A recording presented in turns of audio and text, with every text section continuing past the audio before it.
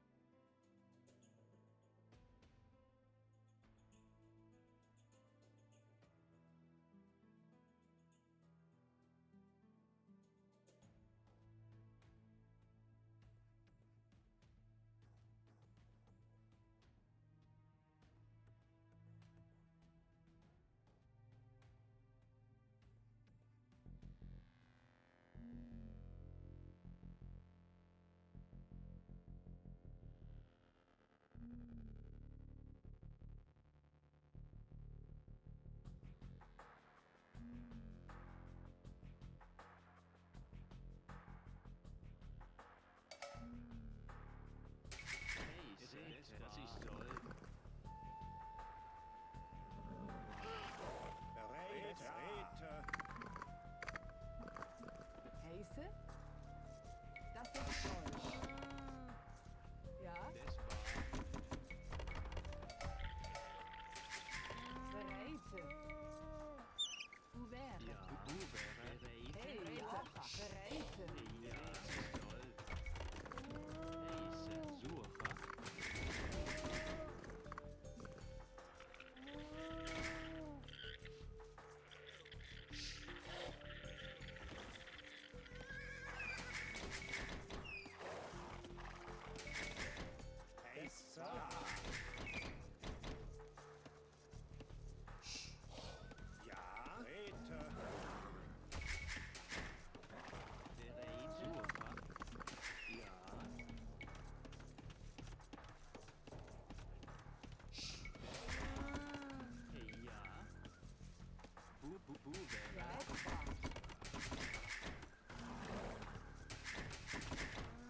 Heiße?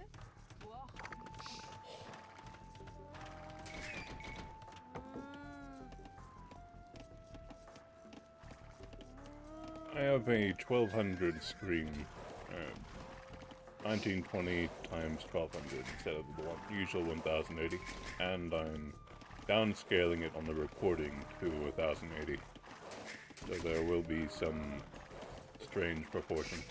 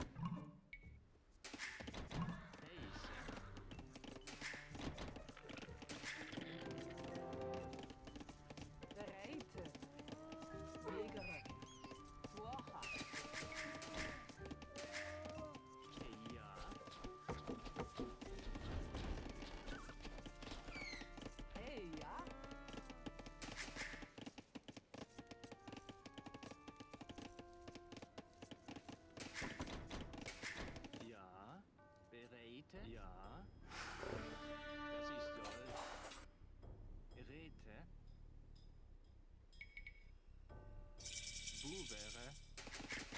Heise. Ja. Berete. Rete. Ja. Jägere. Tuocha.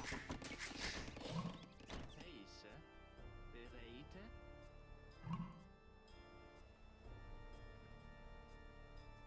Das ist toll.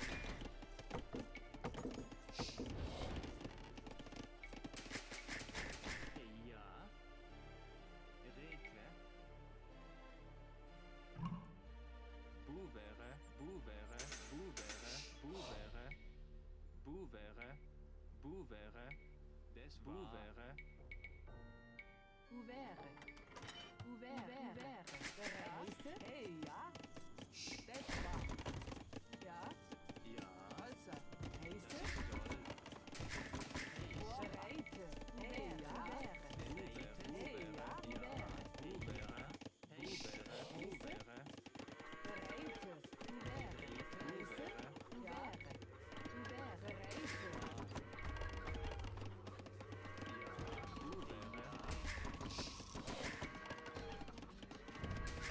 ja, buvere, ja, buvere, Ja. heise, Uvere. ja, buvere, Hey, ja. Das ist Gold.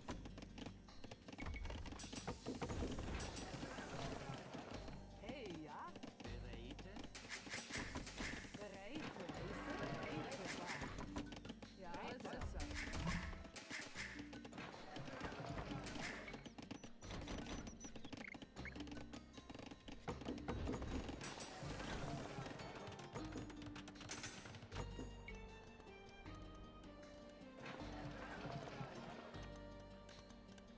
ja,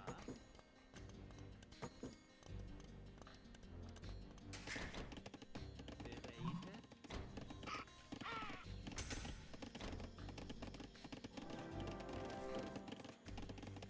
Hey, ja.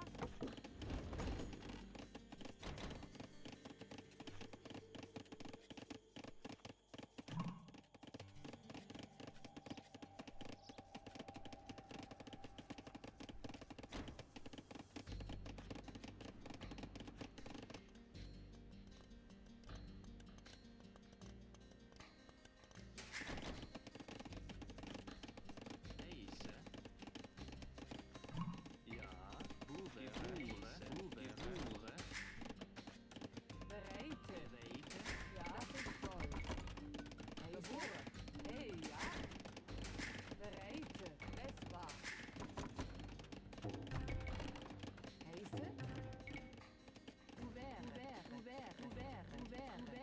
Rete. Ja. Uvere.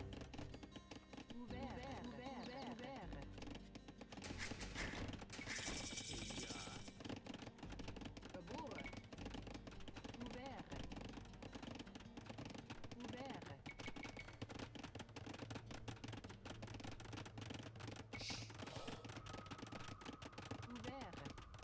ja, buvere, Hey, ja. Das ist Gold. Uvere. Ja. Heise. Uvere. ja, Ja. Bereite. Hey, ja. Hey, ja. Bereite. heise, buvere,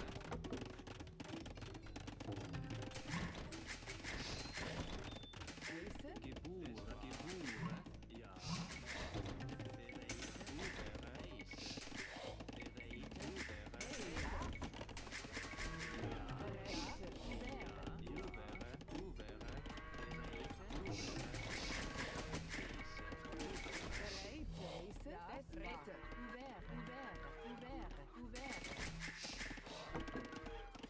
Hey, ja. Uvere.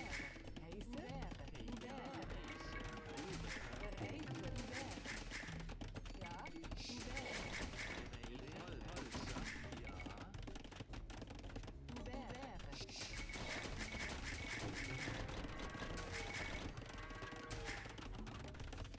Hey, ja.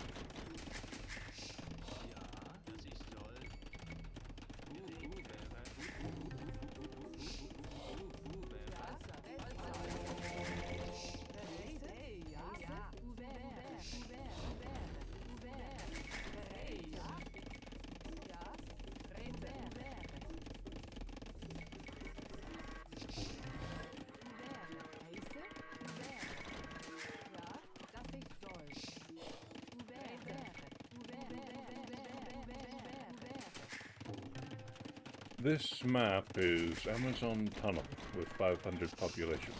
Or maybe 400, but I'm pretty sure it's 500.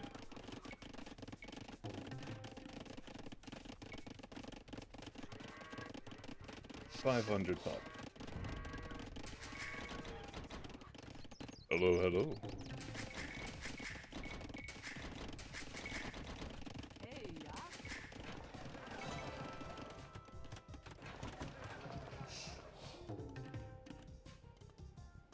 Yes. Hey, ja. Heise. Ouvert. Ouvert. Ouvert. Ouvert. Ouvert. Ouvert. Ja. Bereid. Das ist soll wahr. Ja.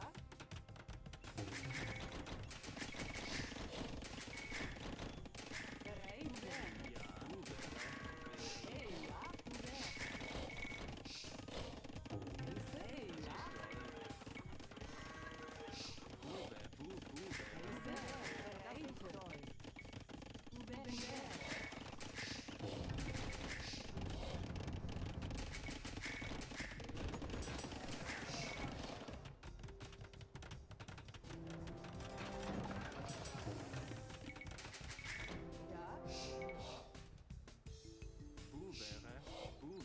Ouvert. Ja. Hey, ja. Essbar. Ouvert. Heise. Ouvert. Ja.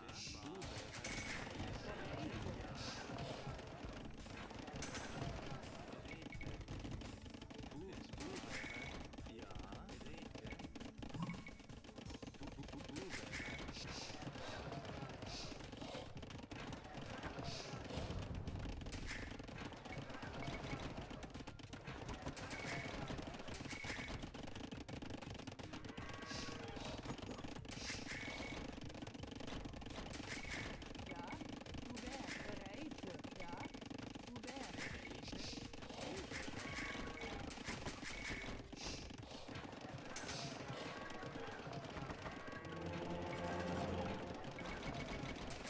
Hey, ja, das ist soll.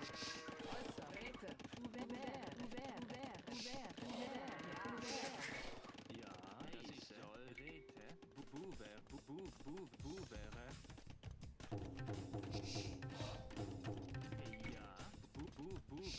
Ouvert. Ouvert. Ja.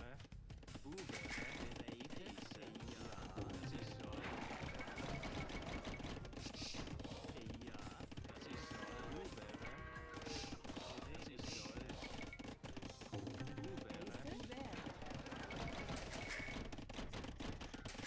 Hey, ja. Ouvert.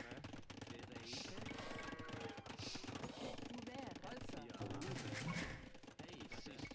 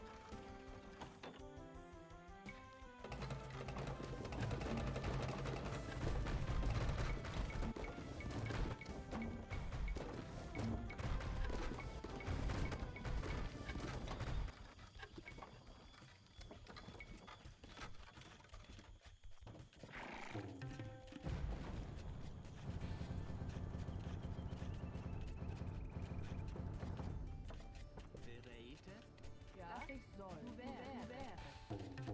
Bereite. Wäre. Ja. Wäre. Wäre. Hälse? Wäre.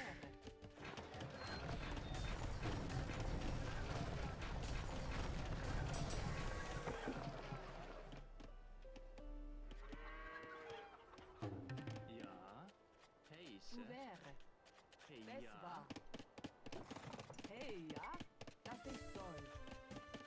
Ja. Wäre.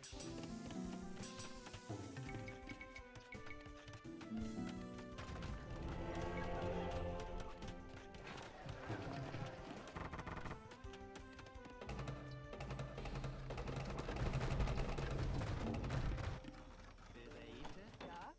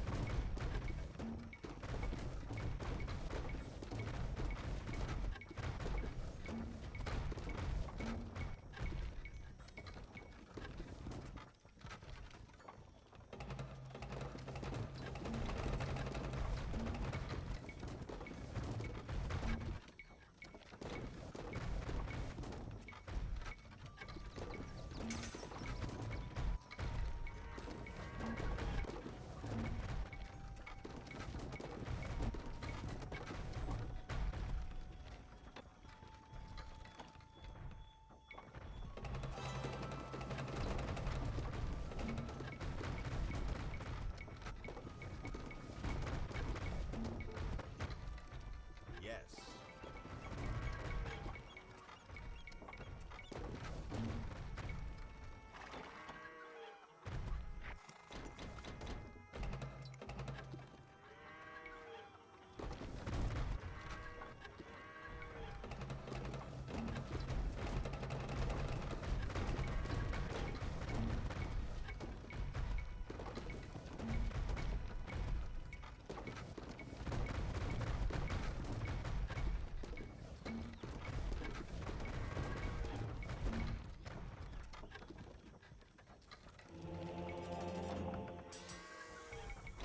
Ja, dass ich soll. Wäre.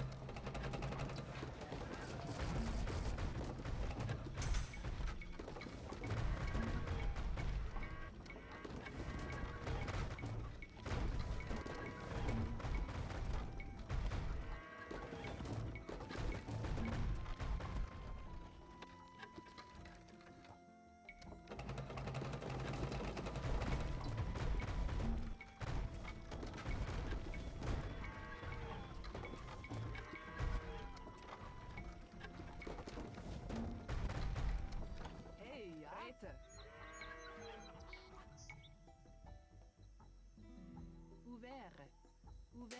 Deze.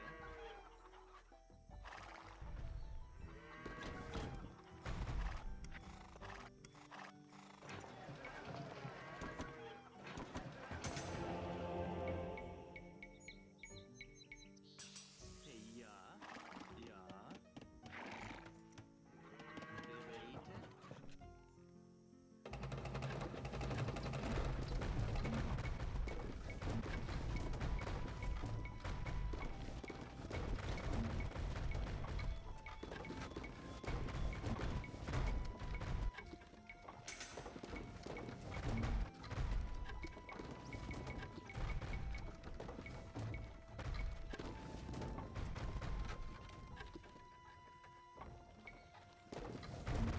Bereite.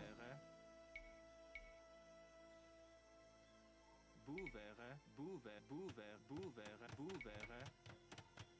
Boevere. Boevere. Boevere. Boevere. Boevere. Boevere. Boevere. Boevere.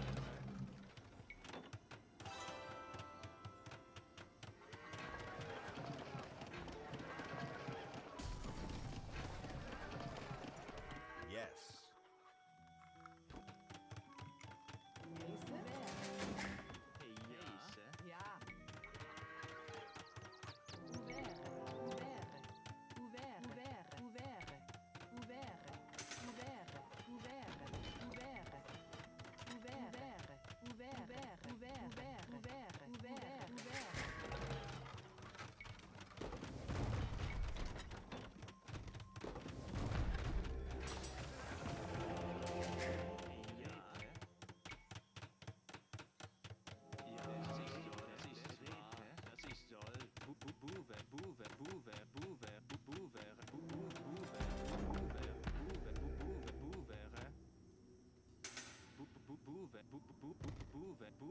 Ouvert.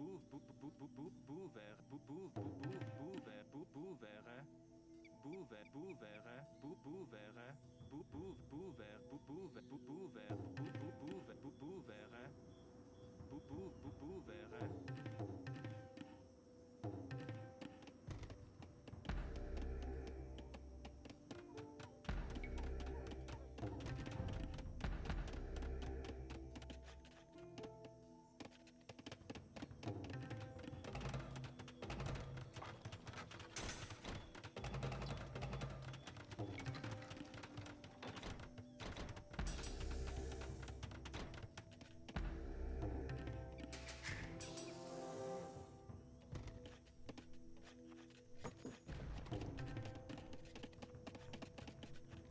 Ja. Hey, ja.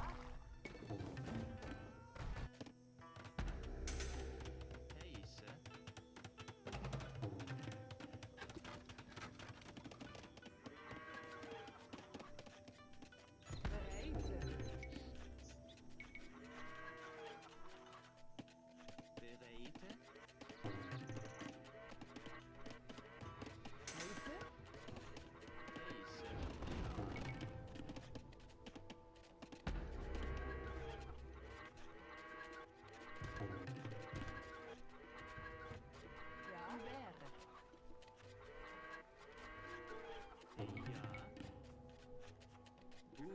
Deze.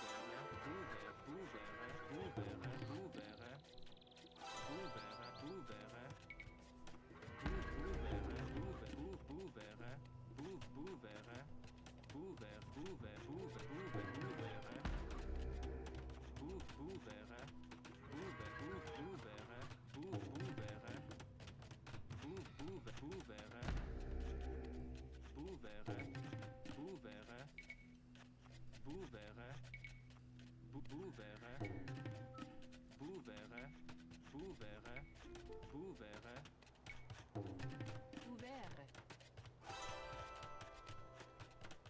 Bereite. Das ist soll. Ja.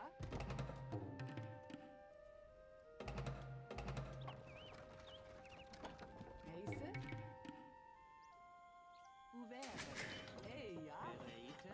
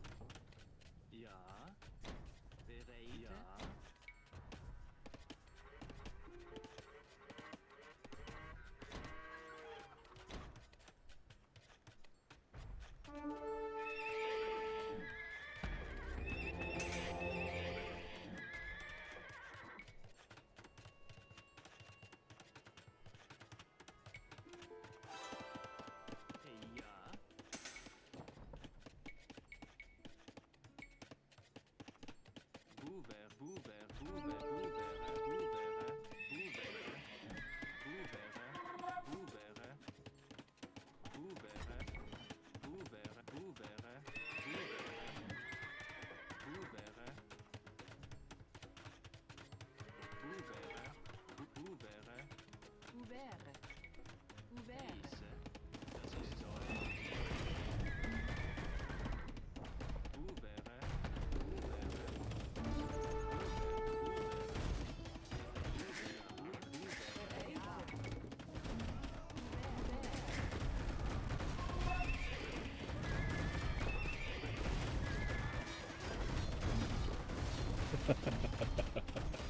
Thank you.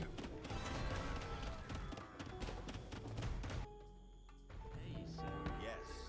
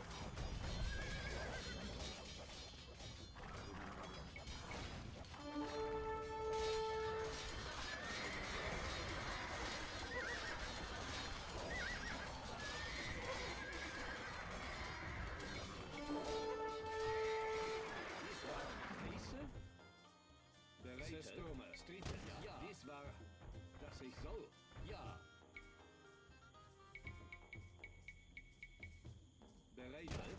Heiße. Ja. Der later. Heiße. Der later. Das ich soll. Dies war. Das ich soll. Dies war. Ja. Streeter. Sassa. Heiße. Rete. Ja. Heiße.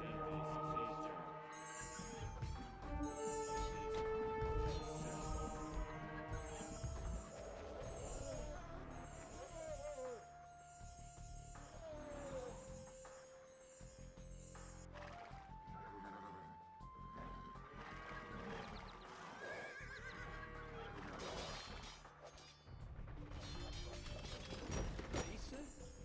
Ja. Das ich soll. Heiße. Ja. Bereit. Rete. Ja.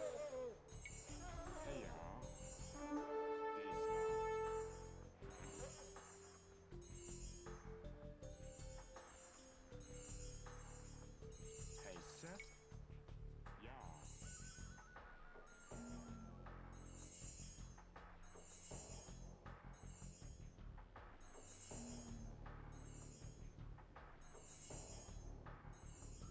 Rete.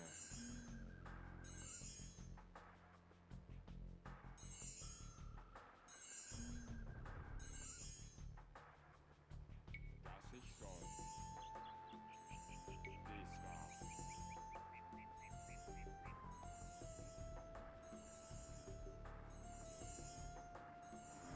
Der later. Ja. Der later. Ja.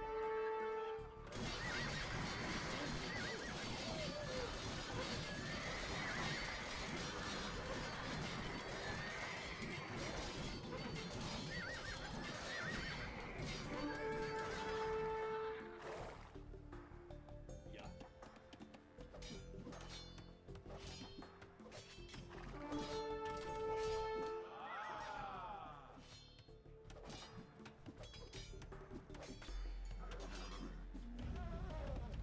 Der later.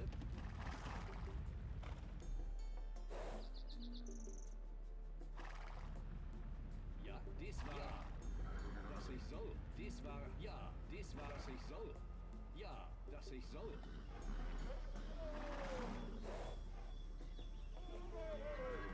Heiße. Zerstörung.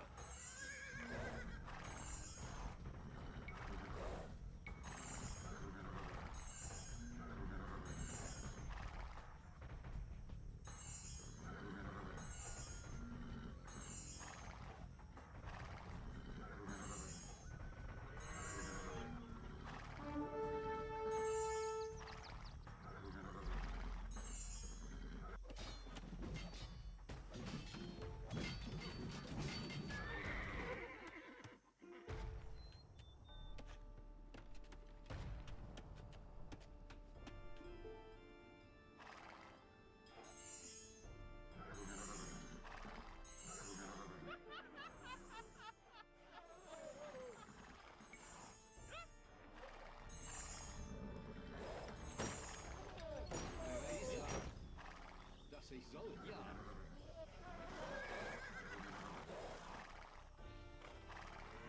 Ja, dies war. Das ich soll.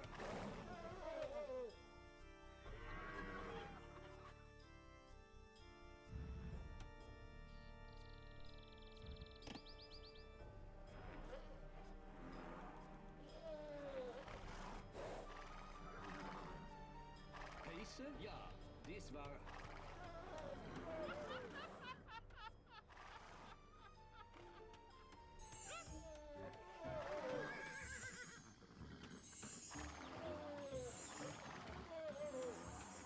Der later. Das ich soll. Ja. Dies war. Ja.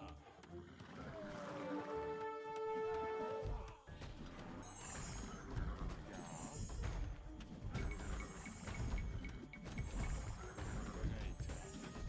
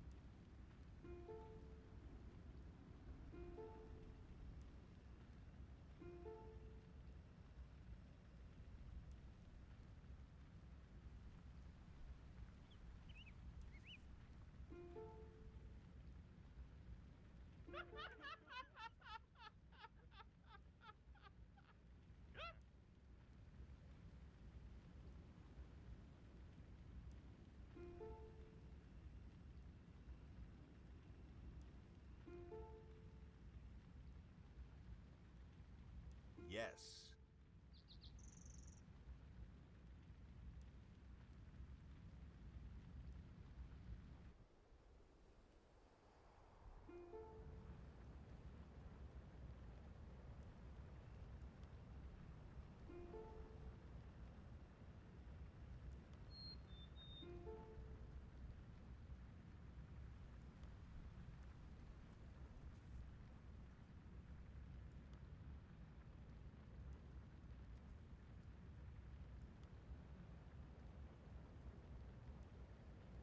Roger, roger. I will do that.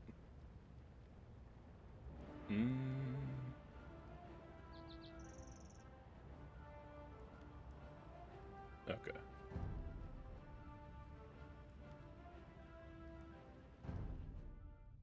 Ah!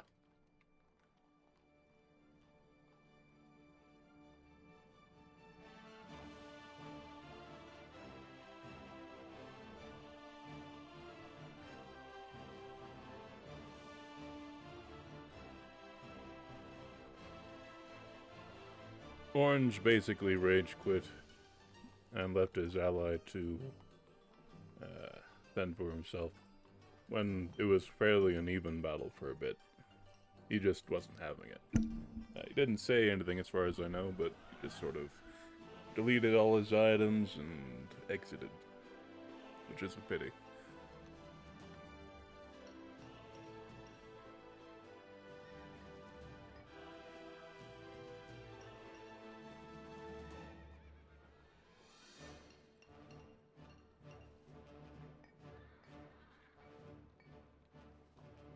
Alright, I will do one tail, and then we'll have had some 1v1 rings.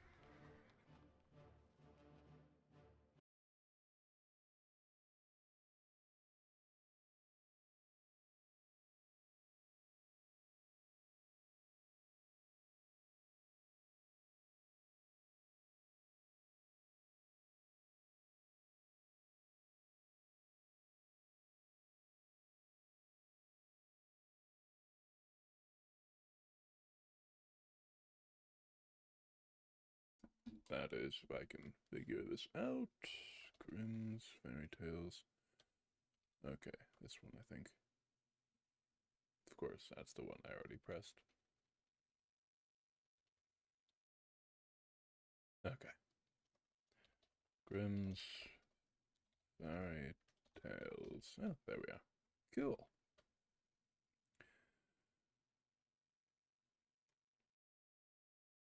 Alright, out of the blue ones, the ones that haven't been pressed, which would be the purple ones here that have been pressed, first one to state it in chat gets their pick.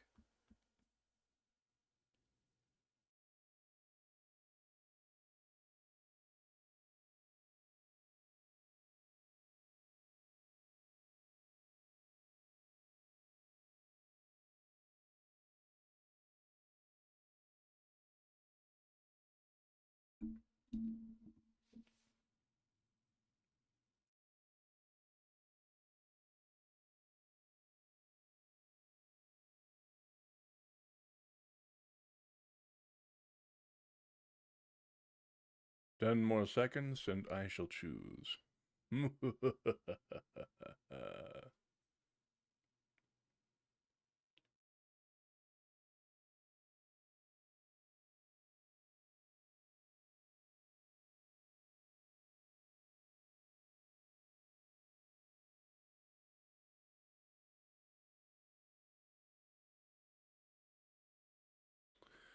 Alright.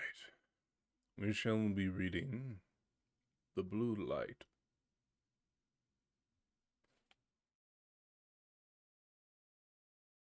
There was once on a time a soldier who for many years had served the king faithfully.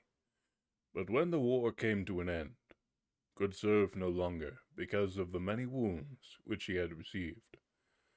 The king said to him, You may return to your home. I need you no longer. And you will not receive any more money, for he only receives wages who renders me serve for them. Then the soldier did not know how to earn a living, went away greatly troubled, and walked the whole day, until in the evening he entered a forest. When darkness came on, he saw a light, which he didn't... 1 moment, please.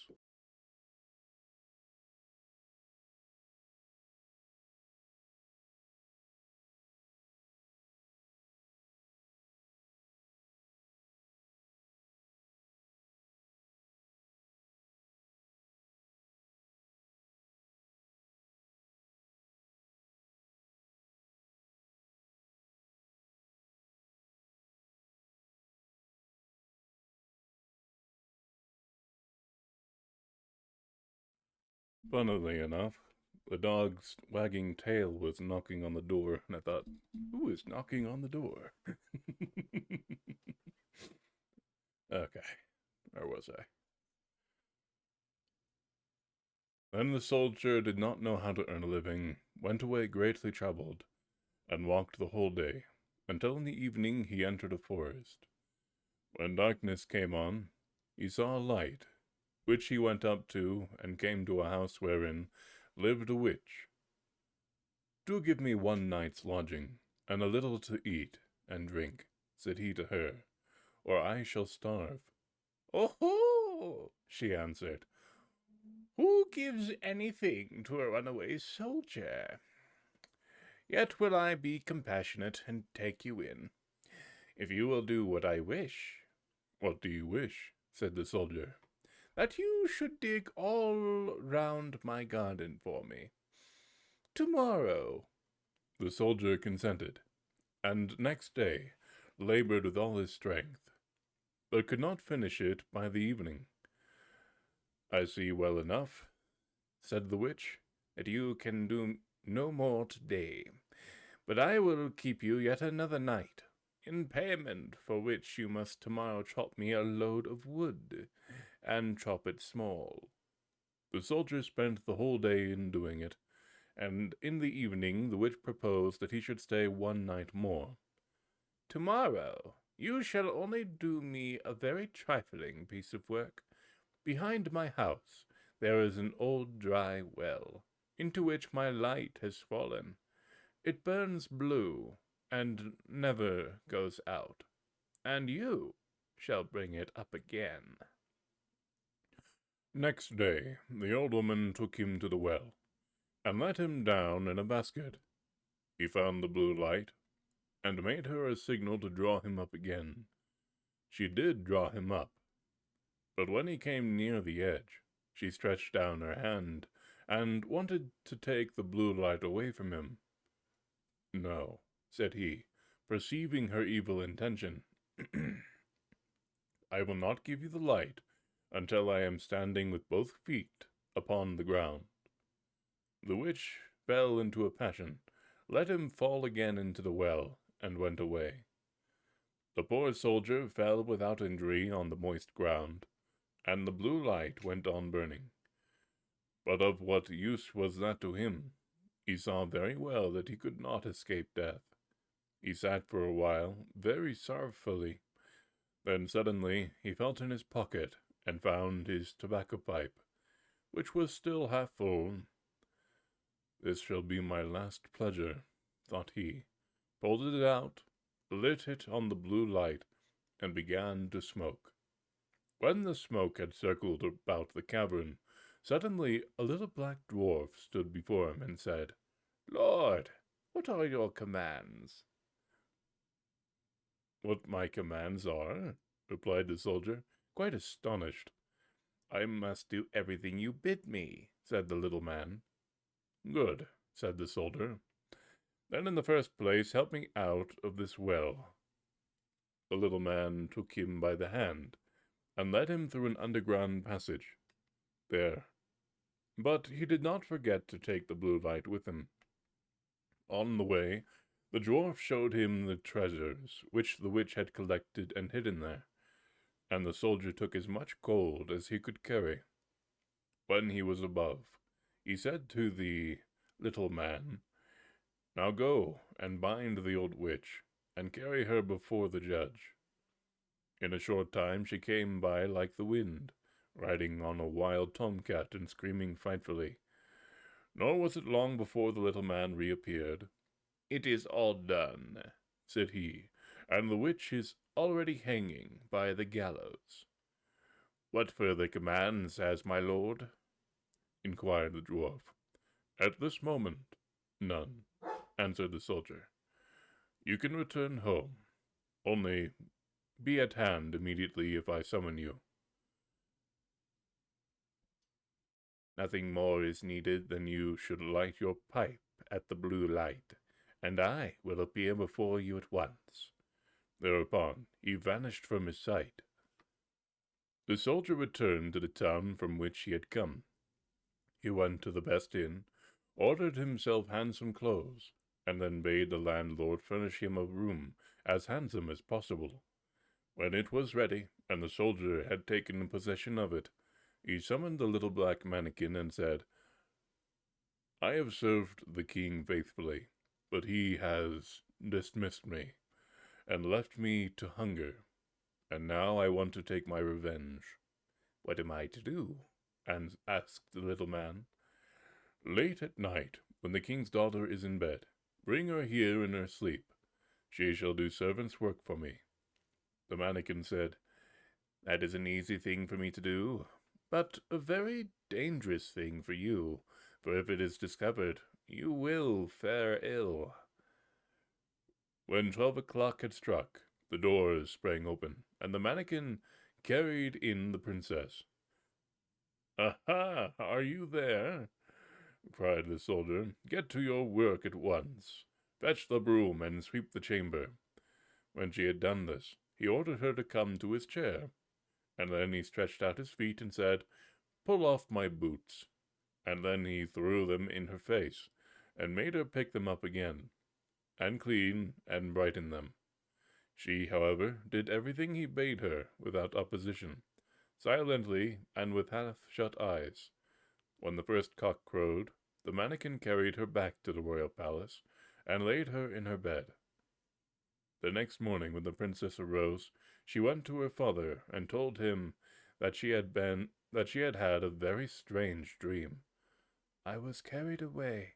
I was carried through the street with the rapidity of lightning," said she, "and taken into a soldier's room, and I had to wait upon him like a servant, sweep his room, clean his boots, and do all kinds of menial work. It was only a dream, and yet I am just as tired as if I really had done everything." "The dream may have been true," said the king. "I will give you a piece of advice. Fill your pocket full of peas, and make a small hole in the pocket, and then if you are carried away again, they will fall out and leave a track in the streets." But unseen by the king, the mannikin was standing beside him when he said that, and heard all. At night, when the sleeping princess was again carried through the streets, some peas certainly did fall out of her pocket, but they made no track, for the crafty mannikin had just before scattered peas in every street there was, and again the princess was compelled to do servant's work until cock crow. Next morning, the king sent his people out to seek the track, but it was all in vain, for in every street poor children were sitting, picking up peas and saying, "It must have rained peas last night." "We must think of something else," said the king.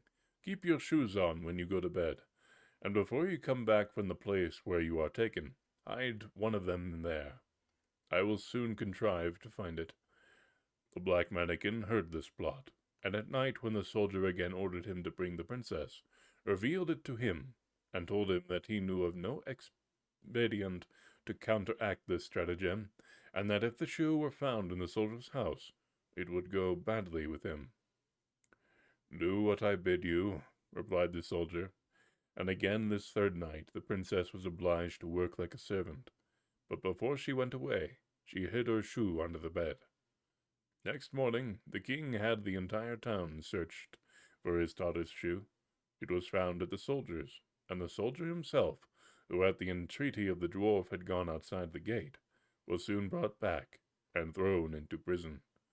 In his flight, he had forgotten the most valuable things he had, the blue light and the gold, and had only 1 ducat in his pocket, and now loaded with chains, he was standing at the window of his dungeon, when he chanced to see one of his comrades passing by.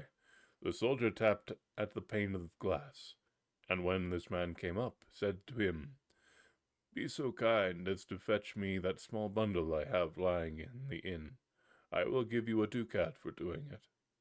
His comrade ran thither, and brought him what he wanted. As soon as the soldier was alone again, he lighted his pipe, and summoned the black mannikin. "Have no fear," said the latter to his master. "Go wheresoever they take you, and let them do what they will. Only take the blue light with you." Next day the soldier was tried, and though he had done nothing wicked, the judge condemned him to death. When he was led forth to die, he begged a last favor of the king. "What is it?" asked the king. "That I may smoke 1 more pipe on my way." "You may smoke 3, answered the king, "but do not imagine that I will spare your life." Then the soldier pulled out his pipe, and lighted it at the blue light, and as soon as a few wreaths of smoke had ascended, the mannikin was there, with a small cudgel in his hand, and said, "What does my lord command?" "Strike down to earth that false judge there, and his constable, and spare not the king who has treated me so ill." Then the mannikin fell on them like lightning, darting this way and that way, and whosoever was so much as touched by his cudgel fell to earth, and did not venture to stir again. The king was terrified. He threw himself on the soldier's mercy, and merely to be allowed to live at all, gave him his kingdom for his own, and his daughter to wife.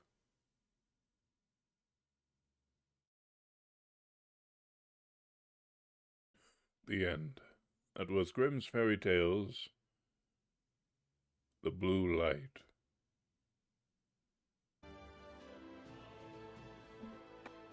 Alright, I shall drink water, use the restroom, 1 minute or so, and I'll be right back. And we shall have it ranked.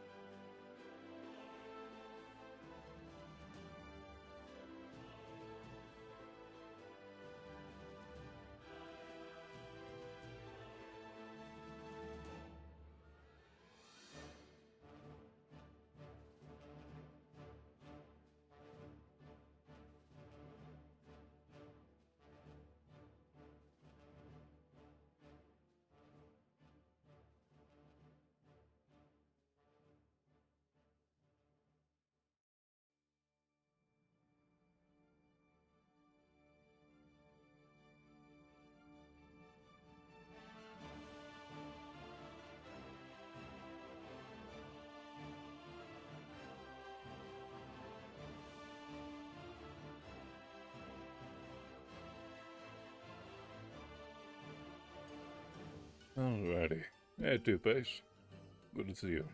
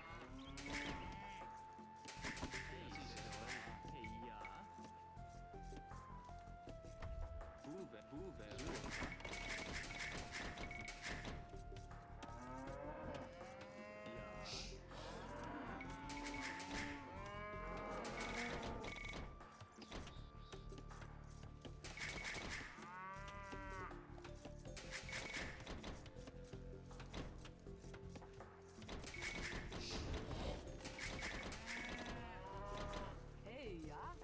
Heise, bu wäre Surfer. Ja, Surfer, bereite, Surfer.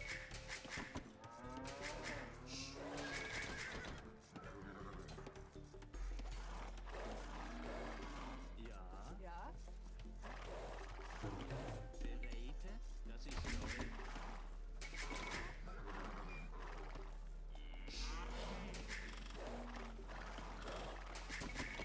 Hey, ja, Das ist toll. ja.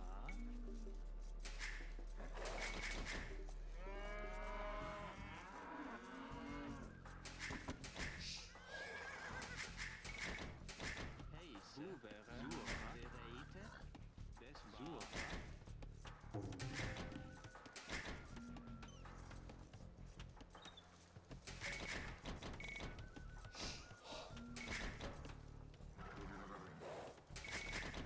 Hey, ja, ja. Surfer.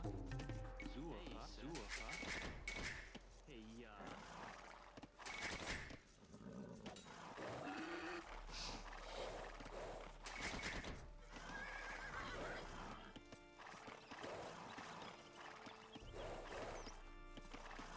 Bereite. Heise.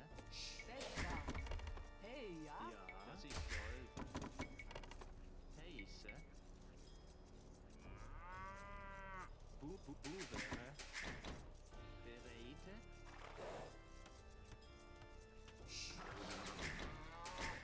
Ja, hey, ja. Bereite. Heise.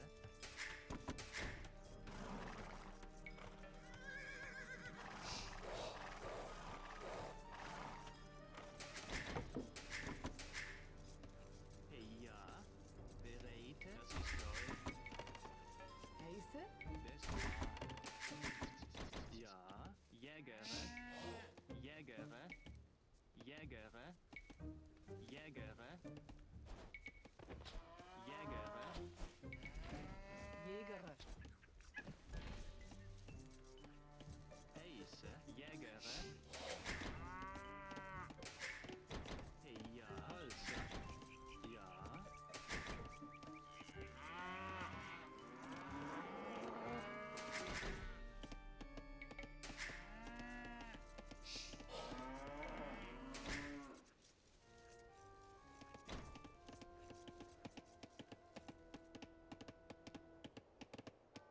Ja? Holzer. Holzer. Hey, Holzer. ja? Ja. Holzer. Heiße? Jägere. Bereite. Jägere. Bereite. Jägere. Hey, ja. Heise. Ja. Holzer. Heiße? Bereite. Das ist toll.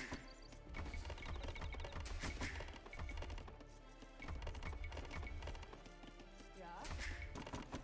Heise. Hey, ja. Bereite.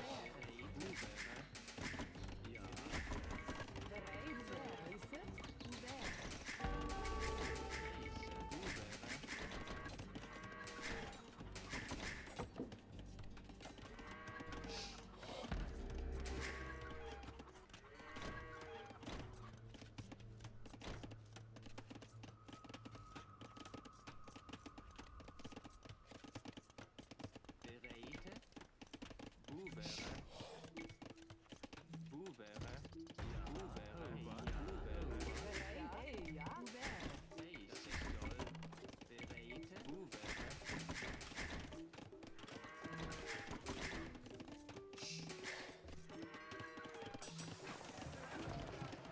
Ja, sauber.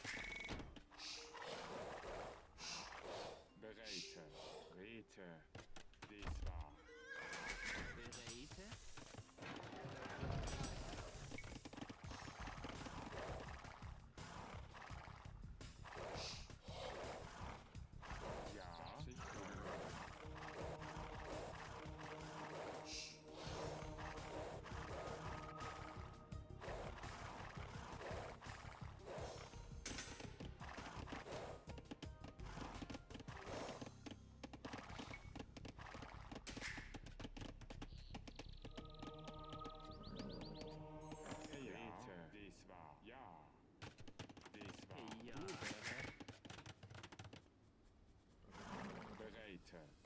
Ja, Rete.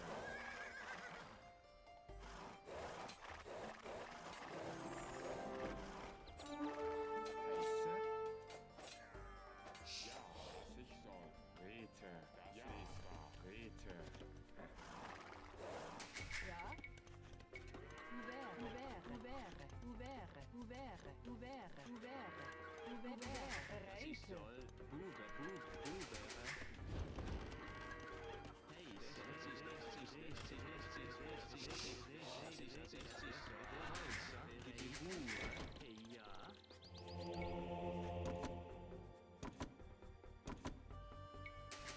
Ja?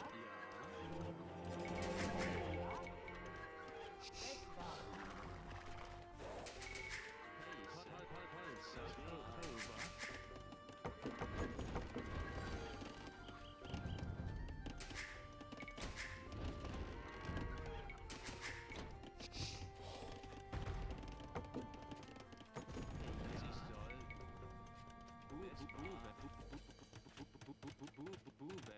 Reite.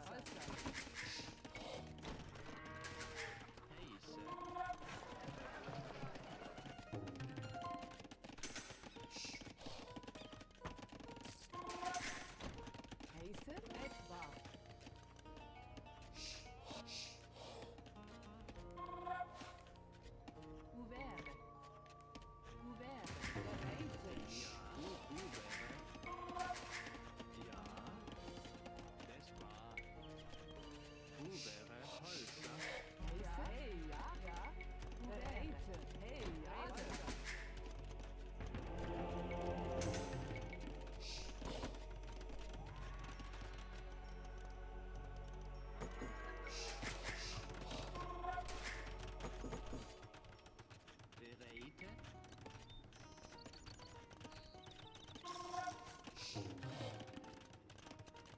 Uber.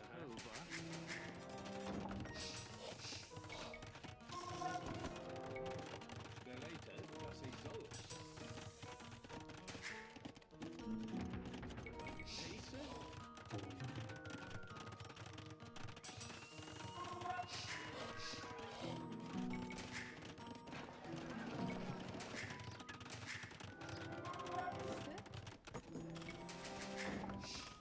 Dit war. Ja. Deze.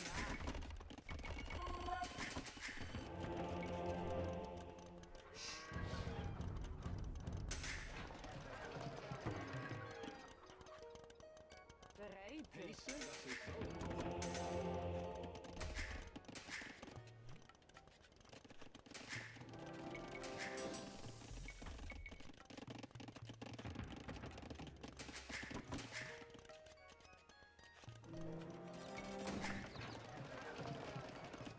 Hey, ja. Uber. Deze. Ja. Uber.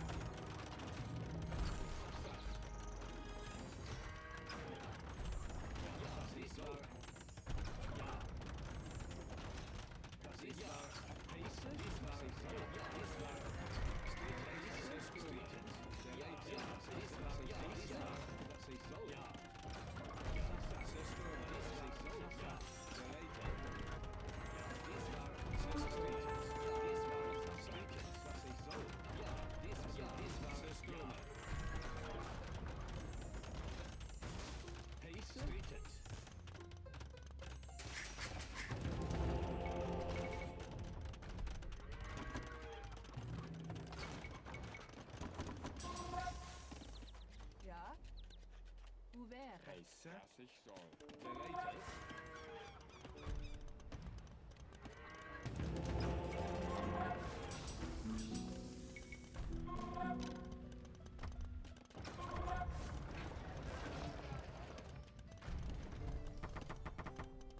Heiße, bereite.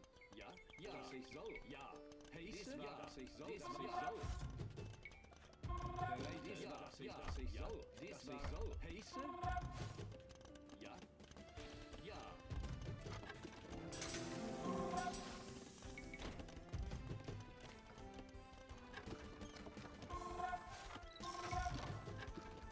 Bereite, ja, ja. Dies war, dies war. Bereite, dass ich dies war.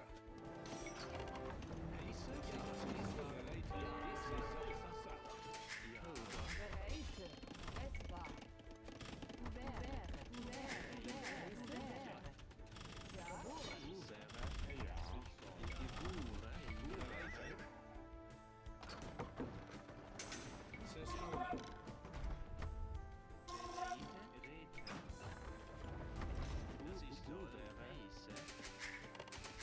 Hey, ja.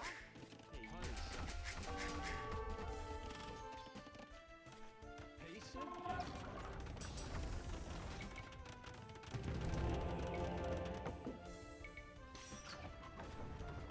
Heiße, Ja. Holzer. bereite. Ja. Ja, dies war so.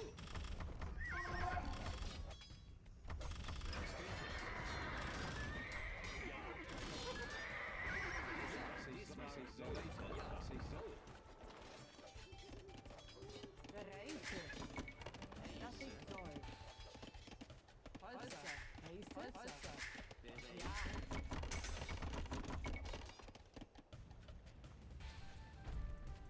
Heiße, ja, dies war Zerströme. Ja. Hey, ja. Heiße. Das war. Bereite. Hey, Heiße, bereite. ja. Ja. Das ich soll. Ja, es war.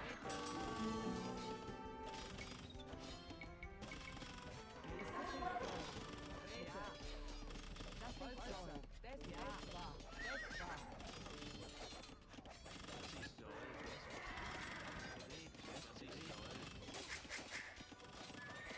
Heiße,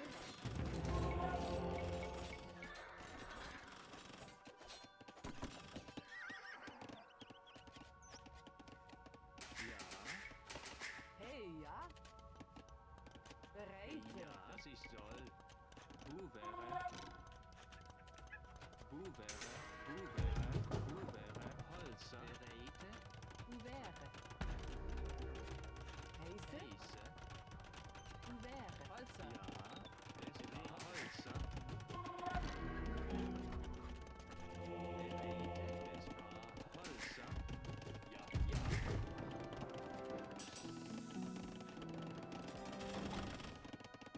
Bereite, ja, dies war heiße, ja, dass ich soll. Dies war, ja, dies war.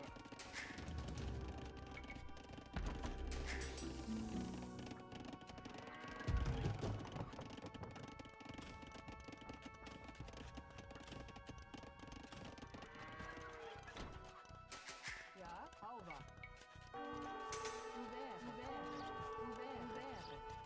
Ouvert. Ja. Hey, es ist toll. Buvere. Bereite. Hey, ja. Bereite, ja, dass ich soll. Bereite, dass ich soll. Dies war.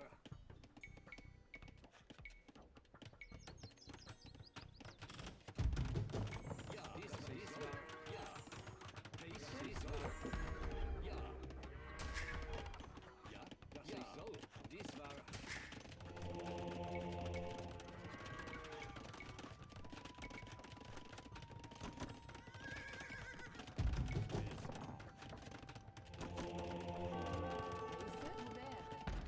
Ouvert.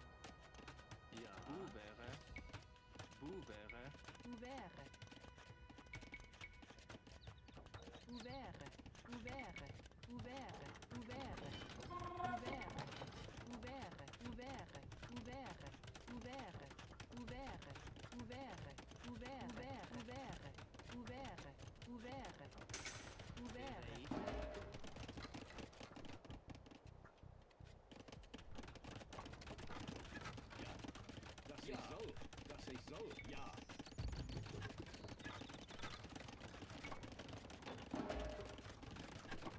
Heiße? Dies war. Ja, dies war.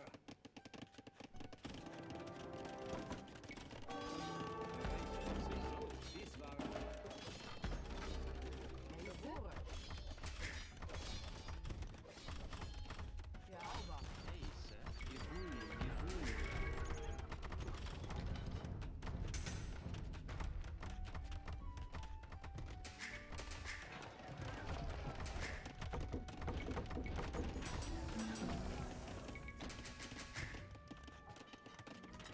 Heiße?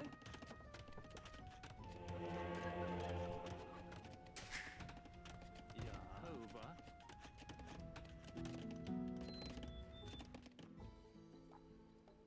Bereitet.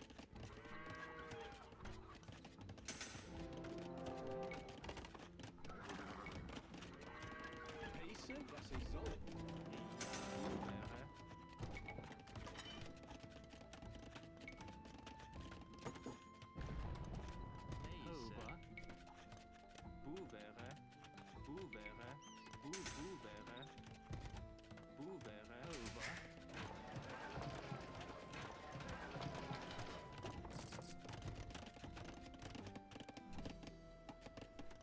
Hey, ja? Bereite, dass ich soll. Bubere, war over. Ja, ja, das ich soll. Heiße, das ich soll. Ja, bereite.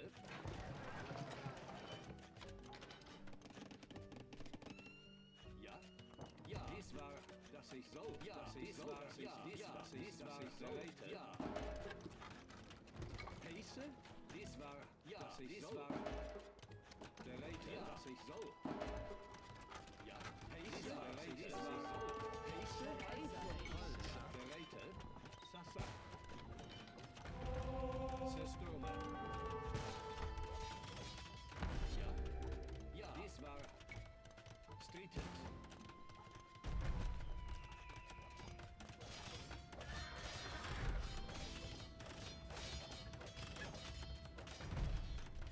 Heiße? Ja, dies war dies ja. Sassa. Ja?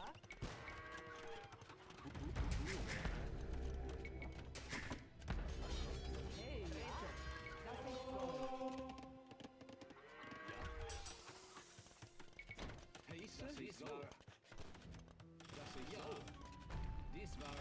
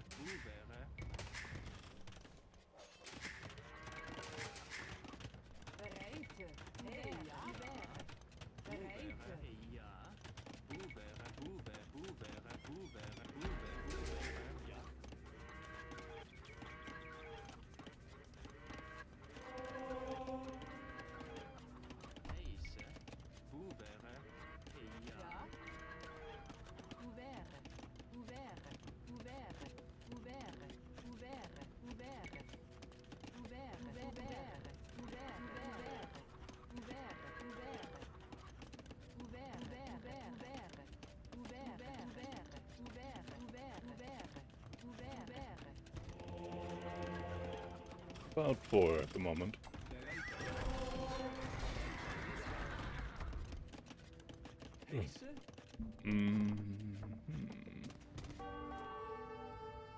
These hand cannons are preventing me from pushing at the moment. I need to prepare for them.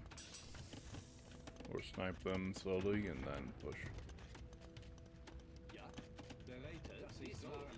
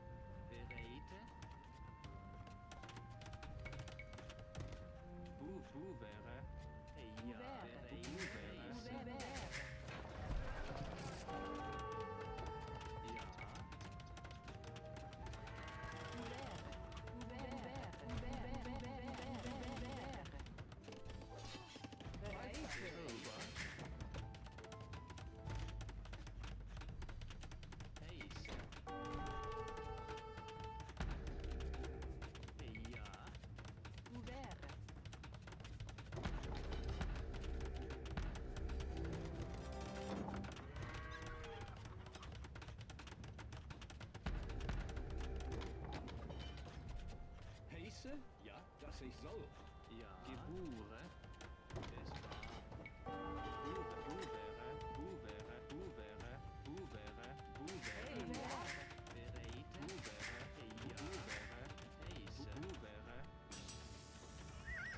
Bereitet. Heise. Bereitet. Bereitet.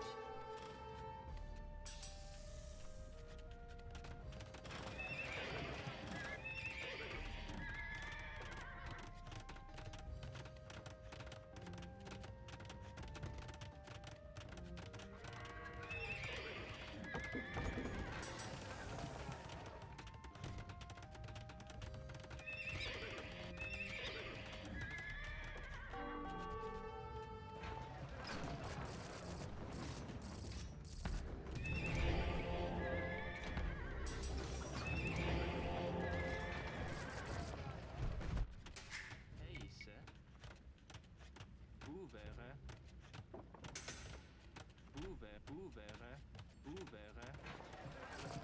Bereite. Bubere. Ja. Bubere.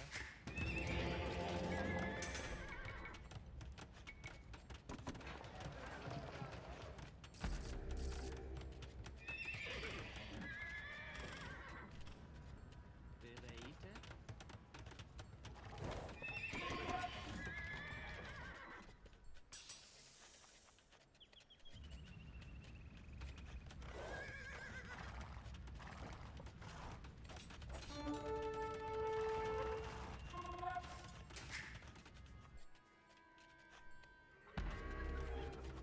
Heise.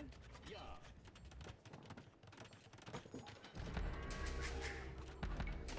Heise? Ouvert. Ja. Ouvert. Ja. Ouvert. Ouvert.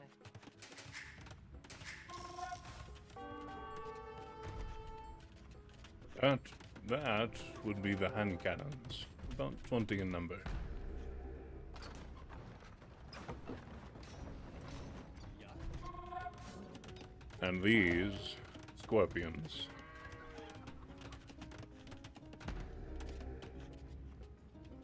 Ja. Was ich soll. Bubere.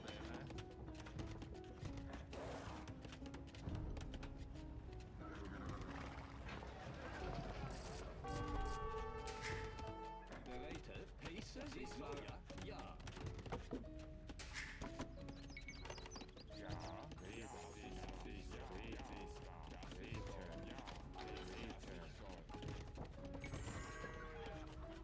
Rete, Bereitet. Ich war.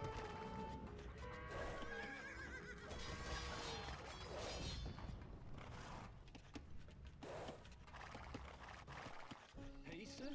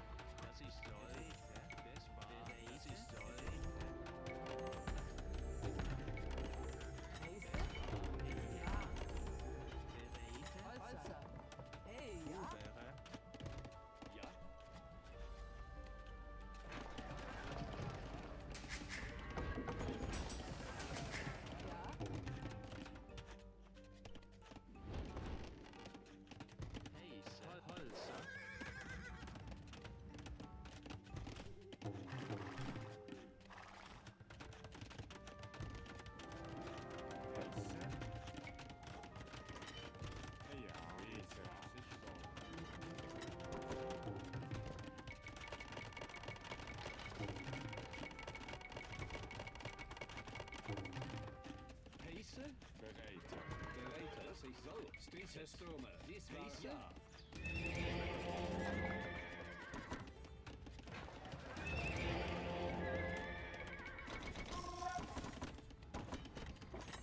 Ja, Hey ja. Dies war. Rete. bereite. Heiße. Rete. Ja. Rete. Ja, das ich soll. Heiße. Bereite. Das ich, dies war, Bereite. Ja. Rete. ja, das ich soll.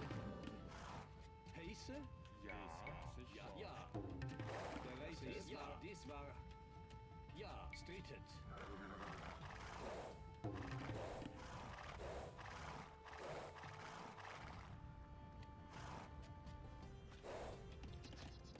Ja. Rete.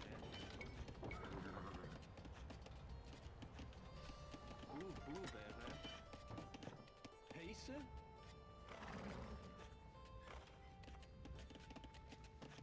Ja, das ich soll. Dies war,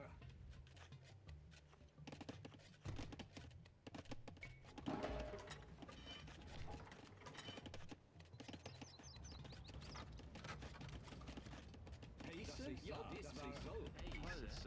Ja. Das ist soll. Das war. Bereite. Das ist soll. Rete, das ist soll. Ja. Bereite. Das ist soll. Bereite. Heiße. Ja, Bereit. bereite. Ja. Heiße. Bereite. Ja. Bereite. Das ist war, Hey ja. das ist dies war. Heiße. Das ich soll. Bereite. Heiße. Rete. Ja, dies war. Heiße. Ja, das ist war. Bereite. Ja. Ja. Ja. Bubere. Bereite.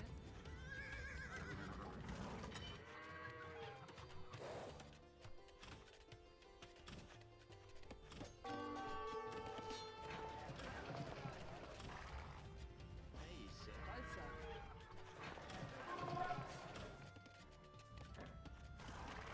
Ja. Heiße. Bereite. Das ist soll. Bereite. Dies war. Sichtlich. Ja. Ja, dies war. Ja. Heiße. Das ist soll. Bubere. Bereit. Bubere. Ja. Holzer. Heiße.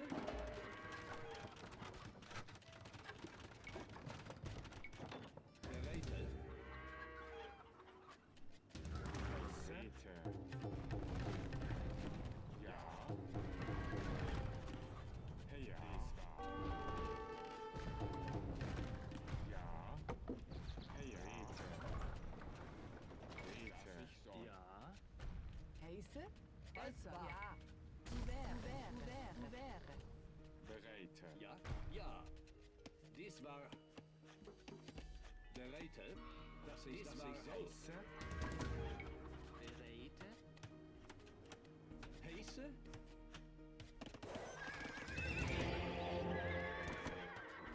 Bereite.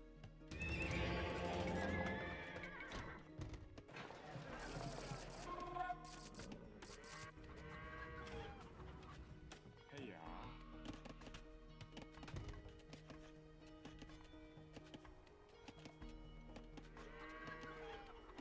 Ja.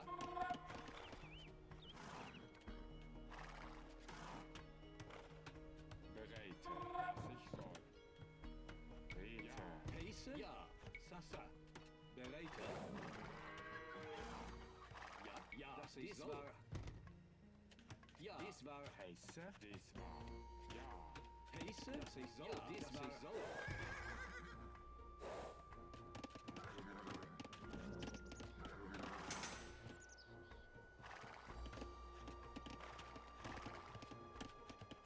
Ja. Das ich soll. Walzer.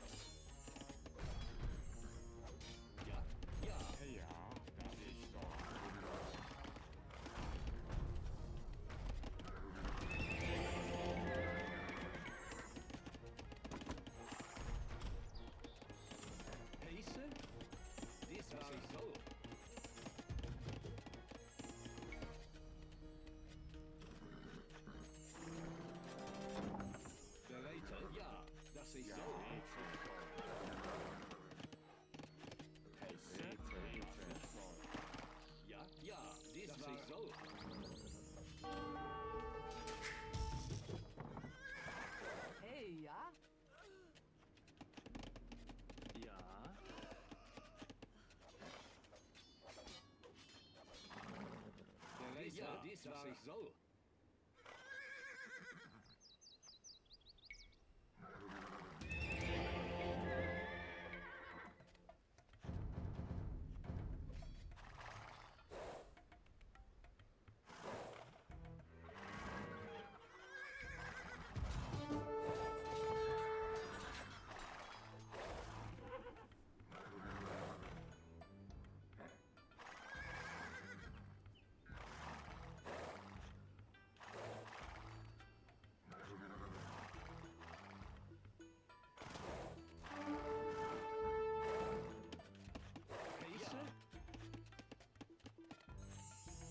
Dies war, was ich soll. Dies war...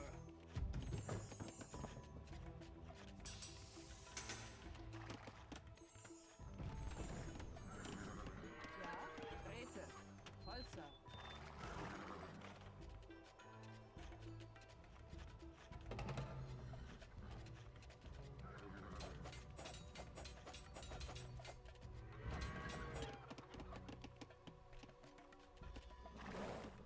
Bereit. Ja, Räte. Holzer.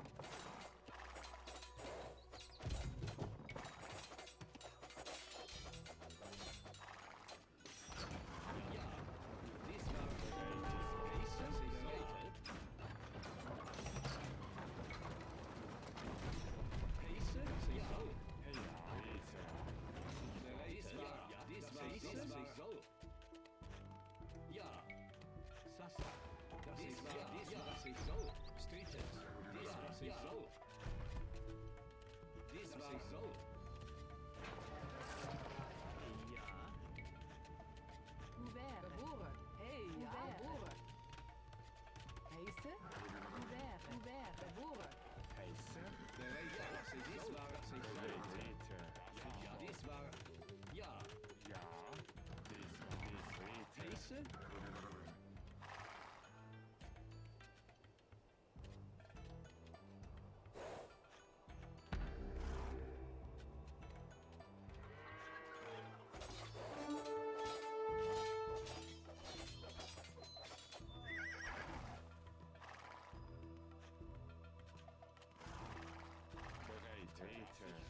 Ja, dies war... Dies war... Ja. Ja.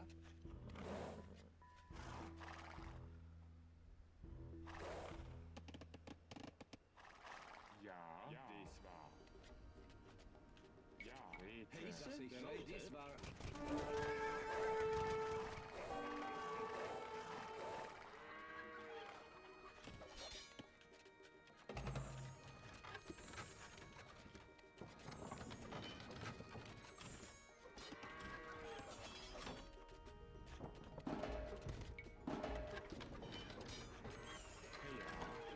Ja, Pace?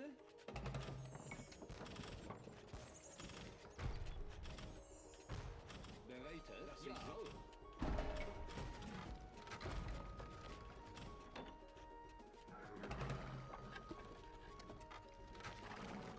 Pace? Ja, dies war...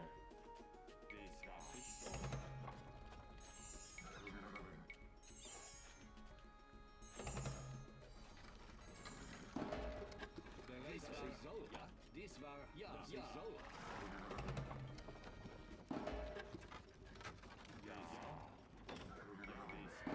Pace, was ich soll.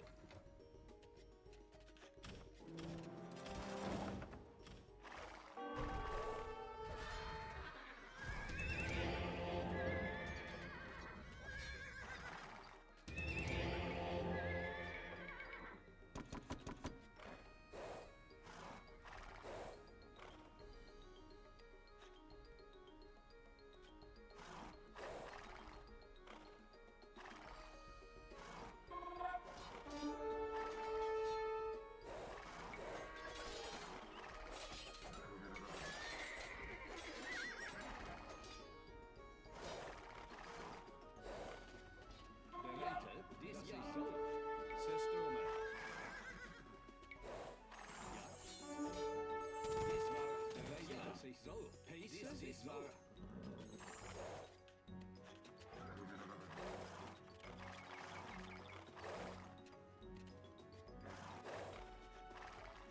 Bereite, was ich soll.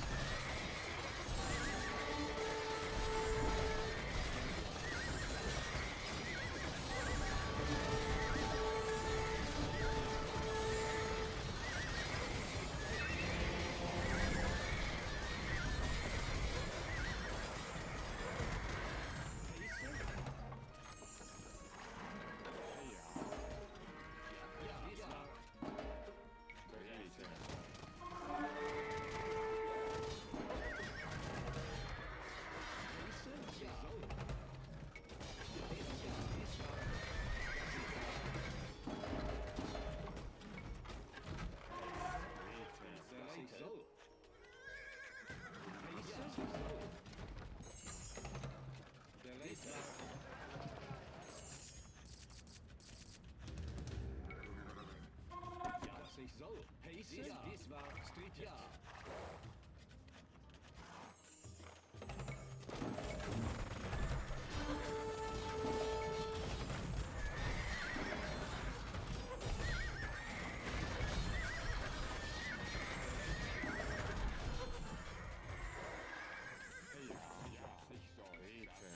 Dies war, dass ich soll.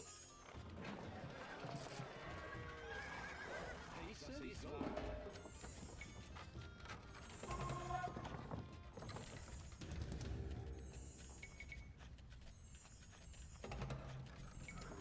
Bereite, Klickmann. Ja.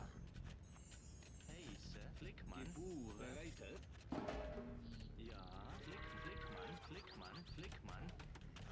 Klickmann. Heiße.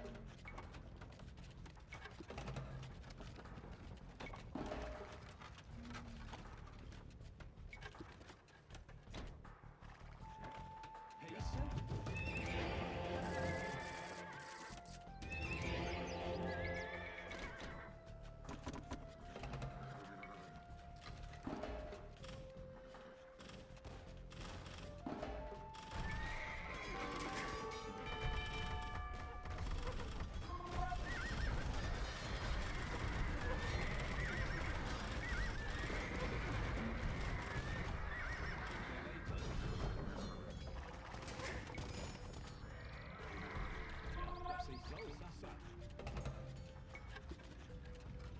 Heise, Klickmann, Gebure.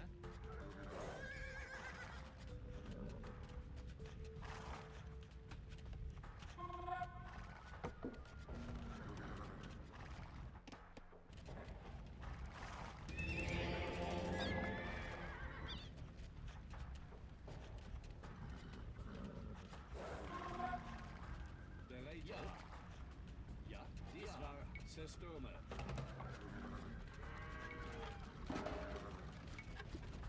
Heiße. Dies war.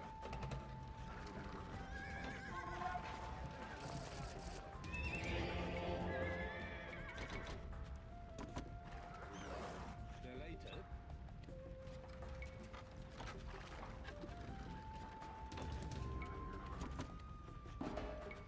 Heiße. Ja, dies war.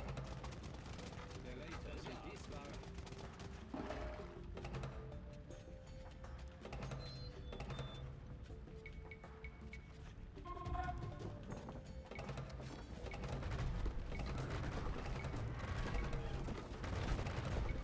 Heiße. Dies war. Ja. Ja.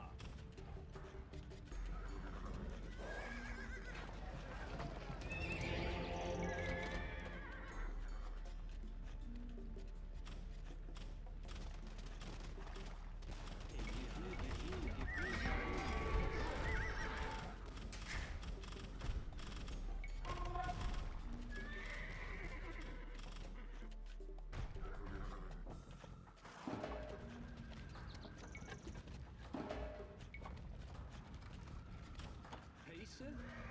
Bereite sich soll. Ja, dies war. Ja, dies war. Bereite. Ja, dies war. Ich soll.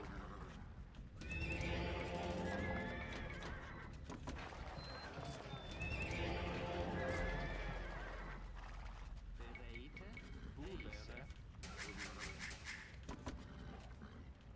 Ja.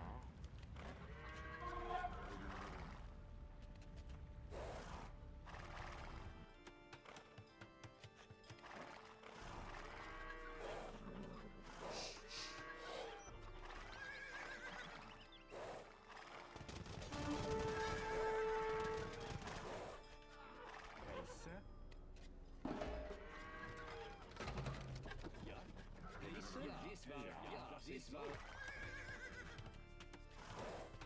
Heiße. Dass ich soll. Bereite. Ja. Striches. Dies war. Dass ich soll. Dies war. Dies war. Soll.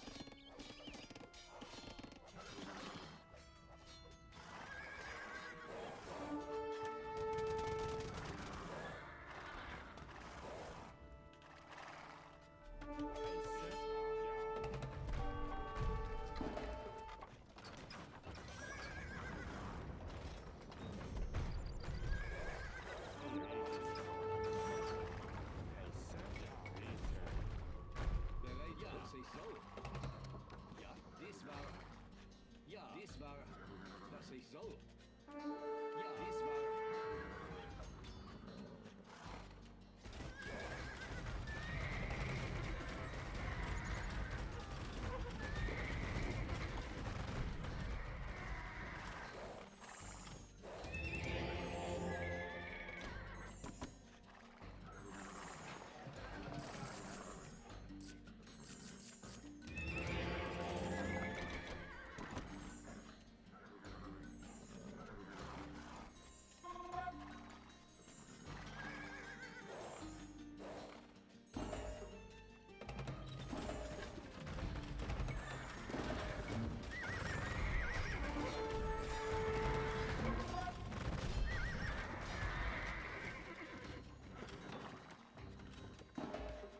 Bereite. Blickmann. Geboren.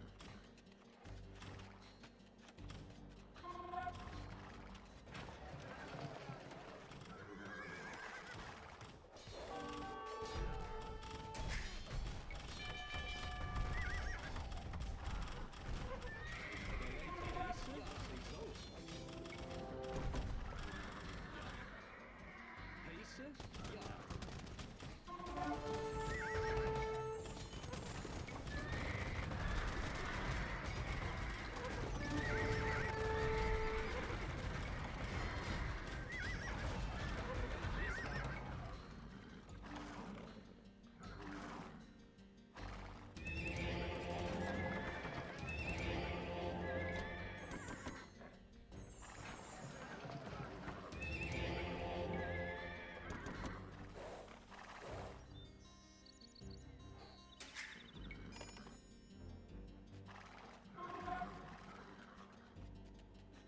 Ja. Bereite. Heiße, dass ich soll. Bereite. Dies war...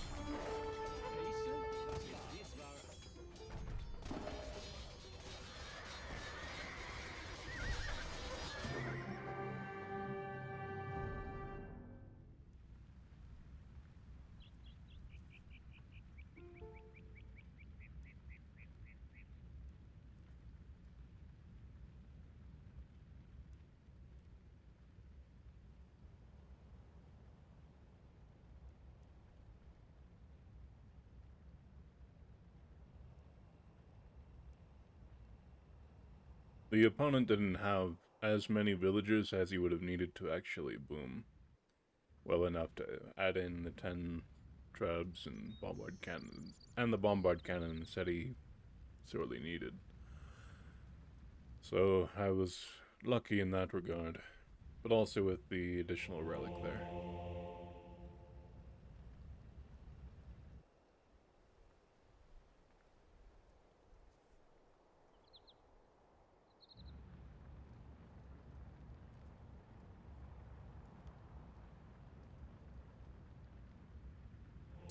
That was 4 relics.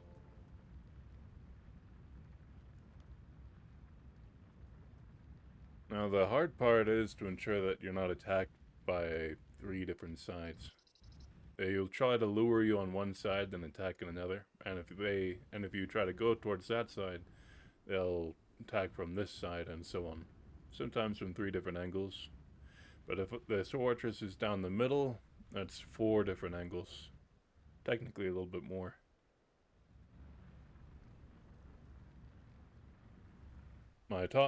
This right corner here is a citadel. Usually it has bombard towers up to 8. But it can also have an outer layer of wall and towers if wanted. I call it a citadel. I named it a citadel before the Persians got citadels. I'll keep it as a citadel.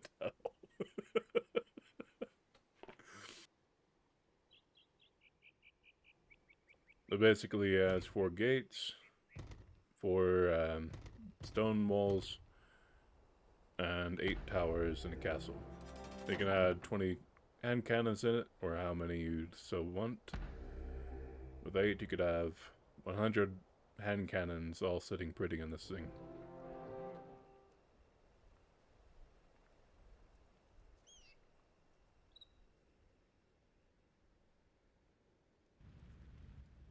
And then down here is the housing protection. So long as you're next to the wall, you can protect your houses for pretty cheap.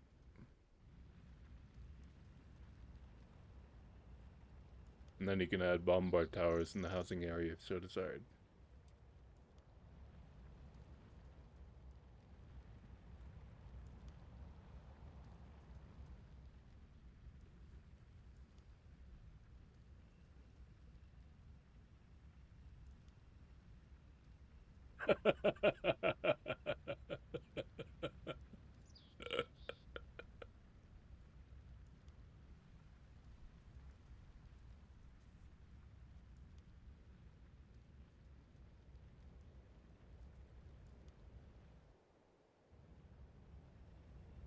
Thank you, thank you. Looks is great. It's secondary to functionality. I love the looks though. Often enough, I'll ensure to build walls also around here. But in this case, I didn't really need to since he wasn't pouring in Hussar into the farming area at record speed. But if it were to the point where the opponent would just spam, then it's best to just close it off with stone wall.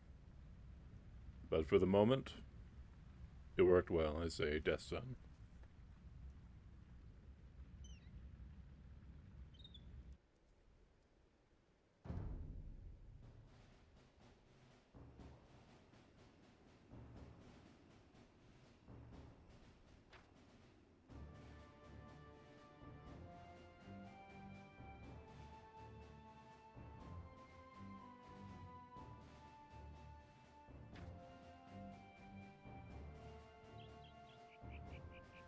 I have tried it with Portuguese, yes.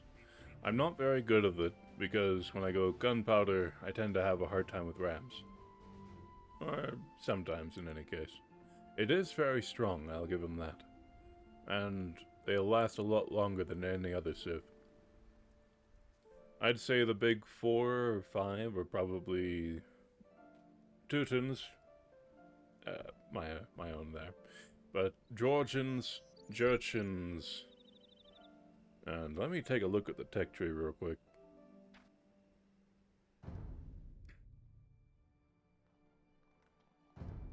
Oh, not single player. Multiplayer. And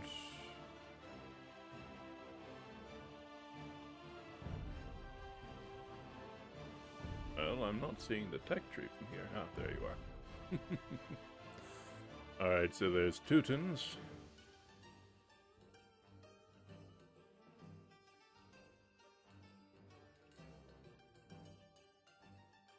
I suppose Britons would be one of them, for their towers attacking the higher attack rate. Or attack power, not the rate.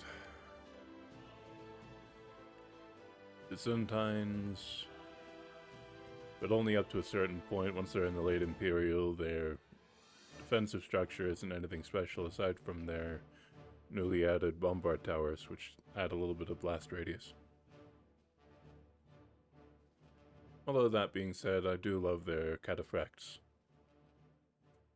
and their additional healing bonus, which works rather well.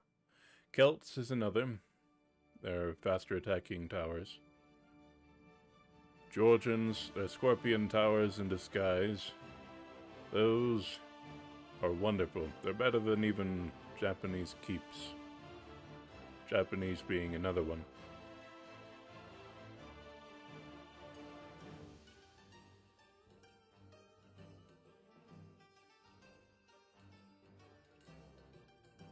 Hindustanis are pretty hard to push because their hand cannons are longer range. They can basically use them to snipe incoming siege if used well. Jurchens, with their regenerative structures and their explosive unit out of the archery range, very, very dangerous. Very hard to push. But if sniping those units, then you'll have a lot easier time. And pushing with a whole bunch of siege at once tends to overwhelm that.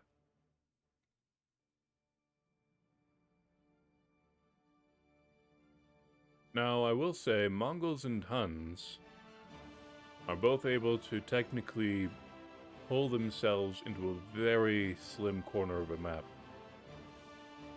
Mongols particularly, Huns not so much, but at the same time, both have the opportunity to do so, due to them not needing to build structure for housing.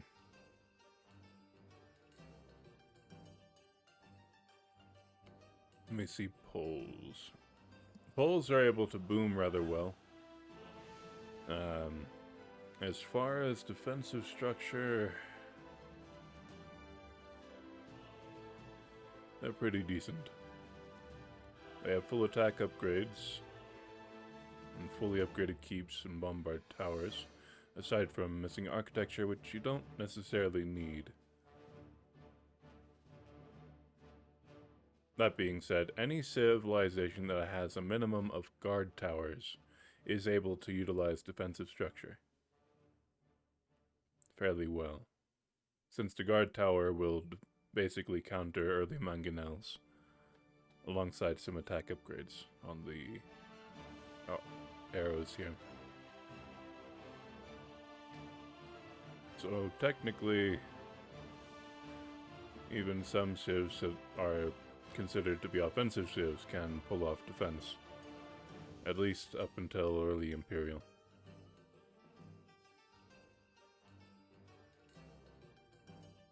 And funnily enough, the Goths, even though they don't have guard tower, can switch to basically having a Skarls in Castle Age and just doing the regular towers in Dark Age. Because they do miss guard towers. Yes, they only have the watchtower. However, the main thing is, in Castle Age, Imperial Age, their castles get architecture, fully upgraded attack. Theoretically, Goths can be just as defensive as Teutons, and even more so when you account for an opponent that is an archer focus, since their elite Skarls are basically Teutonic Knights in reverse. They are a gold unit that is essentially a wonderful gold unit, and to be kept in healed supply. And then against infantry, just use their hand cannons. rather than their spam.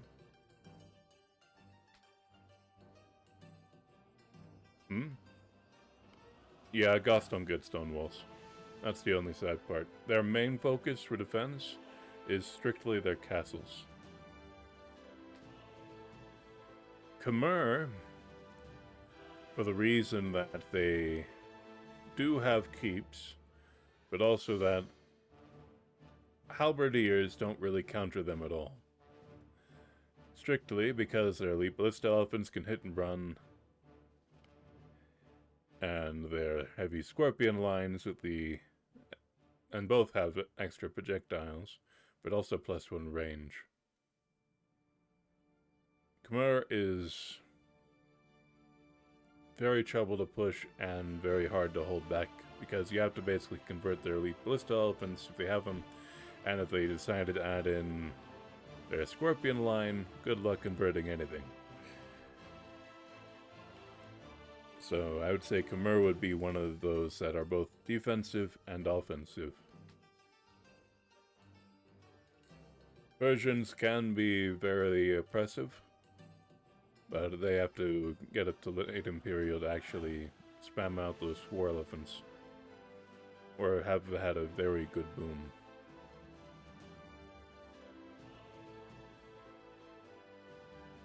Of course, their ability to do much of anything is solid. Portuguese, infinite, cheaper gold units, and that little additional bonus for the early game. They're solid, particularly with the fully upgraded bombard cannons, the siege engineers, and their bombard cannons tracking targets.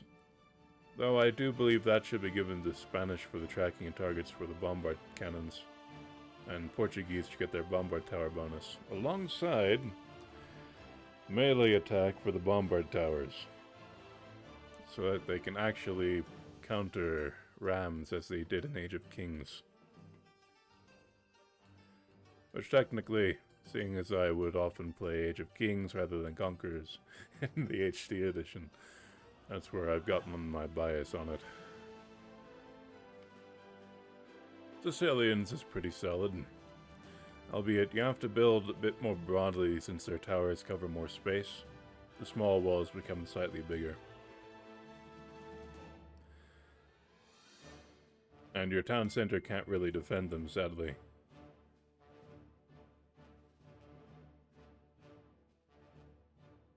So, in Castle Age is when they start being truly effective. In Feudal, it's a little bit harder to defend, if the enemy decides to waltz right underneath the towers. Particularly around the town center. That being said, you can stonewall the towers to help remove that issue. Spanish, 29 paladins, 20 conquistadors, 11 missionaries. Sky formation stand ground. They'll have a mobile healing fortress, which can also convert rather quickly. Works pretty well. And their defensive structure is no joke, especially since you can build it faster. Tupi is decent, but sadly they do lack all masonry and architecture. So defensively speaking, their defenses will be destroyed. That being said, their defenses are pretty strong offensively. And their slingers can be spammed and they'll counter siege rather well. If you can spread them out pretty decently, they are hell to deal with. You can send out onagers, you can send out scorpions, and these units, the slingers, will be spammed pretty endlessly. They used to have only 10 would cost, now they have 25, thankfully. But when they had 10, they were even more spammable.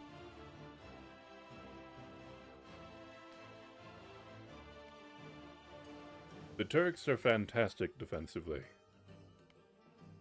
Their hand cannons will do a lot of work against much of anything. Their bomber cannons having extra range, helps a ton in micro battles. But lacking siege engineers means that it's mostly those micro battles that they're useful in. And of course they'll push Teuton castles fairly well. One thing I'd like to see for Koreans is +1 range in their keeps. Mostly because the keep upgrade stated that it would have extra range, but it never did get that. But beyond that, there's bound to be a few other ones, but those are just the gist of a few. Now I'll be right back, and then we'll do another tale. Just a moment, please. About 2 minutes.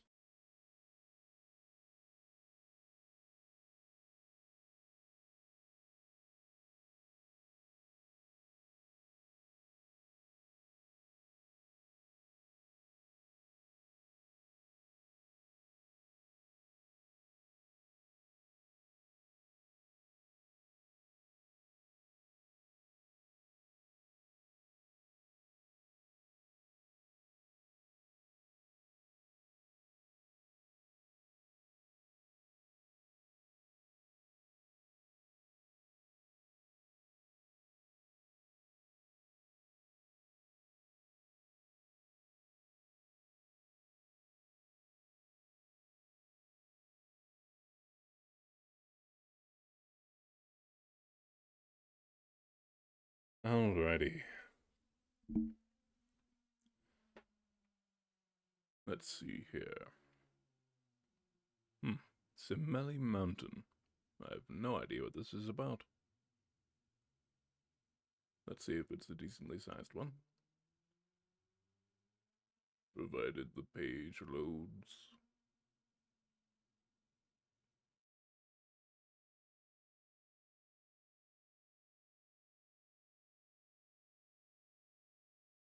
Pretty good. Alrighty. There were once 2 brothers, the one rich, the other poor. The rich one, however, gave nothing to the poor one, and he gained a scanty living by trading in corn, and often did so badly that he had no bread for his wife and children.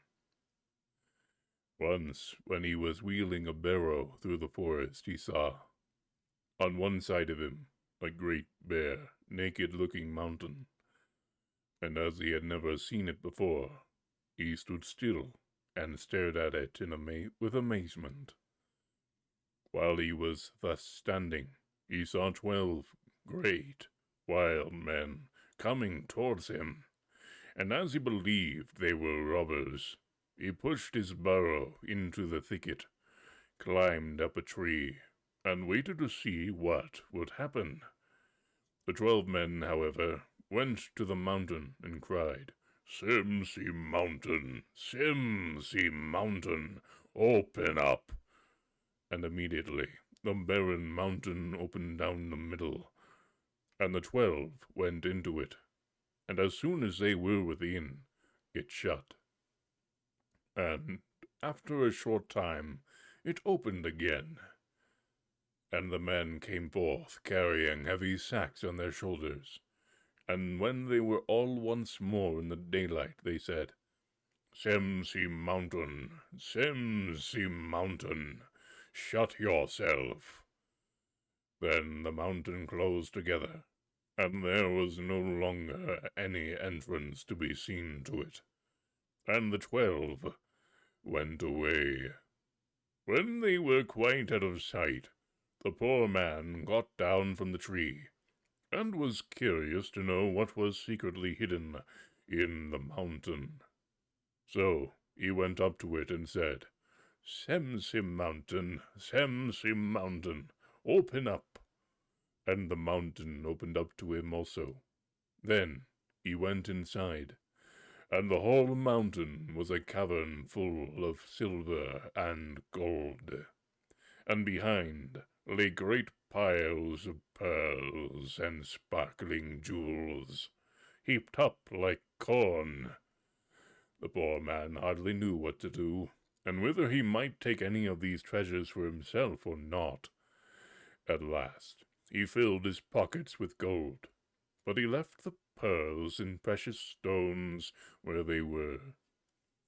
When he came out again, he also said, Semsi mountain, shut yourself.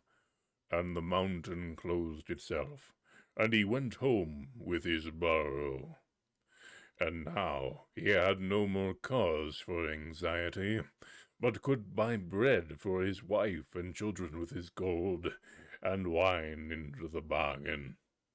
He lived joyously and honorably, gave help to the poor, and did good to everyone.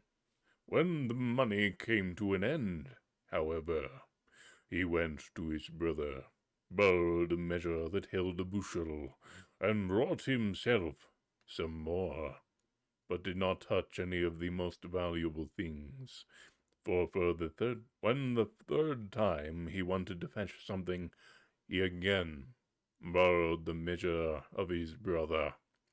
And the rich man had long been envious of his brother's possessions, and of the handsome household which he kept up, and could not understand from whence the riches came, and what his brother wanted with the measure.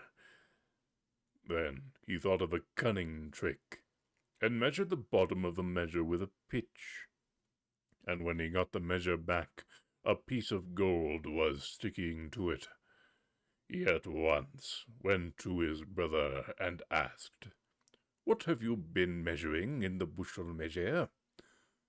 Corn and barley, said the other. Then he showed the piece of gold, and threatened that if he did not tell the truth, he would accuse him before a court of justice. The poor man then told him everything, just as it had happened. So the rich man ordered his carriage to be made ready, and drove away, resolved to use the opportunity better than his brother had done, and to bring back with him quite different treasures. When he came to the mountain, he cried, Semsim mountain, open up! The mountain opened. He went inside it. There lay the treasures all before him, and for a long time he did not know which to grab first. At length he loaded himself with as many precious stones as he could carry. He wished to carry his burden outside, but as his heart and soul were entirely full of the treasures, he had forgotten the name of the mountain, and cried, Smelly mountain, open up! That, however, was not the right name, and the mountain never stirred, but remained shut. Then he was alarmed, and the longer he thought about it, the more his thoughts confused themselves, and all his treasures were of no help to him. In the evening the mountain opened, and the 12 robbers came in, and when they saw him, they laughed, and cried out, Bird, have we caught you at last? Did you think we had never noticed that you had been in here twice? We could not catch you then. This third time you shall not get out again. Then he cried, It was not I, it was my brother, but let him beg for his life and say what he would. But let him beg for his life and say what he would. They cut off his head. And that was Grimm's Fairy Tales. Smelly Mountain. That was pretty fun. And I have food before me. I must eat for a moment, and then we shall have it ranked. I will be starting the queue in about 2 minutes.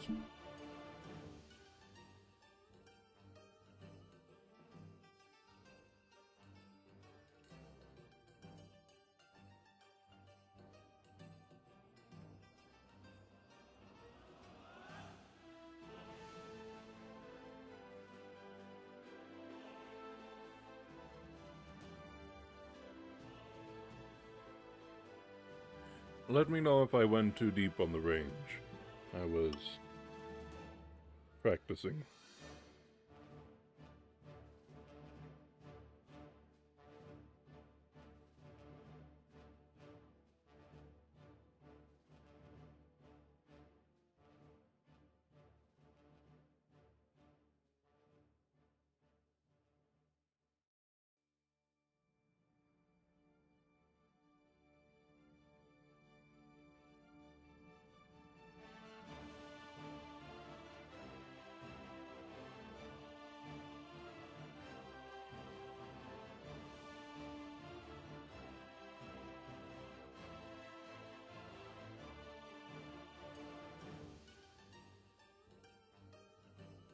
Ah, very good.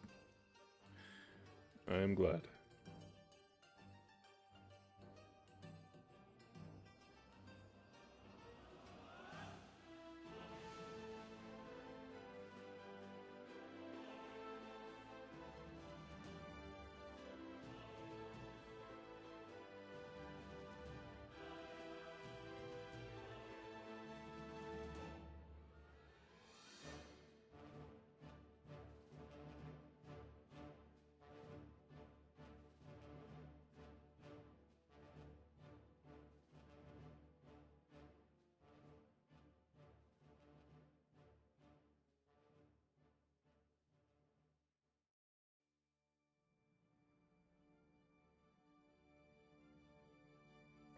And to note, the one civ that has the auto-repairing is the Jurchens.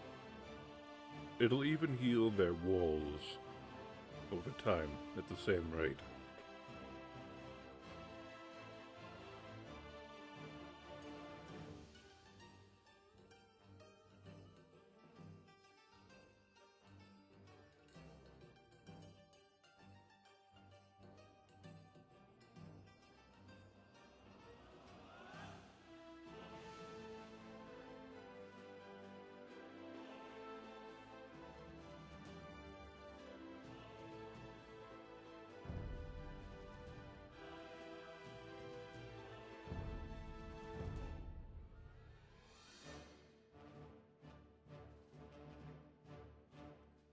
Very well.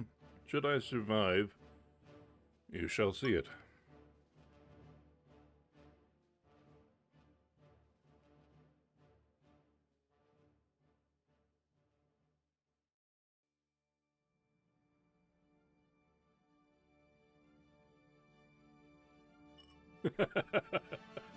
Very well. Another time then.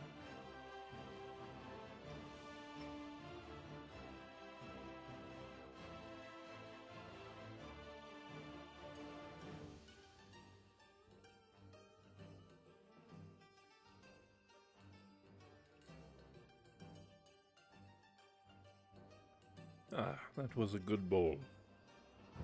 Into the next. But I don't mind playing other civs. If you ask me to play another civ, I am well able to do so. Teutons is just my favorite. A pole! Well, you know, I don't know how to do a pole. And I think we could figure that out. Alright. You guys have 60 seconds. Well, technically, probably 30. Type in a civ. Teutons, Jurchens, whichever gets 2 first, maybe 3, I will play. Or be it another civ, such as Georgians or elsewise. Right, 1 for Jurchens. Do I have anyone else? A 2nd for Jurchens. Can I get a 3rd for Jurchens?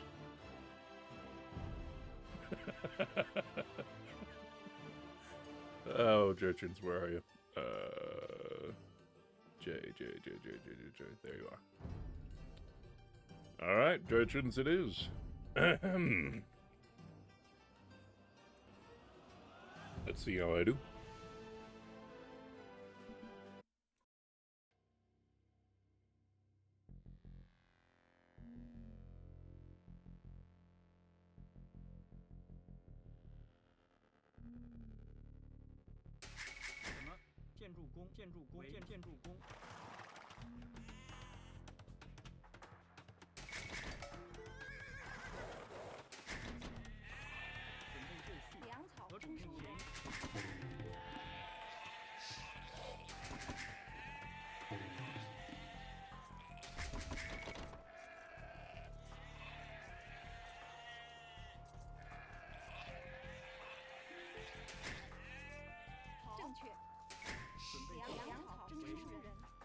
征收人。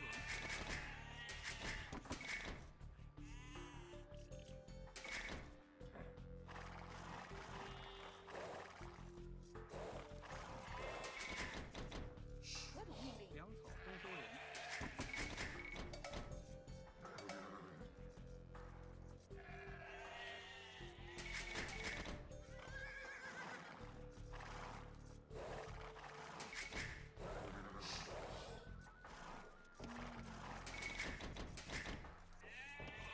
何种命令？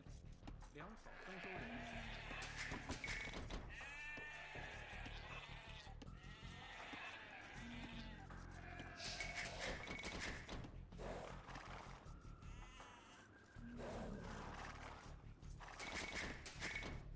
什么？建筑工遵命。建筑粮草征收人。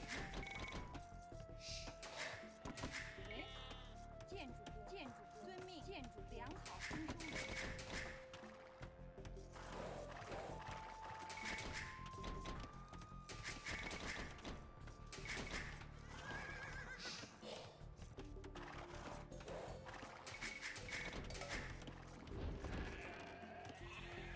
粮草征收人。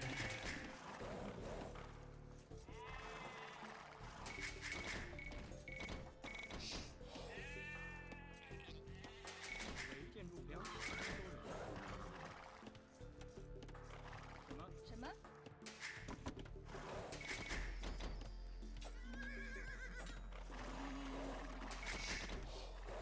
何种命令？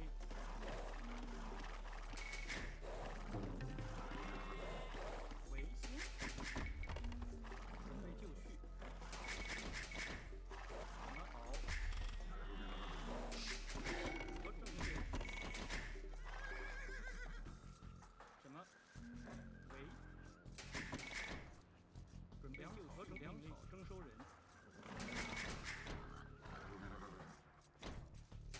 什么？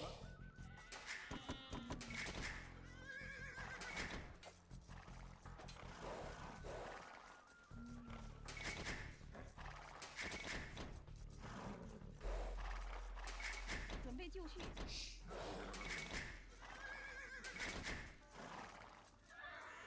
何种命令？正确。什么？猎人，遵命。行。喂，准备就绪。行。遵命。正确。猎人，好。喂，猎人，行。良正确命人。为行。何种命令？准备就绪。何种命令？什么？准备就绪猎人。什么？准备就绪。何种命令？喂，猎人。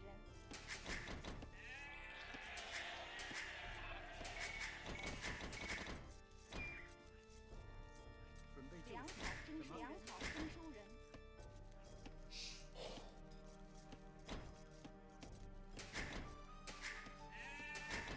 为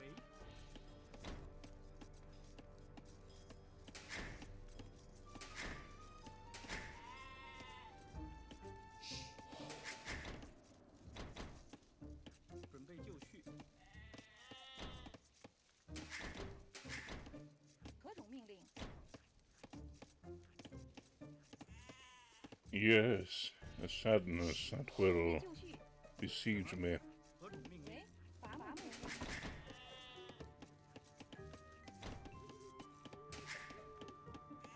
何种命令？为好。什么？何种命令？正确。为遵命。伐木工。准备就绪准备。就绪。什么？建筑。准备就猎人。行猎人。猎人。猎人。猎人。猎人。猎人。什么？猎人。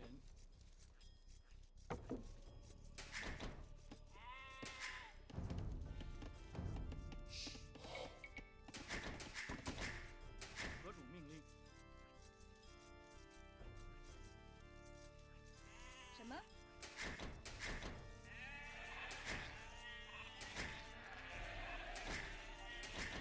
为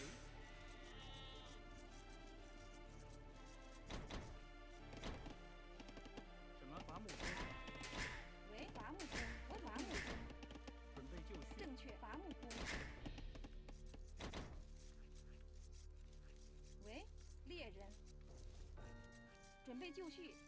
什么？何种命令？猎人。何种命令？喂？什么？何种命令？猎人正确。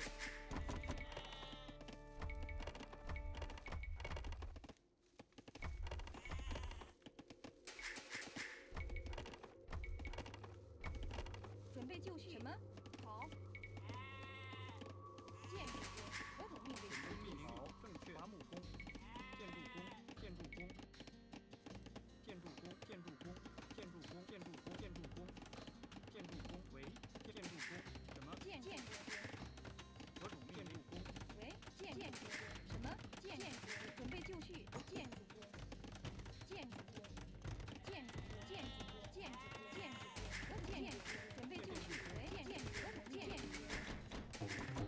什么？粮草征收人。准备建筑工，建筑工，建筑工，建筑工。喂，伐木工。准备建筑工。建筑工。准备就绪。何种命令？矿工。什么？矿工。准备就绪。什么？何种命令？伐木工。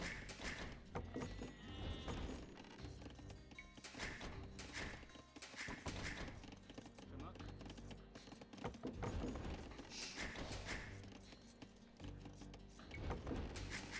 何种命令？正确。什么？建筑工。喂，建筑工。喂。何种命令？准备就绪。伐木工，伐木工，伐木工。什么？喂，什么？伐木工。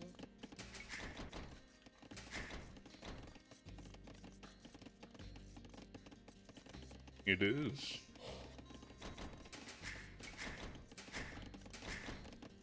准备就绪。建筑矿工。准备就绪。何种命令？建筑工。喂。何种命令？矿工。准备就伐木工。喂，建筑工。伐木工。准备就绪。何种命令？什么？建筑工。什么？何种命令？建筑工。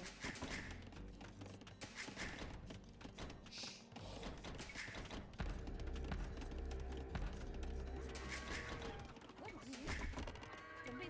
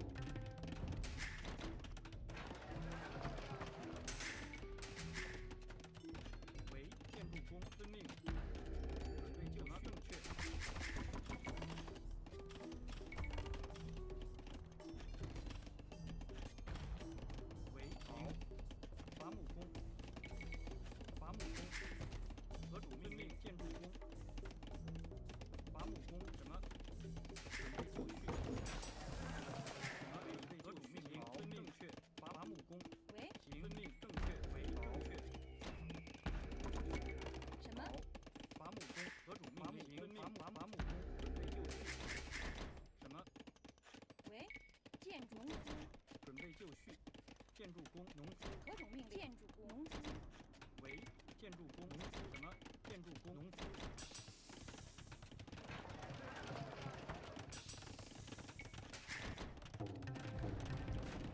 何种命令？建筑工农夫什么？建筑工准备就建筑农夫。准备就绪。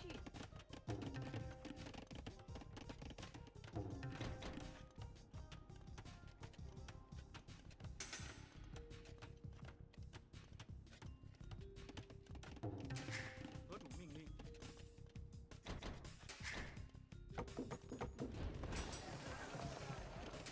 为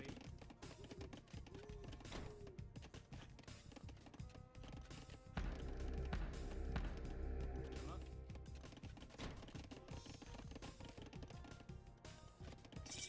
为建筑工，建筑工，建筑工。行，什么？建筑准备建筑工。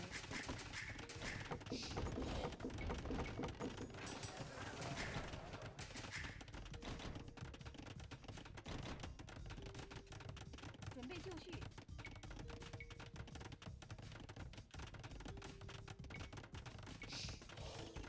建筑工。什么？建筑工，建筑工。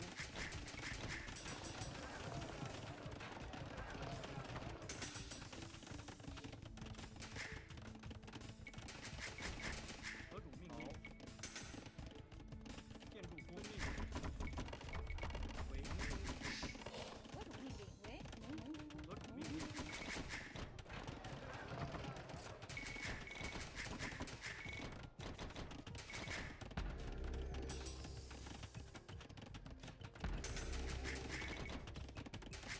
什么？建筑工，伐木工，准备就伐木工，什么？准备就绪。正确。什么？建筑工。何种命令？建筑工准备。就绪，农夫。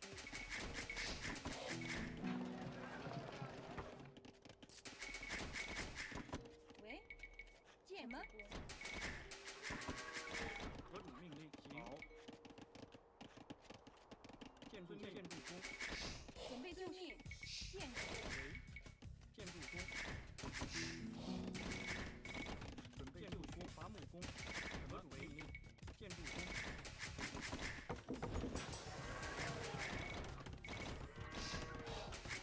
何种命令？建筑工。准备就绪，建筑工。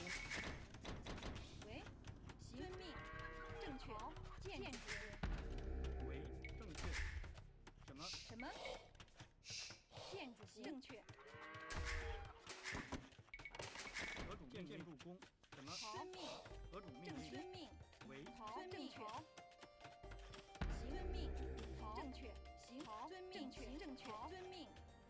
建筑工。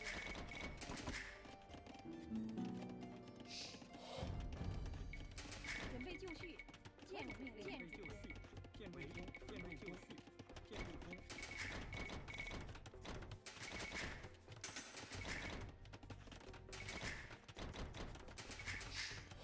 什么？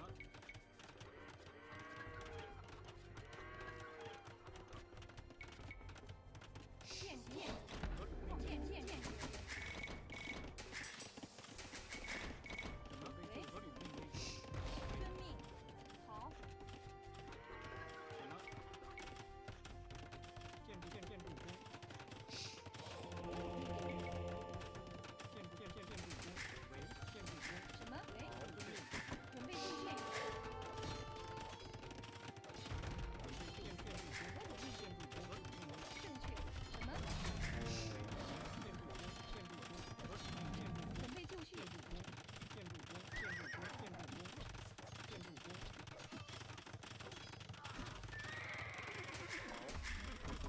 农夫，遵命，准备就绪。什么？行。为建筑。正确。遵命。正确。准备就绪。建筑工为正确。何种命令？建筑工。什么？能行状况工。准备就绪。何种命令？为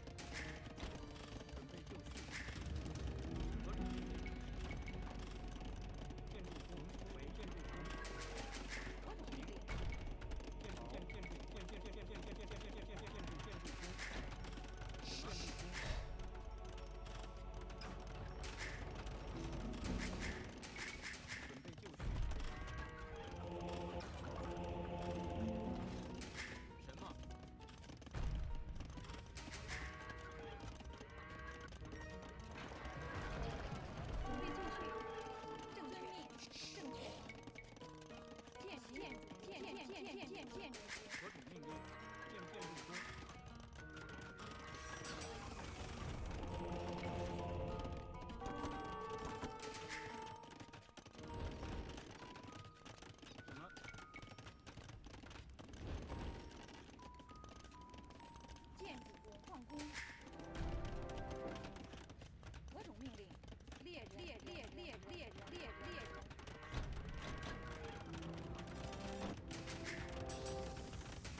为粮草征收人，粮草征收人，准备就绪。遵命。建筑，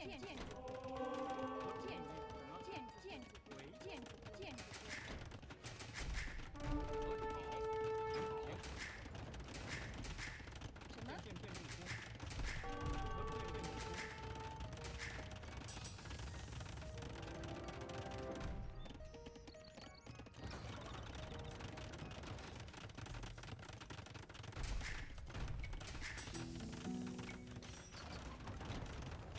准备就绪。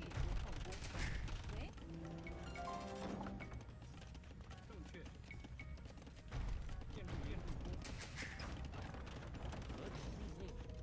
行。准备就绪。好。建筑工。什么？遵命。放工。准备就绪。建筑工。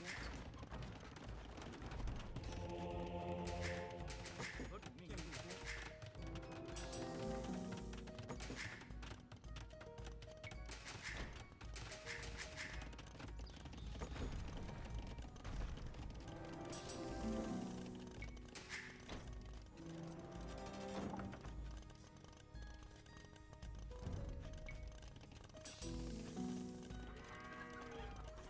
准备就绪。好。遵命。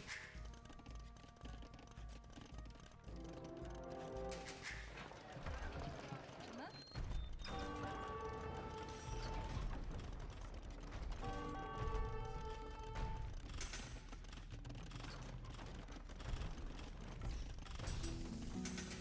何种命令？好。建筑。什么？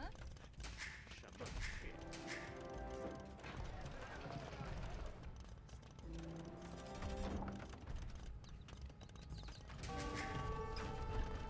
准备就绪。好。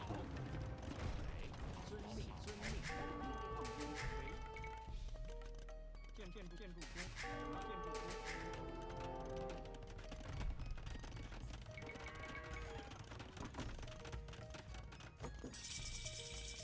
准备就绪。建筑工放工。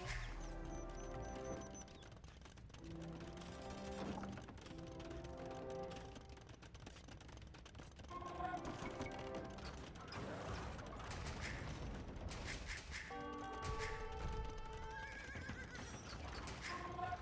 种命令？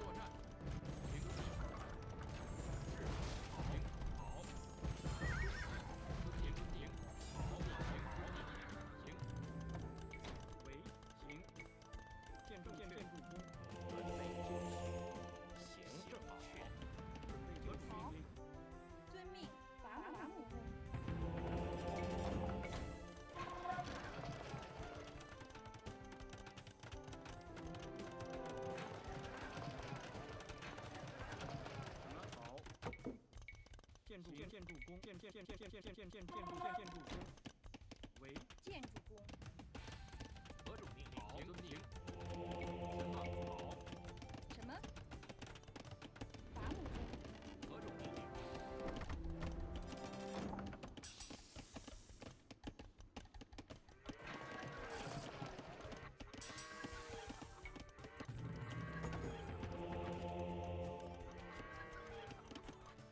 何种命令？遵命，正确。喂，好，遵命。什么？为准备就绪，伐木工，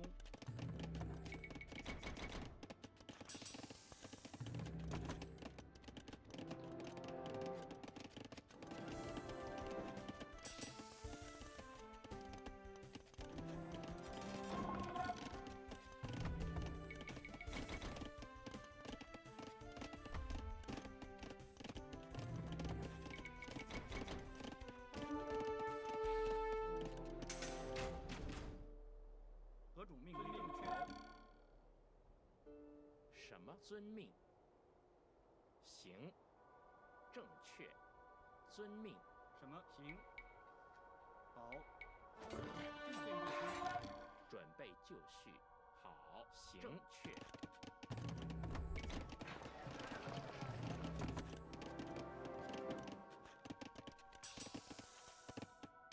何种命令？遵命。好，正确。行，好。遵命，正确。行，正确。遵命，好。行，好。遵命，正确。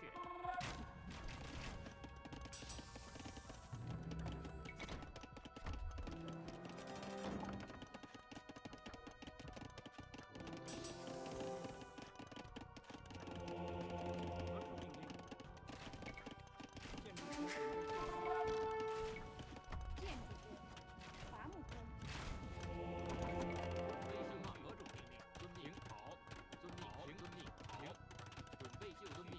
是。好，遵命。遵命。好，遵命。行。好，作战遵命。行，攻击。遵命。好，遵命。行，进攻。遵命。作战攻击。进攻。是。好，行。好，进攻。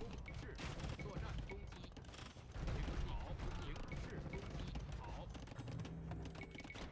什么？行，遵命。好。行，遵命。遵命。好，遵命。遵命。好，行，遵命。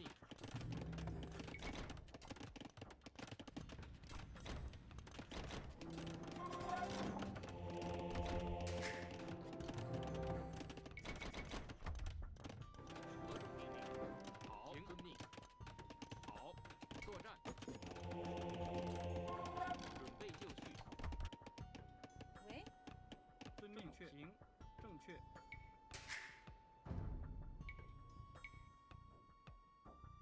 行，遵命。行，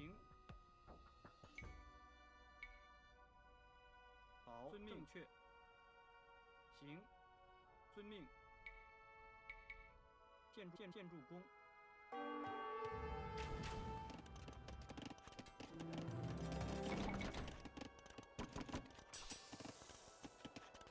为建筑工，伐木工，何种命令？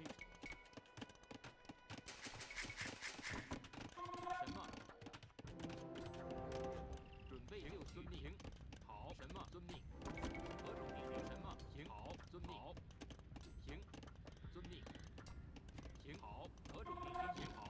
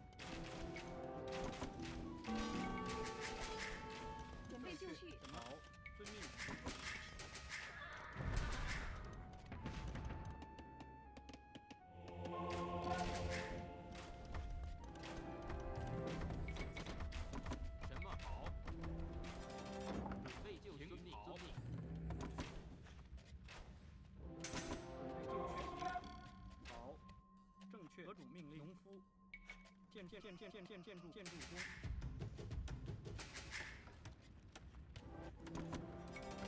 么？好。何种命？行，遵命。好，行。好。行，好。作战。行。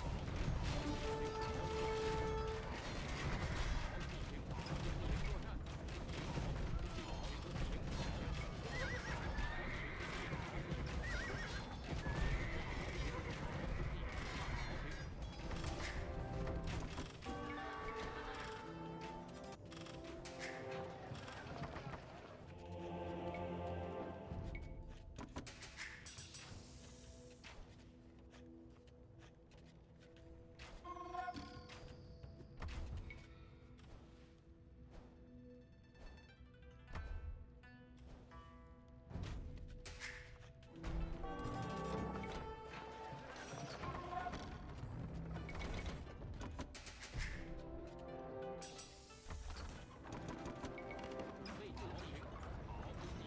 好，遵命。好，行，遵命。好，遵命。行，好，遵命。好，遵命。作战。行，好，遵命。行，好，行，好，遵命。进攻。好，遵命。行，好，遵命。行，遵命。行，好，遵命。行，好，遵命。行，是遵命。好，遵命。作战。好。为修理工，修理工，修理工。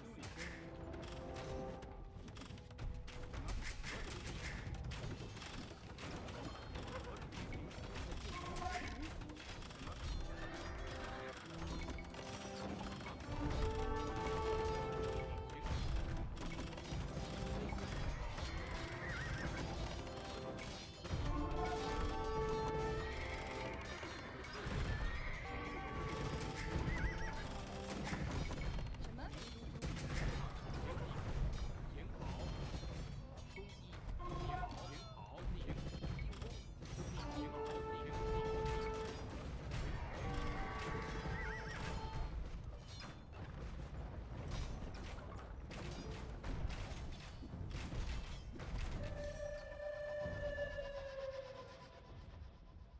Now there is potential there. The Jurchens are by far one of the most able to be offensive civilizations thanks to that specific unit. Now I do have a Healing Fortress version of it, which is 20 of those, 11 monks, and 29 of the Fire Lancers as an option.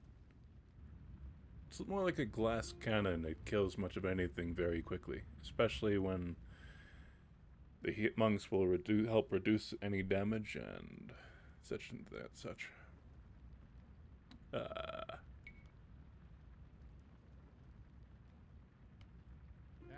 beat you back to Age of Empires.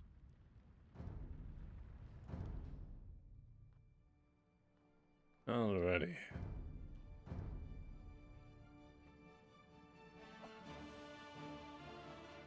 I agree. Plus my build itself, it does need a slight adjustment for non-Teuton civs, because I am used to that wood discount. I definitely went a little bit too heavy on a few things in the early boom.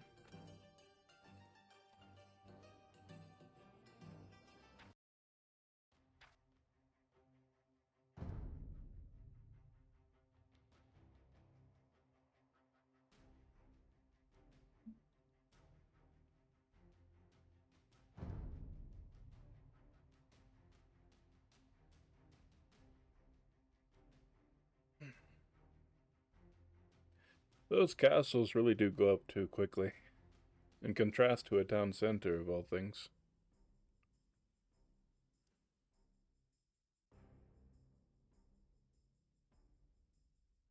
But the opponent did well having that siege workshop behind. Elsewise, his castle would have gone down with the ram. He did rather well.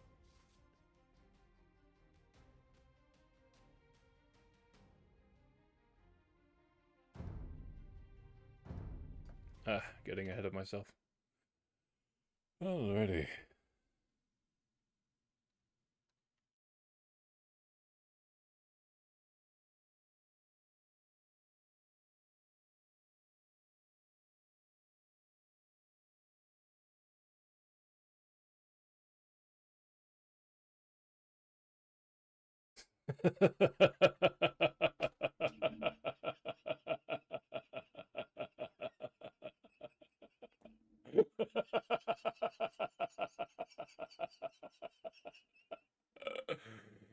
The flail from heaven.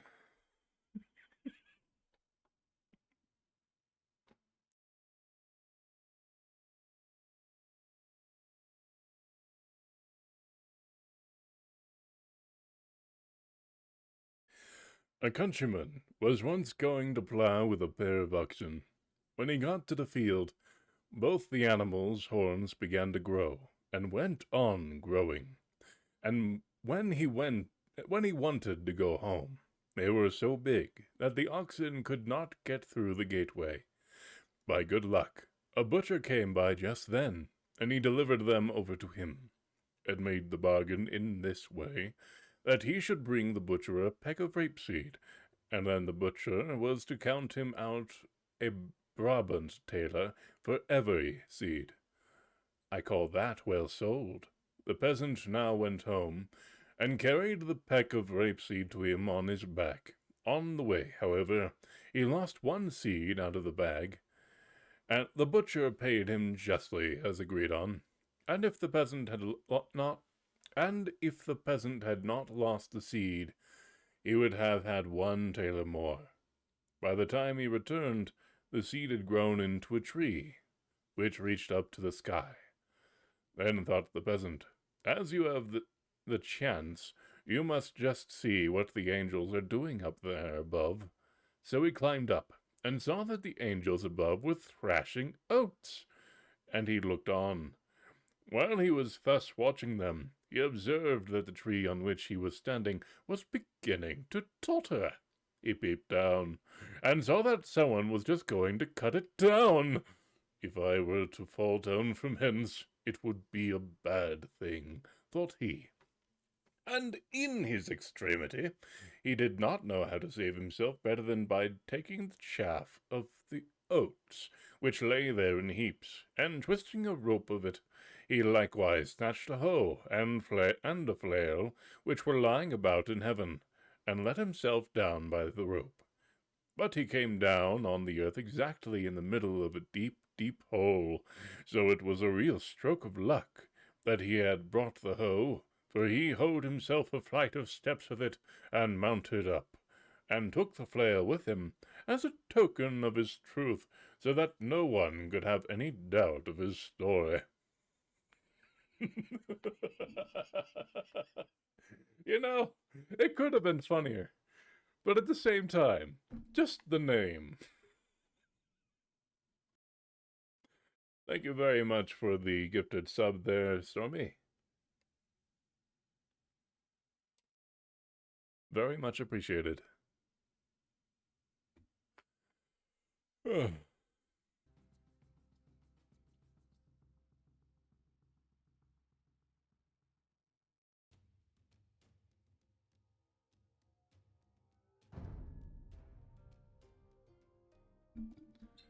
For the fun of it, I think I'll attempt a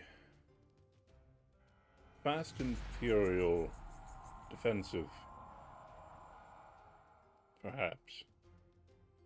I'm not very good at it, but I think I can pull off something akin to Turks, while still being mostly true to the build itself.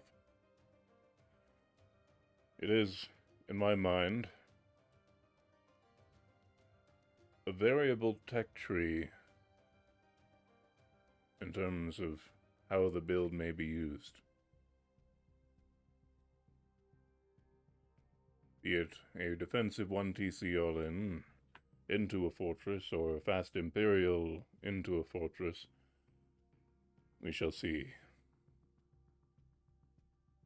Although a fast Imperial does have the chance of accidentally decimating the opponent. I don't know how I feel about this. But also, it'll probably leave me, and I'm going to Loch Ness.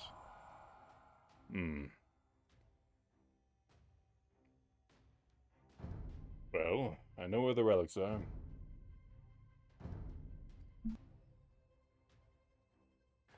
I think I will hold off on the Fast Imperial test.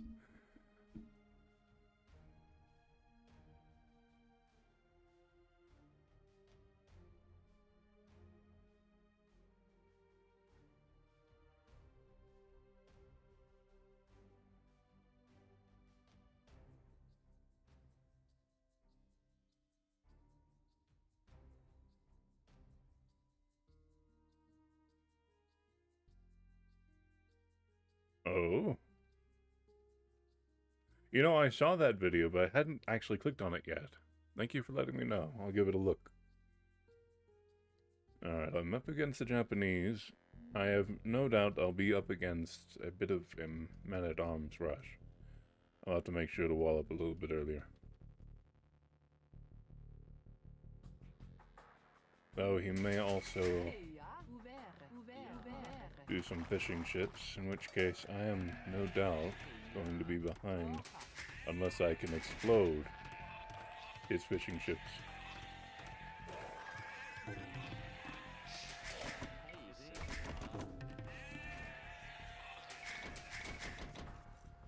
Thank you, Commander Higsby.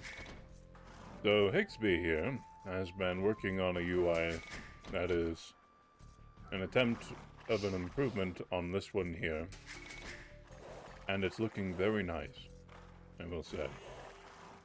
The resources will be over here for the moment, since we're having issues with a particular bug.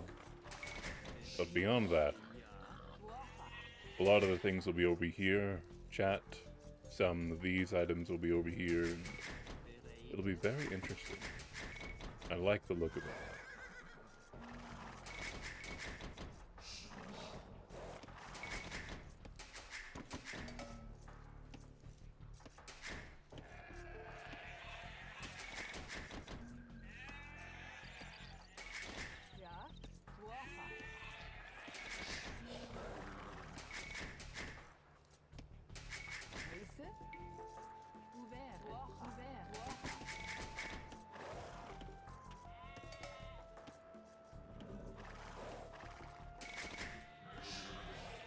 Me and Commander Higsby, I believe, met when we were doing 2v2v2s. V2s in Amazon tunnel.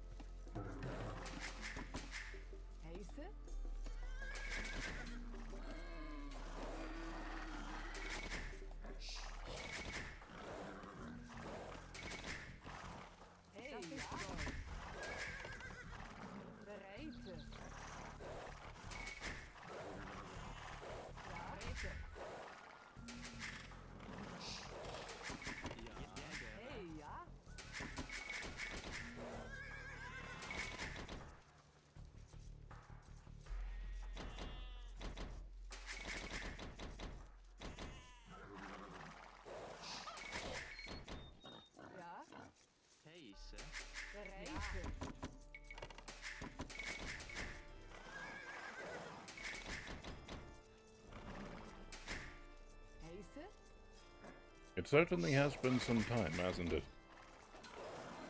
Oh, goodness. I must have been on a hill for the first one, three strikes. 2 HP. Scout. Godspeed.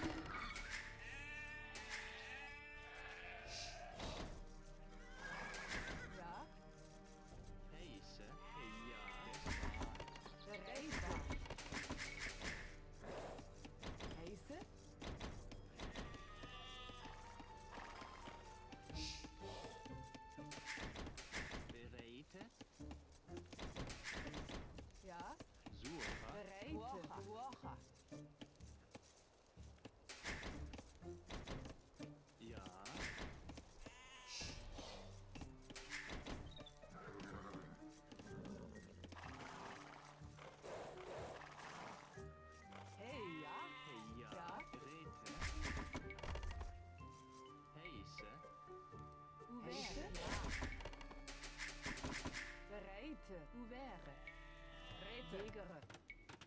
Jäger. Jäger. Jäger. Jäger. Jäger. Jäger. Jäger. So, was ist soll.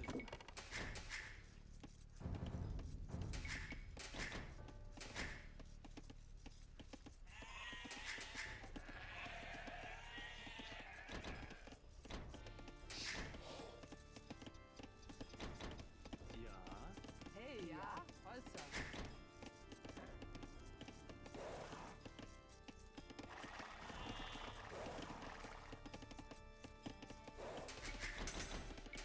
Heiße?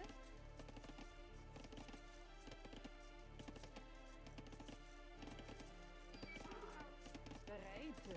Jäger, ja? Jäger. Jäger. Heiße. Hey, ja? Ja.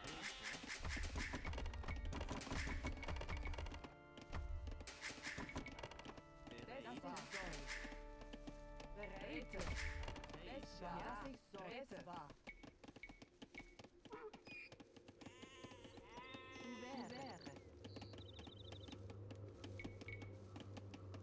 Ouvert. Ouvert.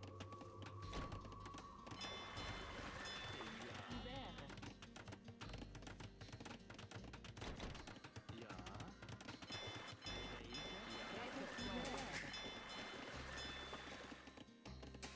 Hey, ja. Heiße? Bube. Hey, ja. Heiße? Bereite. Ja. Heiße. Super. Heiße? Das war. Hauber. Hey, ja. Ja. Bube. Was ist soll. Bube. Ja. Bube. Ja. Bube. Ja. Bube.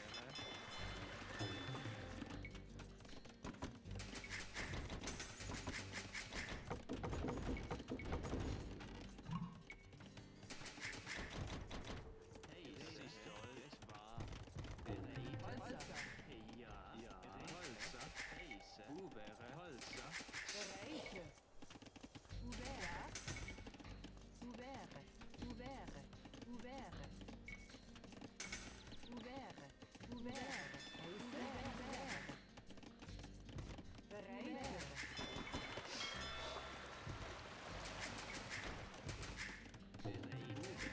Bube.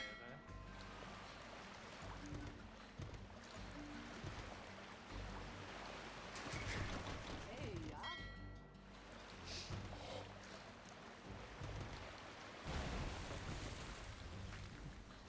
I am surprised it didn't blow up anything. Do Japanese get extra HP on theirs? Dun, dun, dun, dun, dun, dun, dun, dun, dun. Oh, yes, 2 times HP. I am out of luck. You there? Build immediately. And you build.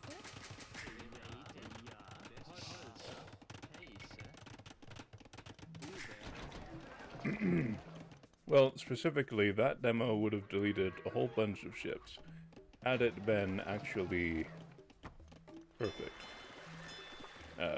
By that being not Japanese. At the moment, I am in trouble, because that did not kill them all. You will no doubt have some form of military in a moment, and they'll not be able to catch them unawares again. I should have made it so that there was 2. This wood line is terrible. Okay.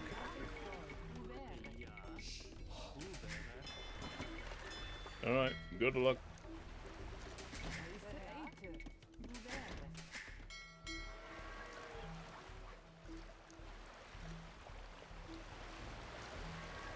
Alright.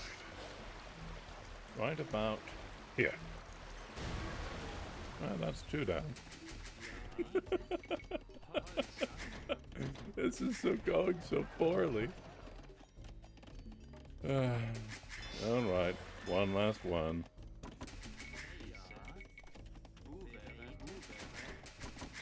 Hey, ja. Ouvert.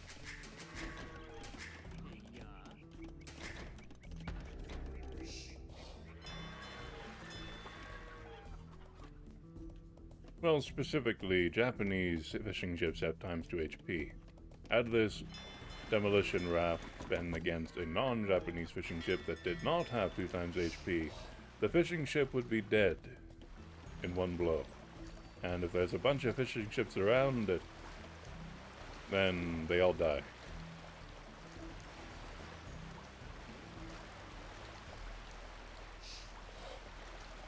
Alright. And yet, were they changed recently? It still feels like they would have died there. Very interesting and curious to me. Hey, ja. Bereite.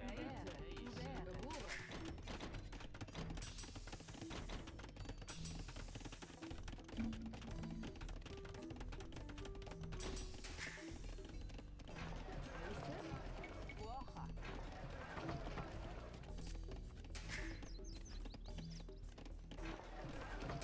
Hey, ja.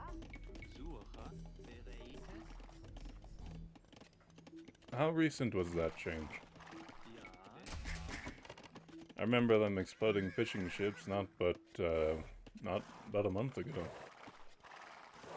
At least not to this extent. 2 months? Oh, that's possible.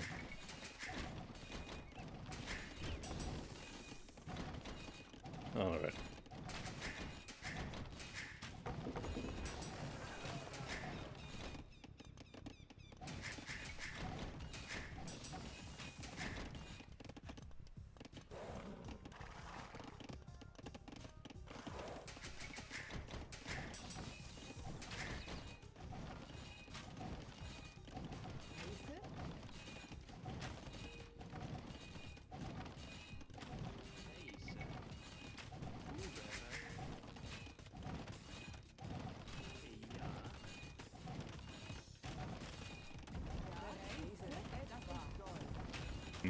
Well, after the overhaul, that's when I started exploding with demos.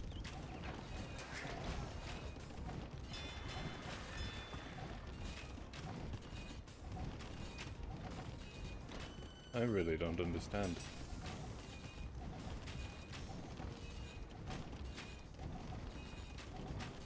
Ah, no matter.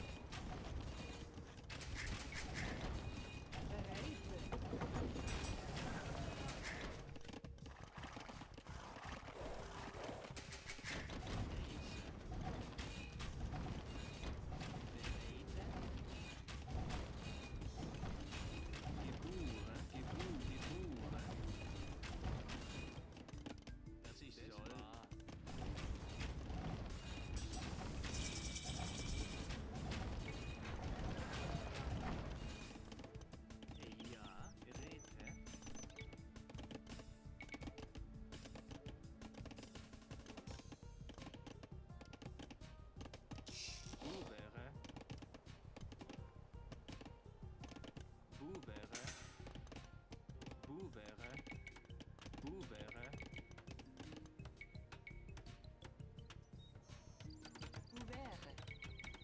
Rete. Ouvert.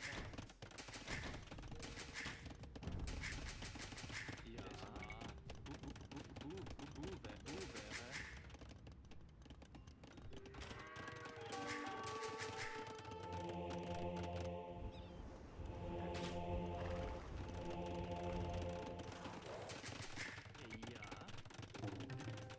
Hey, ja.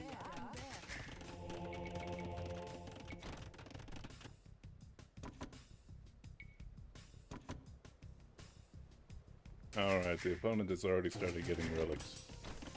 Pretty soon here, I'll be out of time.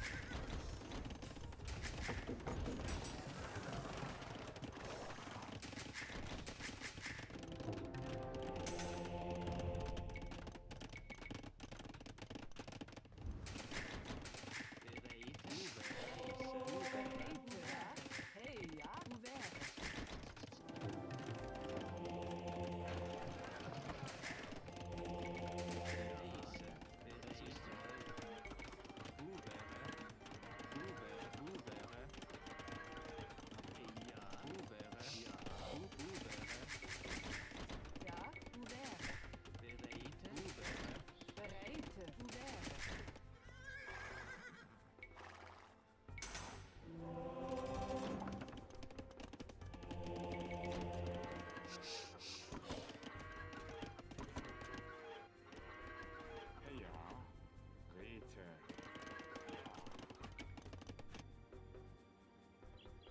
Heiße, dass ich soll. Dies war Bereite. Dass ich soll. Ja.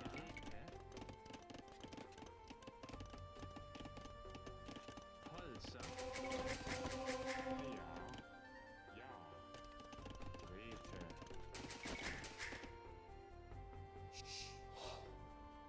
Ja, dies war. Ja. Hey, ja. Hey, ja. Bereite. Heiße. Ja. Das ich soll. Ubere. Heiße. Bereite. Heiße.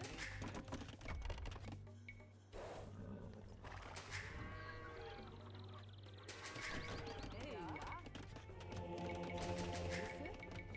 Ubere. Bereite. Ja, Holzer. Holzer. Ja, Holzer. Hey, ja. Holzer. Ja. Ubere. Bereite. Ubere. Holzer. Ja, Ubere. Das ist toll. Hey ja, ja, dass ich soll. Rete. Ja. Dies war. Ja. Heiße. Bereite. Rete. Heiße. Ja. Ubere. Ubere. Ja. Heiße. Ubere. Bereite. Das war. Ubere. Hey, ja. Ubere. Heiße. Heiße. Ubere. Bereite. Ja. Ja.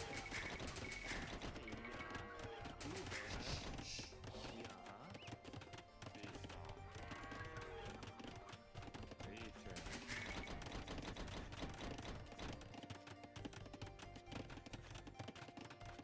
Thank you for feeding the dragon.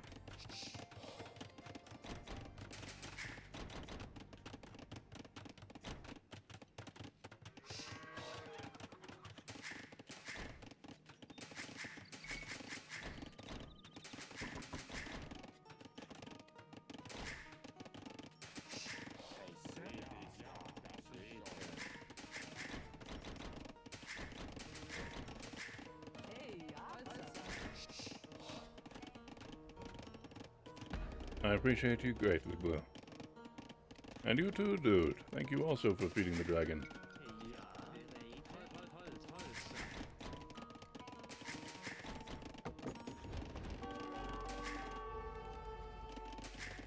Hey ja, dass ich soll. Heiße.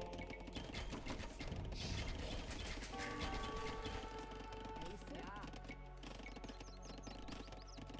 Ubere. Bereite. Ubere. Heiße. Holzer. Bereite. Sauber. Heiße. Sauber. Das ist soll.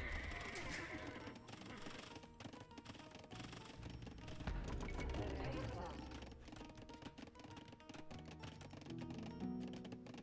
Bereite. Holzer. Holzer. Mordkov states, "Hello. Found out about you from T90's challenge video. After that, joined your streams a couple of times. Incredibly unique gameplay. Well, thank you very much. I appreciate that. I appreciate you."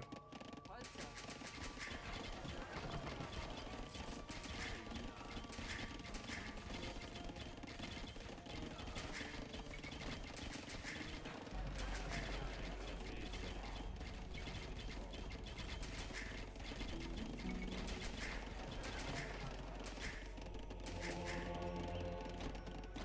Hey, ja. Bereite. Ja. Ubere. Holzer.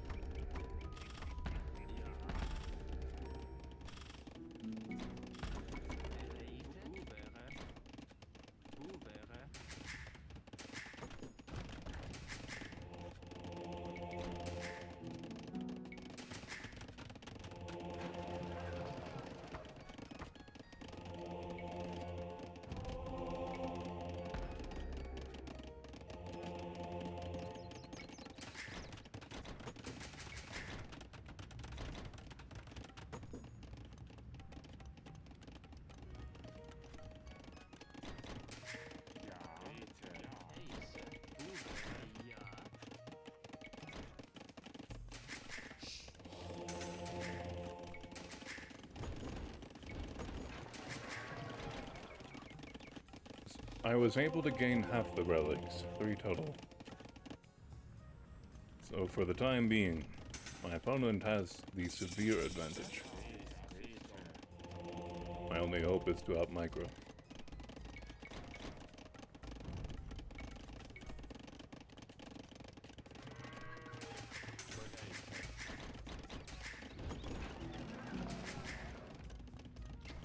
Usually I try to sneak it out.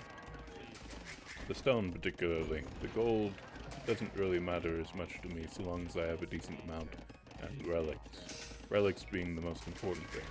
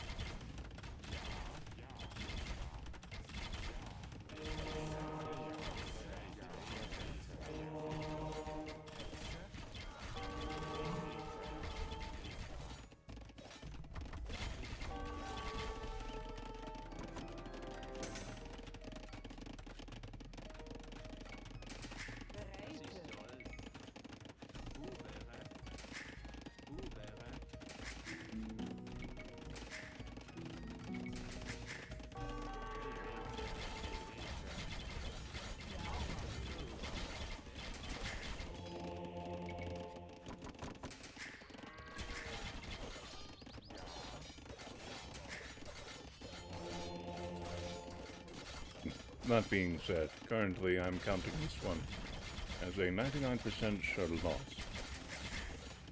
But I'll see what I can do.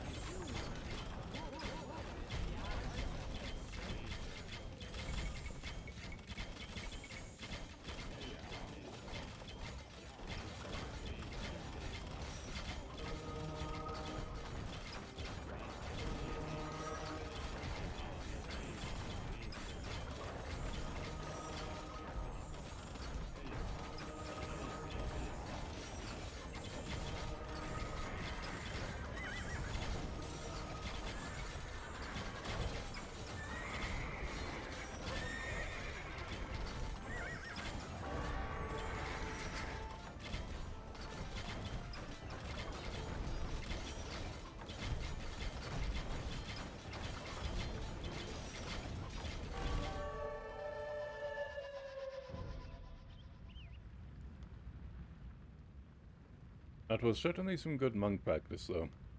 I think I'll use monks more often, even if there are cav archers. As long as I can start converting something nearby. If they start coming in nearby after that conversion is started, I can rapidly reselect a few different things. But once they get to a huge mass, 30 plus cav archers, it's hard to push back against that.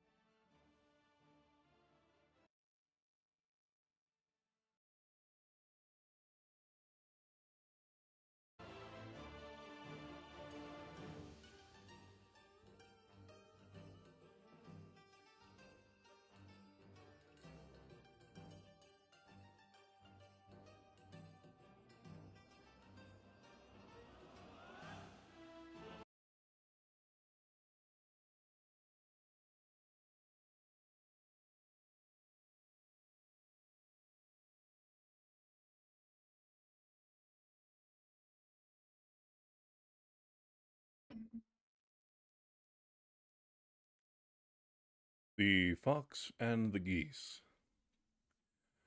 The fox once came to a meadow, in which sat a flock of fine fat geese, on which he smiled and said, "I come in the nick of time. You are sitting together quite beautifully, so that I can eat you up one after the other." The geese cackled with terror, sprang up, and began to wail and beg piteously for their lives. But the fox would listen to nothing, and said, "There is no mercy to be had. You must die." At length one of them took heart, and said, "If we poor geese hearty yield up our lives, show us the only possible favor, and allow us one more prayer, that we may not die in our sins. And then we will place ourselves in a row, so that you can always pick yourself out the fattest." "Yes," said the fox, "that is reasonable, and a pious request. Pray away, and I will wait till you are done." Then the first began a good long prayer, for ever saying, "Ga, ga," and as she would make no end, the second did not wait until her turn came, but also began also, "Ga, ga." The third and fourth followed her, and soon they were all cackling together. When they have done praying, the story shall continue further, but at present they are still praying unceasingly.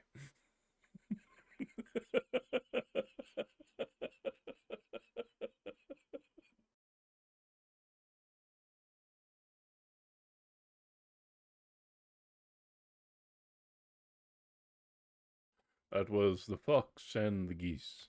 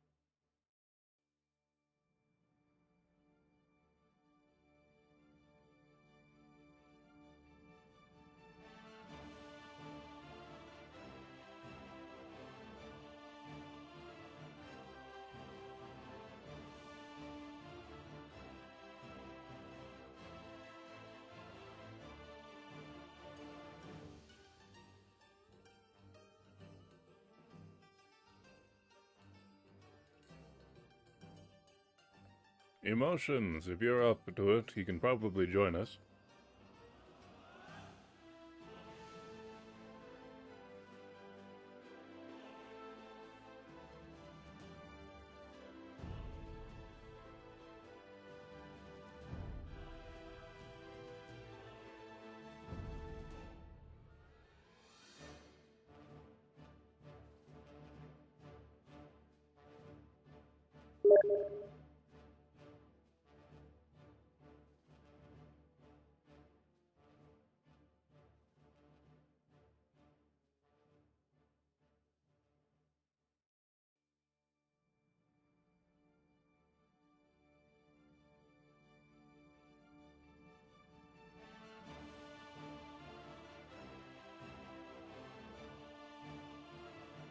Alright, while we're going through these, I'll read another thing of Grimm, since the other one was so very short.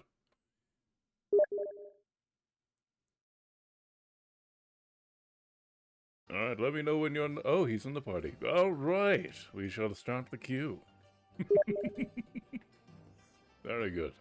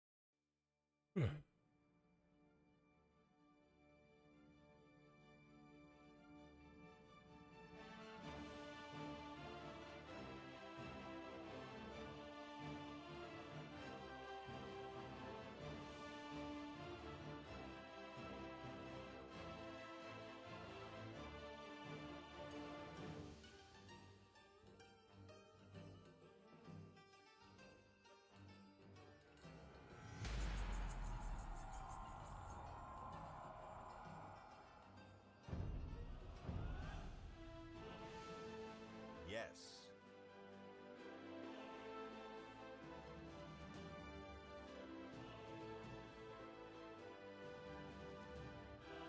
Yes, aiming for a 3v3 ranked.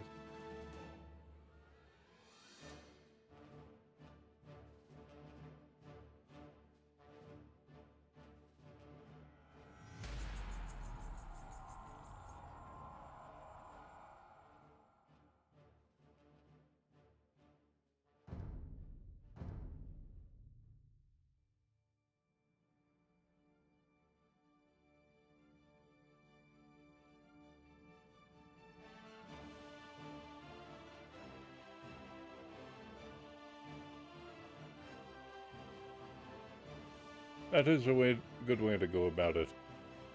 Team play can be both a good thing and a bad thing, depending on the person or people you play with. You have to make sure to have some good and polite comrades to play with, and then it is very fun, regardless of win or lose. There are those who throw a hissy fit by losing, or when they lose, in which case You want to make sure that you're very careful with who you spend the time with.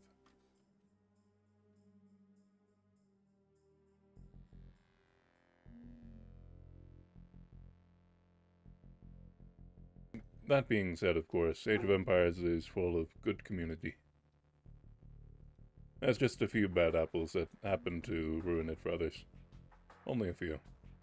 But enough that they take notice, that there's a noticeable amount. But not many.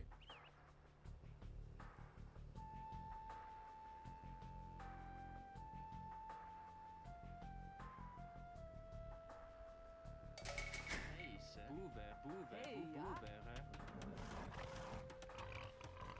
Heiße? Ja, Woche.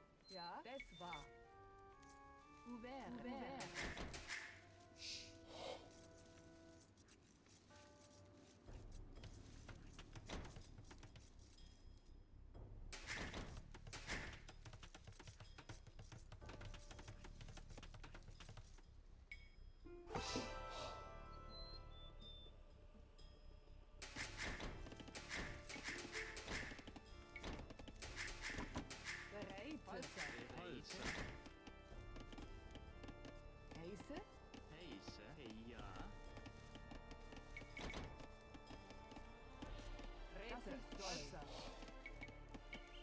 Ja, Holzer. Holzer. Das ist soll. Over. Ja. Hey, Holzer. ja. Reise. Bubere. Yes.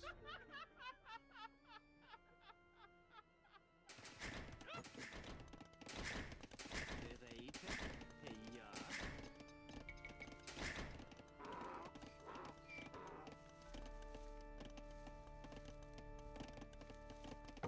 Bereite. Ouvert. Ja. Bubere. Holzer. Reise.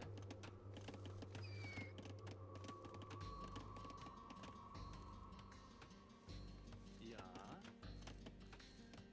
Hey, ja. Heise. Holzer. Bereite. Hey, Holzer. Hey, ja.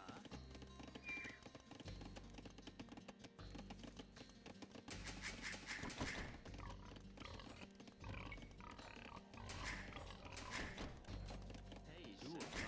Bereite. Bereite. Ja. Hey, ja.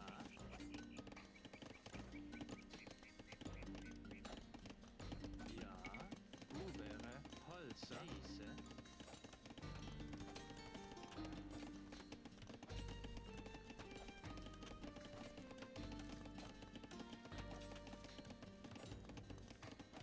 Over. Rete. Es war. Bereite.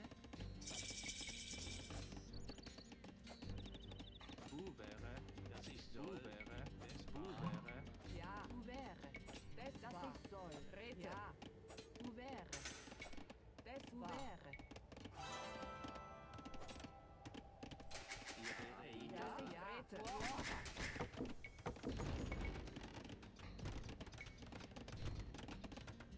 Hey, ouvert. Ja. Hauber. Heise, das ich soll. Ouvert. Ouvert. Ouvert. Das Rete. Ouvert. Ja. Ouvert. Das ouvert. Ja. Hauber.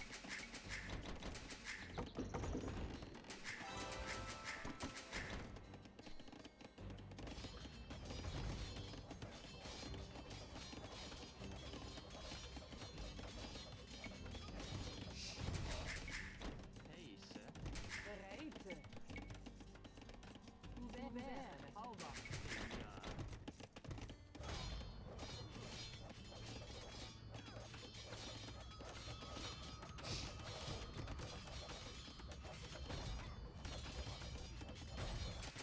Yes. Bereite. Das ich soll. Ouvert. Hey, ja. Ouvert. Heise. Ouvert. Hey, ja. Bereite. Bubere. Heise. Ja. Bereite. Bubere. Bereite. Bubere. Bubere. Heise. Over. Heise. Ouvert. Hauber. Heise. Bereite. Ouvert. Bereite. Bubere. Over. Ja. Hey, ja. Ouvert. Ja. Ouvert.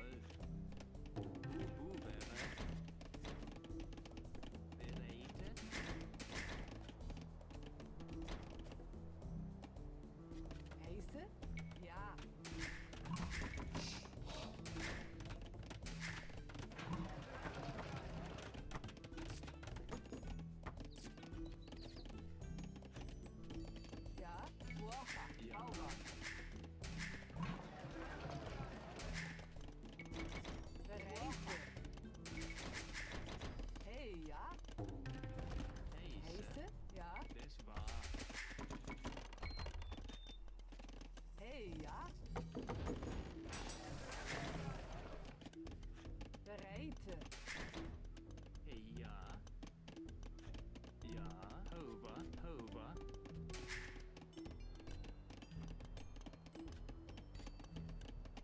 Heise, Heise? Ja.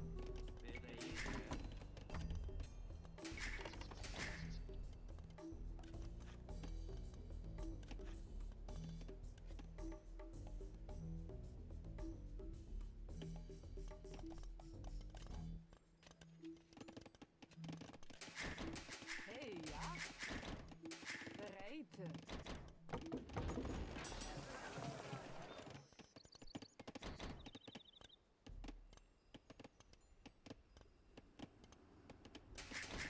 Hey, ja, Heise? bereden.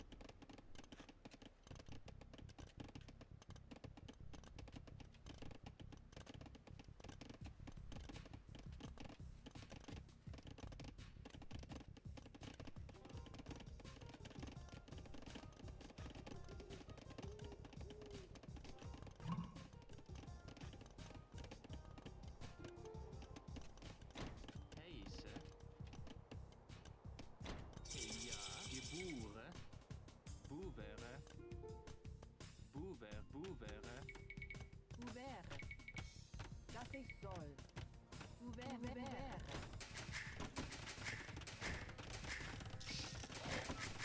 Bereid. Houba. Ja, boevere. Over. Heise, boevere. Halsa, hey, ja. Boevere, halsa. Hey, ja. Halsa. Ja. Ouvert. Houba.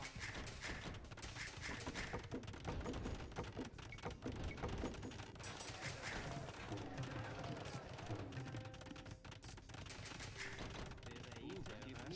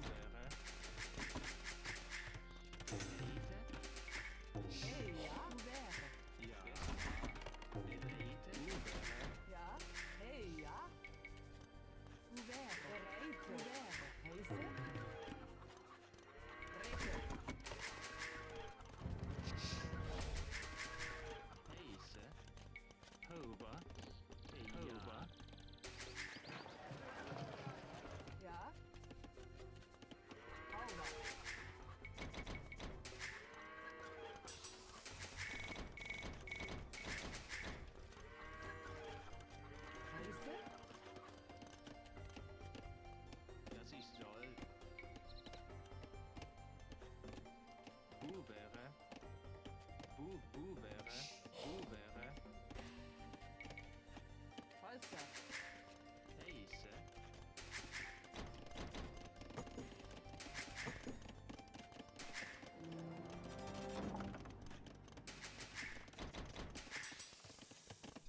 Ja, das ist soll. Das ist soll. Hey, ja, das ist wahr. Hey, das ist soll. Hey, ja, das ist wahr. Das ist soll. Hey, ja. Buvere. Rete. Uvere. Yes. Ja, buvere. Ja, Uvere. Uvere. Rete. buvere. Holzer.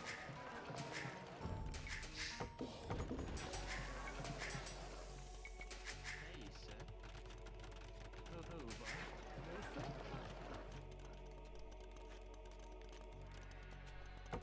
Ja, das ist soll. Hey, ja. Rete, das war. Buvere, Heise.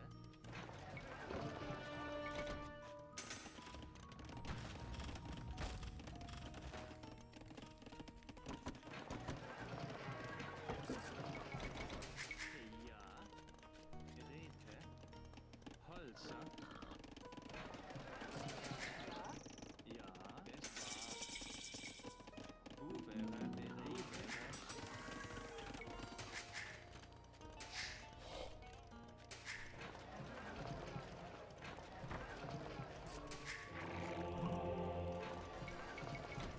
Rete. Das ist essbar. Falster.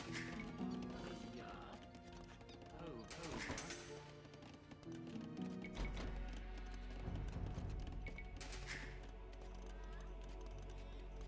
Yes.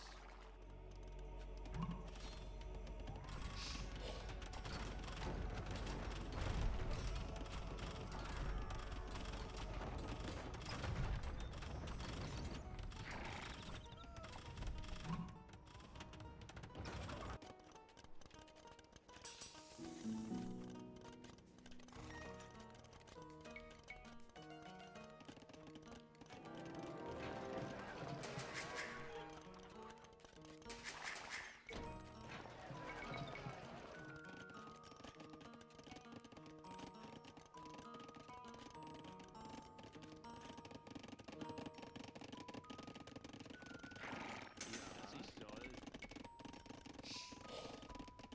Buvere. Buvere. Ja. Buvere. Hey, ja.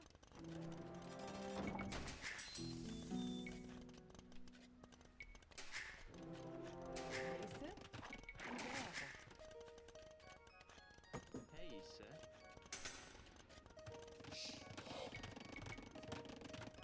Uvere.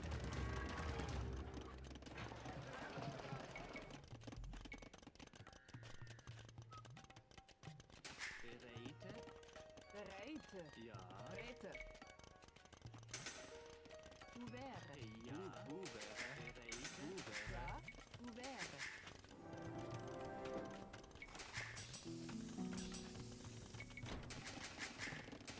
Heise. Ja. Buvere.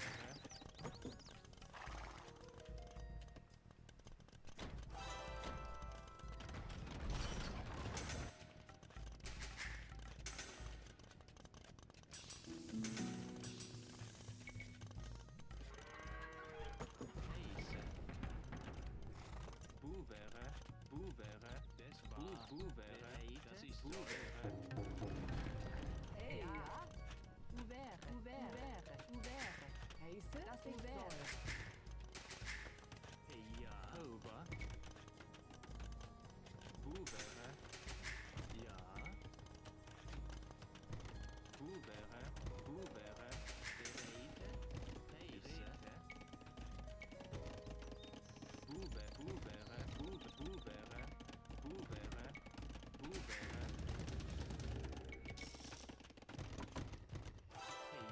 Hover. Buvere. Buvere. Buvere. Buvere. Buvere. Buvere. Das ist Ouvert. Ouvert. Das wäre. Das ist wäre. Ja. Wäre. Wäre.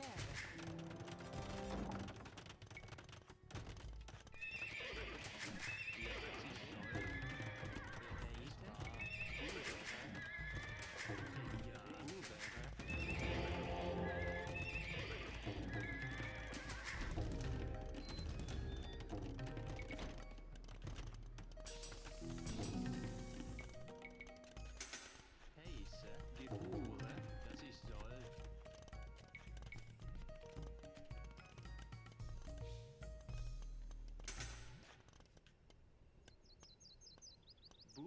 Hey, Bube.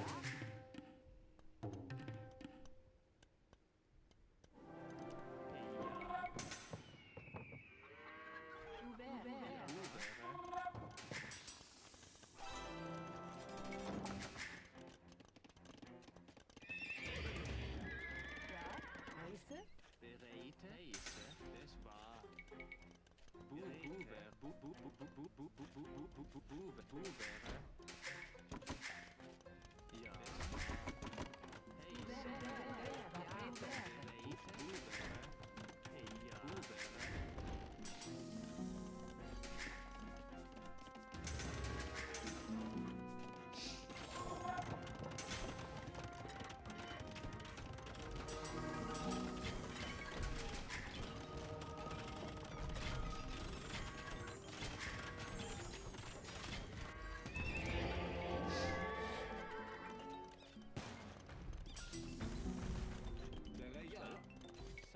Ja.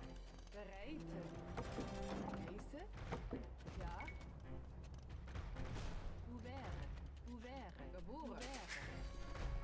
Hey, ja. Ouvert.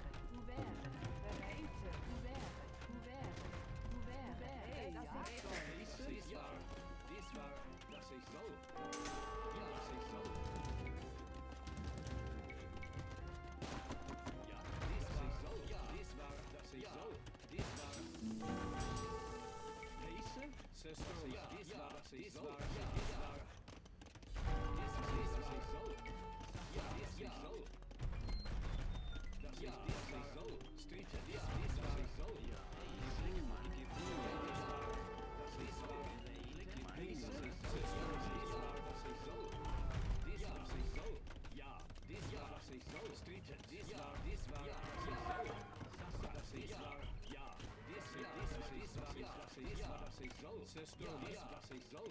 Sasa, das ist wahr. Street, das ist so. Ja, das ist wahr. Ja, das ist so. Sister, ja.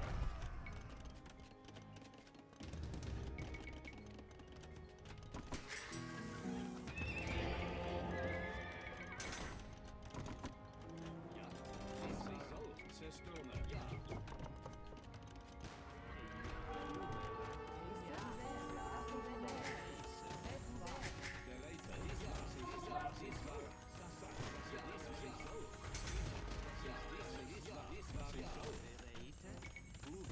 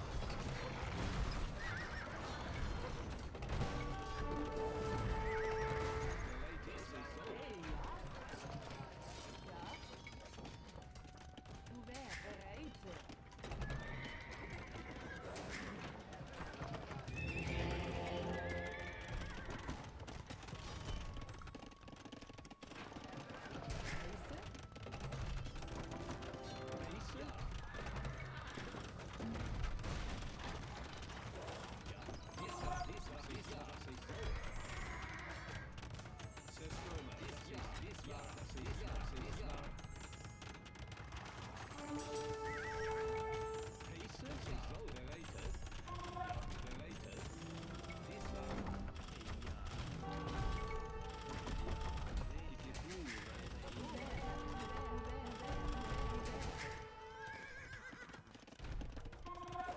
Heiße. Ja, was ich soll. Ja, dies war.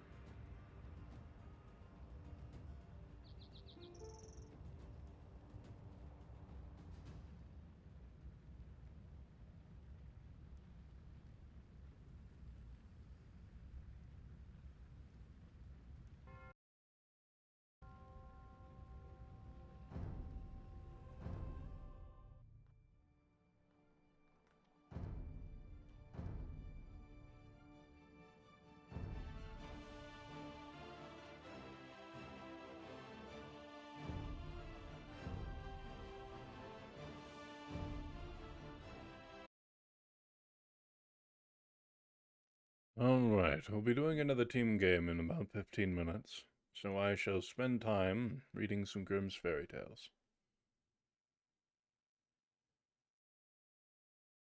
The Skillful Huntsman.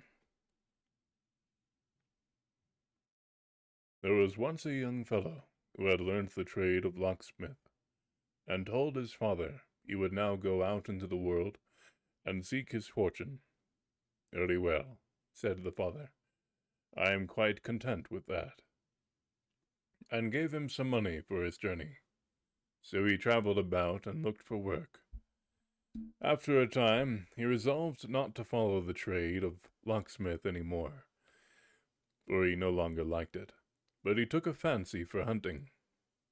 Then there met him in his rambles a huntsman dressed in green, who asked whence he came and whither he was going.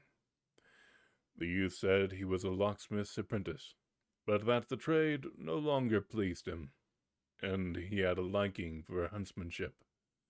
Would he teach it to him? Oh, yes, said the huntsman, if you will go with me. Then the young fellow went with him, apprenticed himself to him for some years, and learnt the art of hunting. After this, he wished to try his luck elsewhere, and the huntsman gave him nothing in the way of payment but an air gun, which had, however, this property, that it hit its mark without fail whenever he shot with it.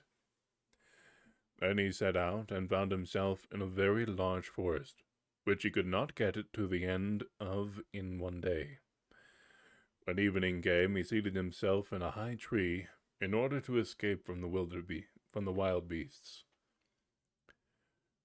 Towards midnight, it seemed to him as if a tiny little light glimmered in the distance. Then he looked down through the branches towards it, and kept well in his mind where it was.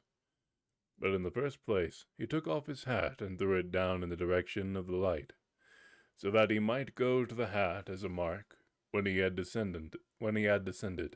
Goodness, my concentration is going down. He got down and went to his hat, put it on again, and went straight forwards. The farther he went, the larger the light grew, and when he got close to it, he saw that it was an enormous fire, and that 3 giants were sitting by it, who had an ox on the spit, and were roasting it. Presently one of them said, I must just taste if the meat will soon be fit to eat, and pulled a piece off, and was about to put it in his mouth when the huntsman shot it out of his hand. Well, really, said the giant, if the wind hasn't blown the bit out of my hand, and helped himself to another. But when he was just about to bite into it, the huntsman again shot it away from him. On this, the giant gave the one who was sitting next to him a box on the ear. He cried angrily, Why are you snatching my piece away from me?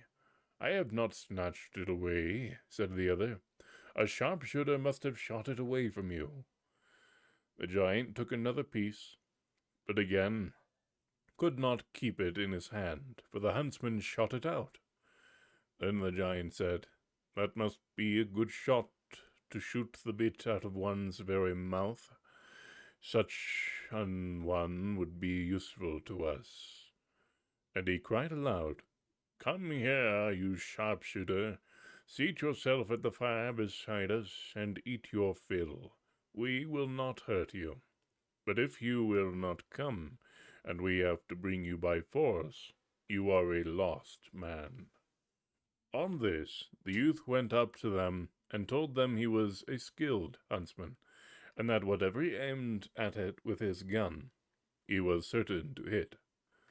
And they told him that outside the forest there was a great lake, behind which stood a tower, and in the tower was imprisoned a lovely princess, whom they wished very much to carry off. Yes, said he, I will soon get her for you. Then they added, But there is still something else. There is a tiny little dog, which begins to bark directly anyone goes near, and as soon as it barks, everyone in the royal palace wakens up, and for this reason we cannot get there. Can you undertake to shoot it dead?" "Yes," said he, "that will be quite fun for me." After this, he got into a boat and rowed over the lake, and as soon as he landed, the little dog came running out, and was about to bark, but the huntsman took his air gun and shot it dead. When the giants saw that, they rejoiced, and thought they already had the king's daughter safe. But the huntsman wished first to see how matters stood, and told them that they must stay outside until he called them. Then he went into the castle, and all was perfectly quiet within, and every one was asleep. When he opened the door of the first room, a sword was hanging on the wall, which was made of pure silver, and there was a golden star on it, and the name of the king, and on a table near it lay a sealed letter which he broke open, and inside it was written that whosoever had the sword could kill everything which opposed him. So he took the sword from the wall, hung it on his side, and went onwards. Then he entered the room where the king's daughter was lying sleeping, and she was so beautiful that he stood still, and, holding his breath, looked at her. He thought to himself, "How can I give an innocent maiden into the power of wild giants, who have evil in their minds?" He looked about farther, and under the bed stood a pair of slippers, and on the right one was her father's name with a star, and on the left her own name with a star. She wore also a large scarf of silk embroidered with gold, and on the right side was her father's name, and on the left her own, all in golden letters. Then the huntsman took a pair of scissors and cut the right corner off, and put it in his knapsack, and then he also took the right slipper with the king's name, and thrust that in. Now the maiden still lay sleeping, and she was quite soon into her night dress, and he cut a morsel from this also, and thrust it in with the rest. But he did all without touching her. Then he went forth, and left her lying asleep undisturbed. And when he came to the gate again, the giants were still standing outside waiting for him, and expected that he was bringing the princess. But he cried to them that they were to come in, for the maiden was already in their power.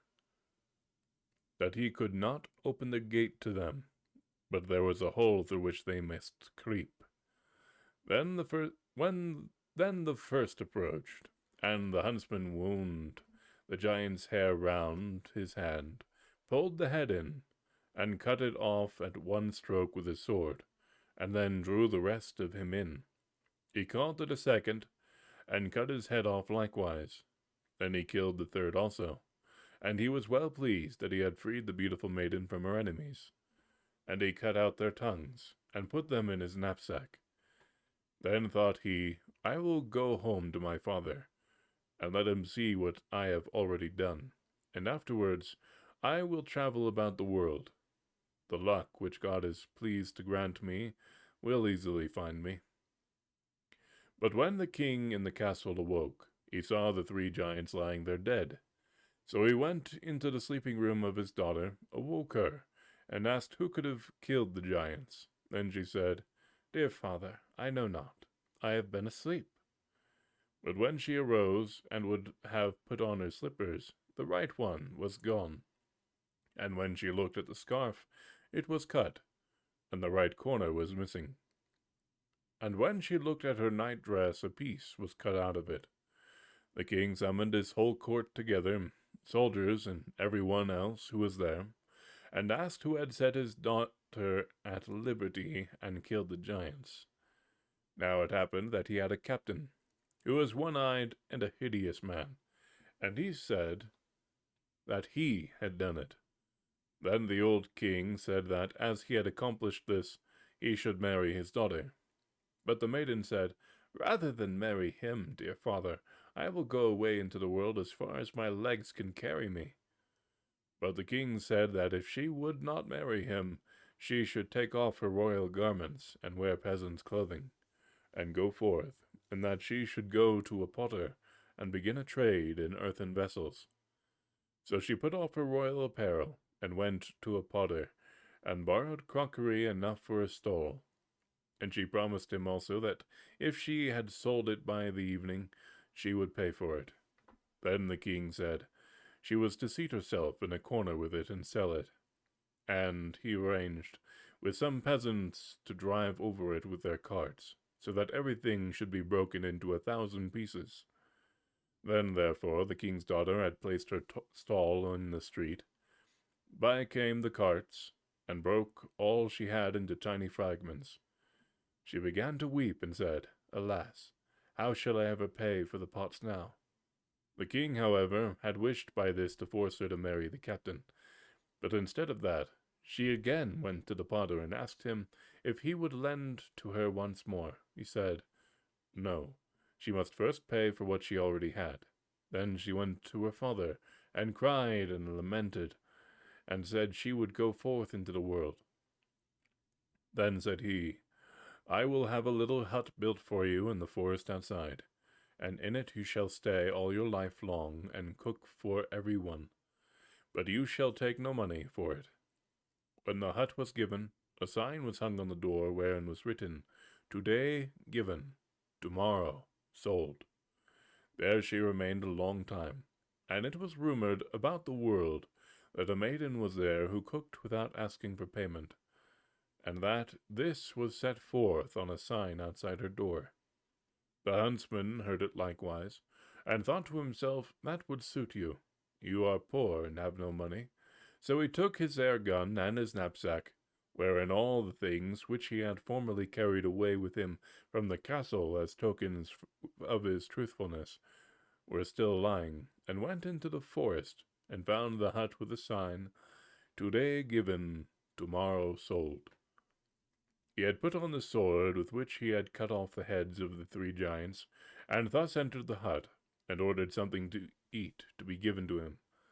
He was charmed by the beautiful maiden, who was indeed as lovely as any picture. She asked him whence he came, and whither he was going. And he said, I am roaming about the world. Then she asked him where he had got the sword, for that truly her father's name was on it. He asked her if she were the king's daughter. Yes, answered she. With this sword, said he, did I cut off the heads of 3 giants. And he took their tongues out of his knapsack in proof. Then he also showed her the slippers, and the corner of the scarf, and the piece of the night dress.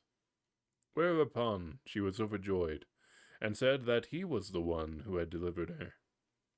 On this they went together to the old king, and fetched him to the hut, and she led him into a room, and told him that the huntsman was the man who had really set her free from the giants.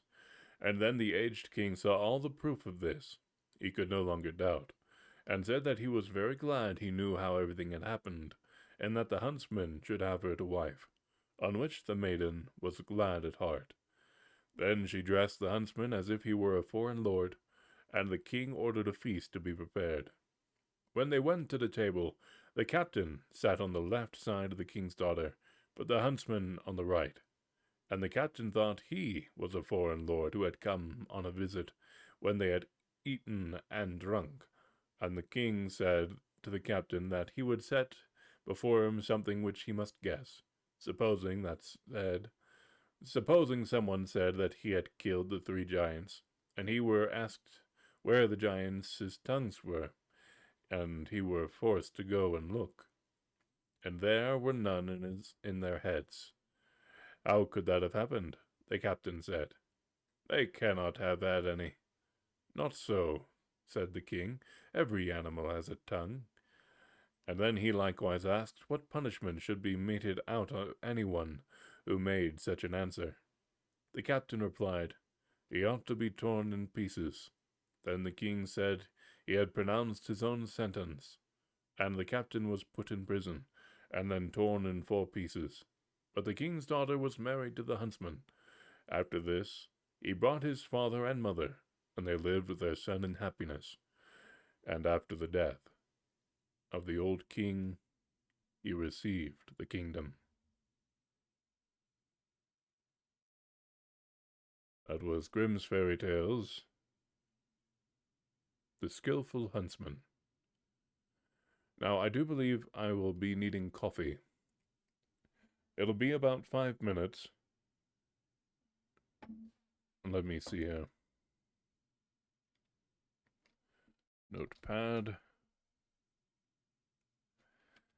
Getting coffee. 5 minutes max.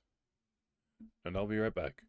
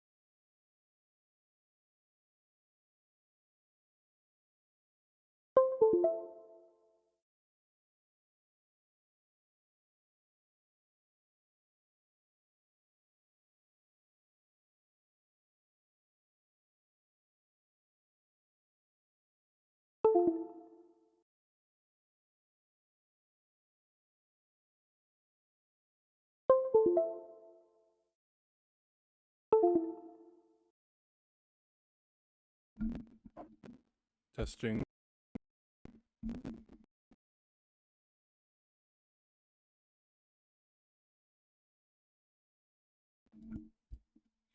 Testing, testing, 1, 2, 3. Alright. Well, one of my cords was loose. But now I think it's welding together. Let's see here. Yes, it was I. But now I have my coffee.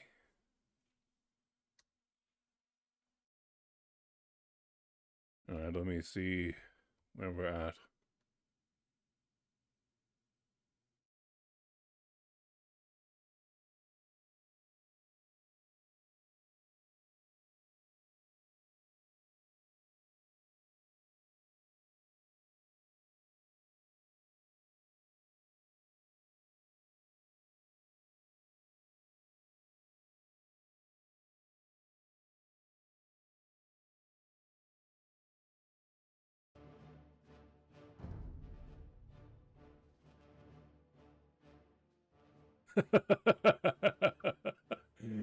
My bad.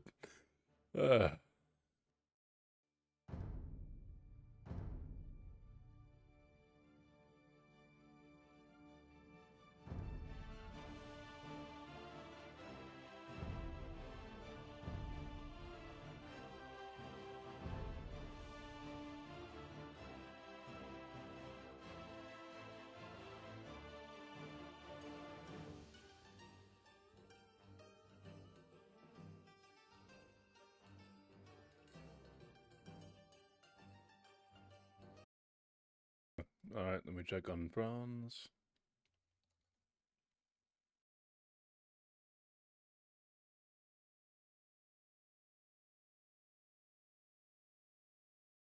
Alright, the game is afoot.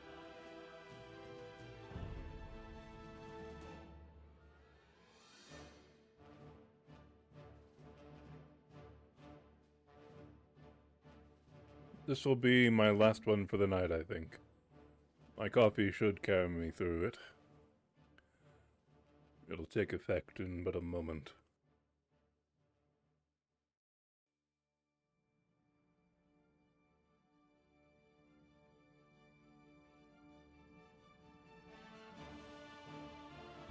And True Chew 69 subscribed at Tier 1.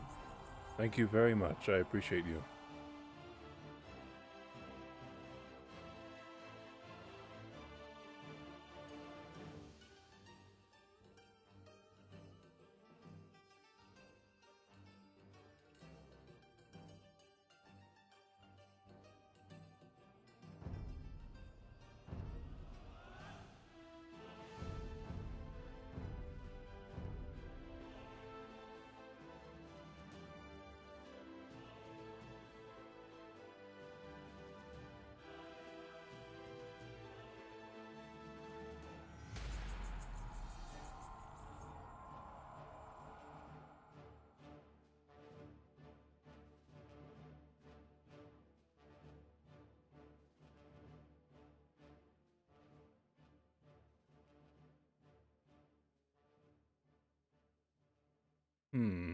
Having some form of bug.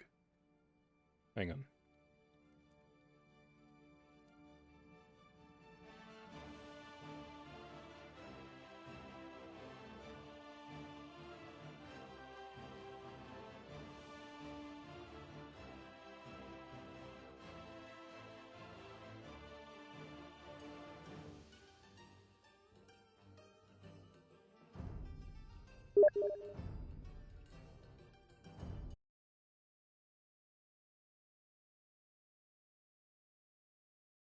Restarting the game real quick.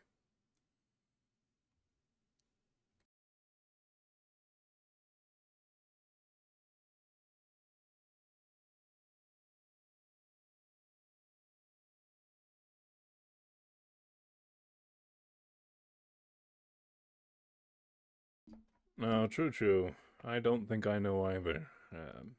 I'm generally new to Twitch, so I'm not sure about the answer to that. Does anyone know why he's unable to log into Twitch on browser?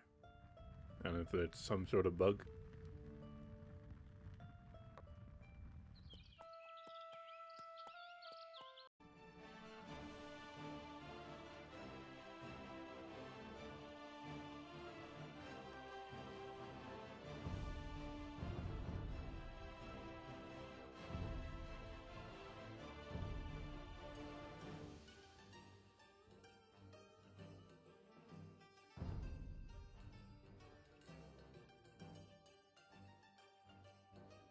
Ah, hi Franz. Alright, sending invites now.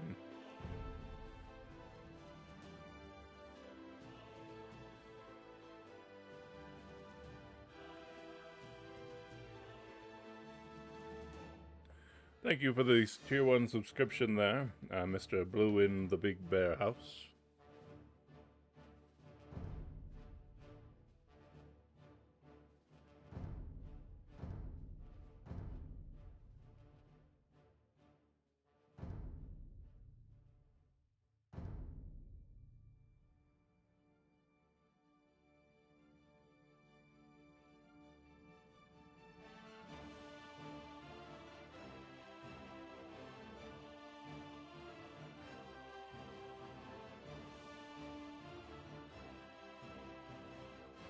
I appreciate you greatly.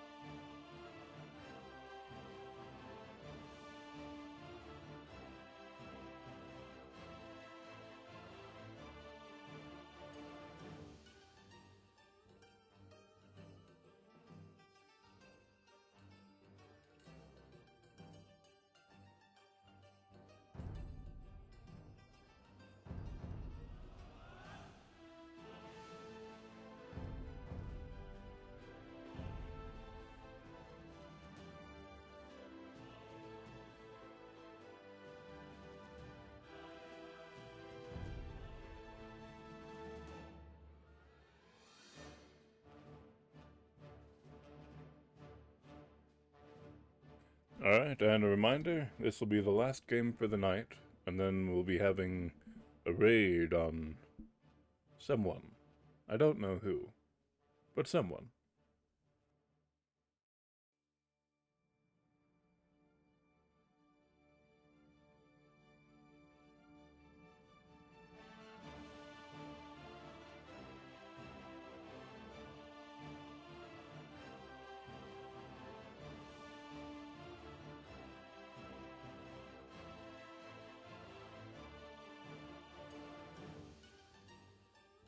Now, in that last game, I believe my mistake was not sending those paladins to the other side and trying to hold with purely the siege instead of sending the paladins to their doom against those helbs. Bohemian helbs at that.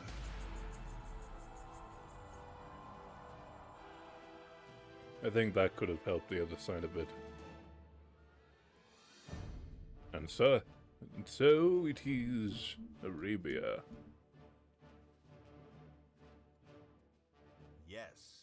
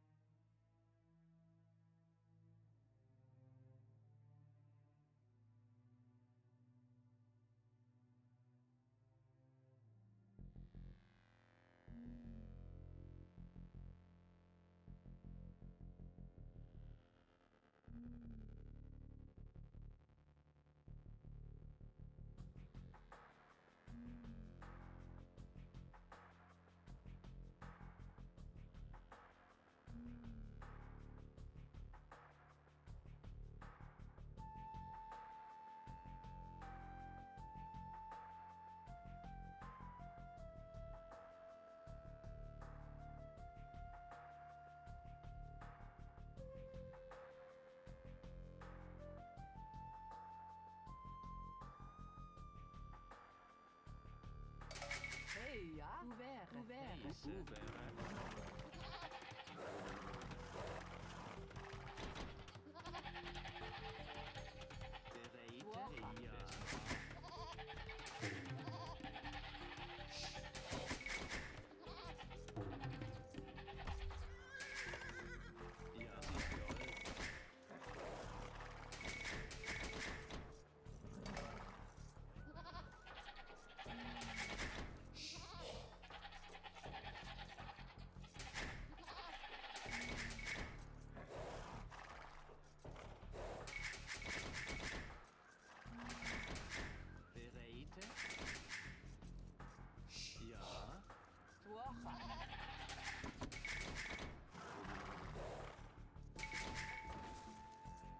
I'm liking the look of these wood lines.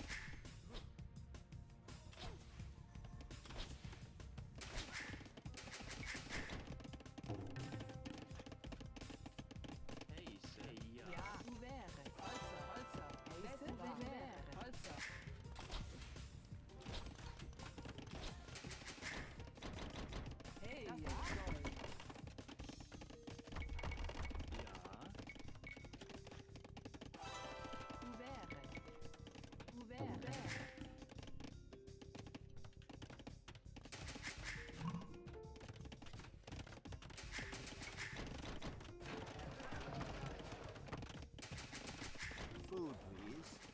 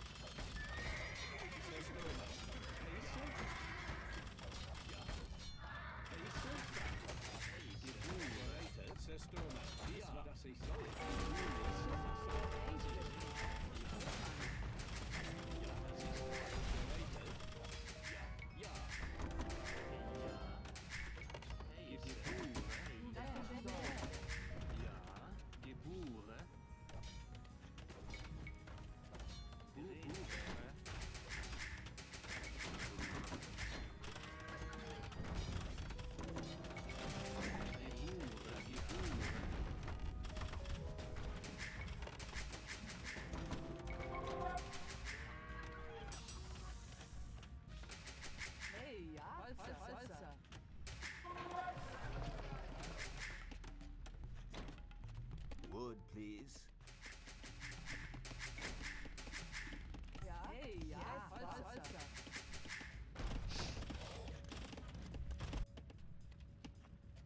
Bereite. Holzer. Heiße? Bereite. Ja. Ja, Ja. ouvert. Ja.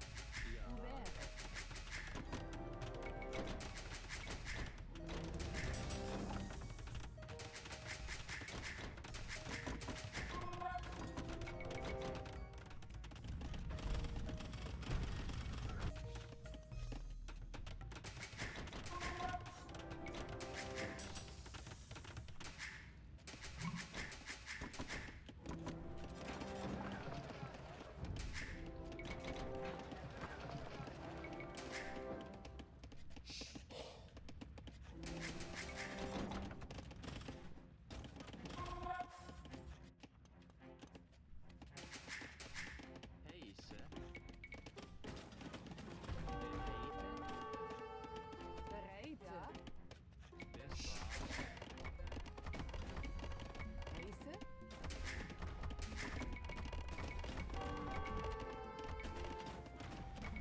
Heiße. Hey, ja. Soll. Rete. Ouvert.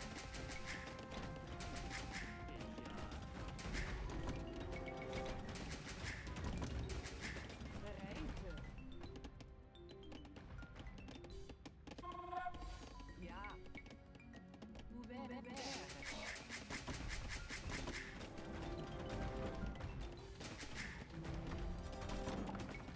Heiße? Das war so. Hey, ja.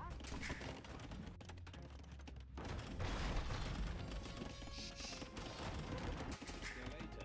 Ja, das ich soll. Ja.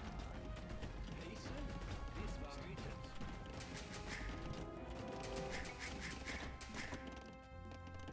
Bereite? Heiße? Ja. Ouvert.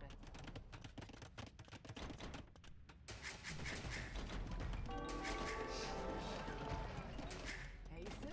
Holzer. Holzer.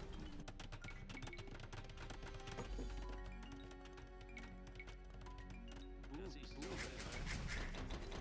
Bereite. Ja. Bereite? Das ich soll. Das war...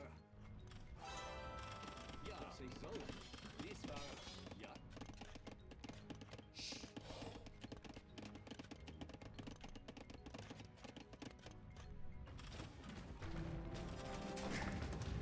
Heiße? Ja. Bereite?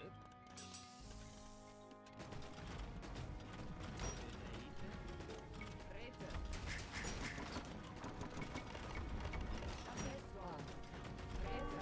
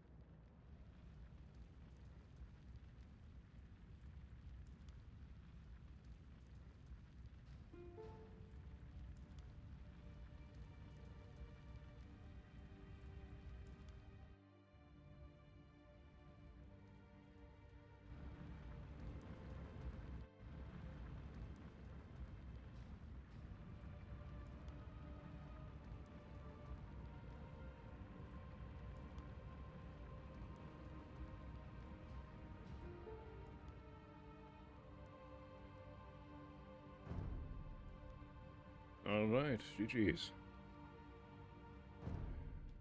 Let's get this raid on the road. Who is available? Twitch. Now, tomorrow I'll be taking a day off, but I should be back on the day after tomorrow. We shall see. As for who is on, there is Yamato and Huang.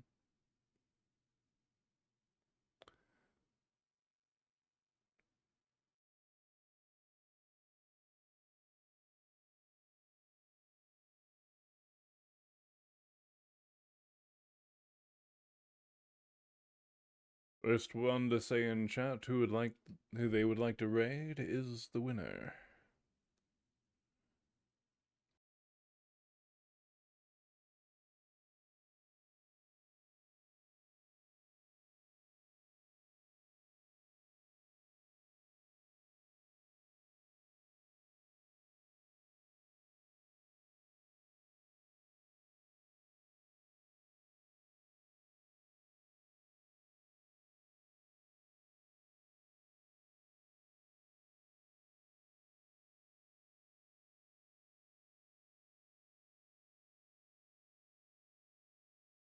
Alright, since we did Yamato yesterday, I'm thinking that we shall raid Huang. Unless someone says otherwise. Ah, Yamato. I don't know why I did. Oh. I hadn't refreshed the chat. Alright, let's see what we have here. Stormy, 5. Gifting 5 tier 1 subs. Thank you very much, Stormy. Appreciate it greatly. And Cave Mondo says, what is Teutonic reading from when he does the narrations? Thank you. Alright, so it shall be Yamato.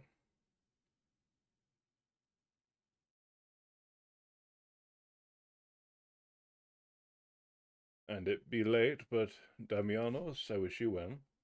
Have a good night. And...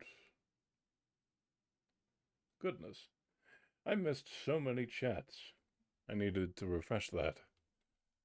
Okay, let me see here. Yamato Cannon. Raid Yamato Cannon. Pressing the button. Successful.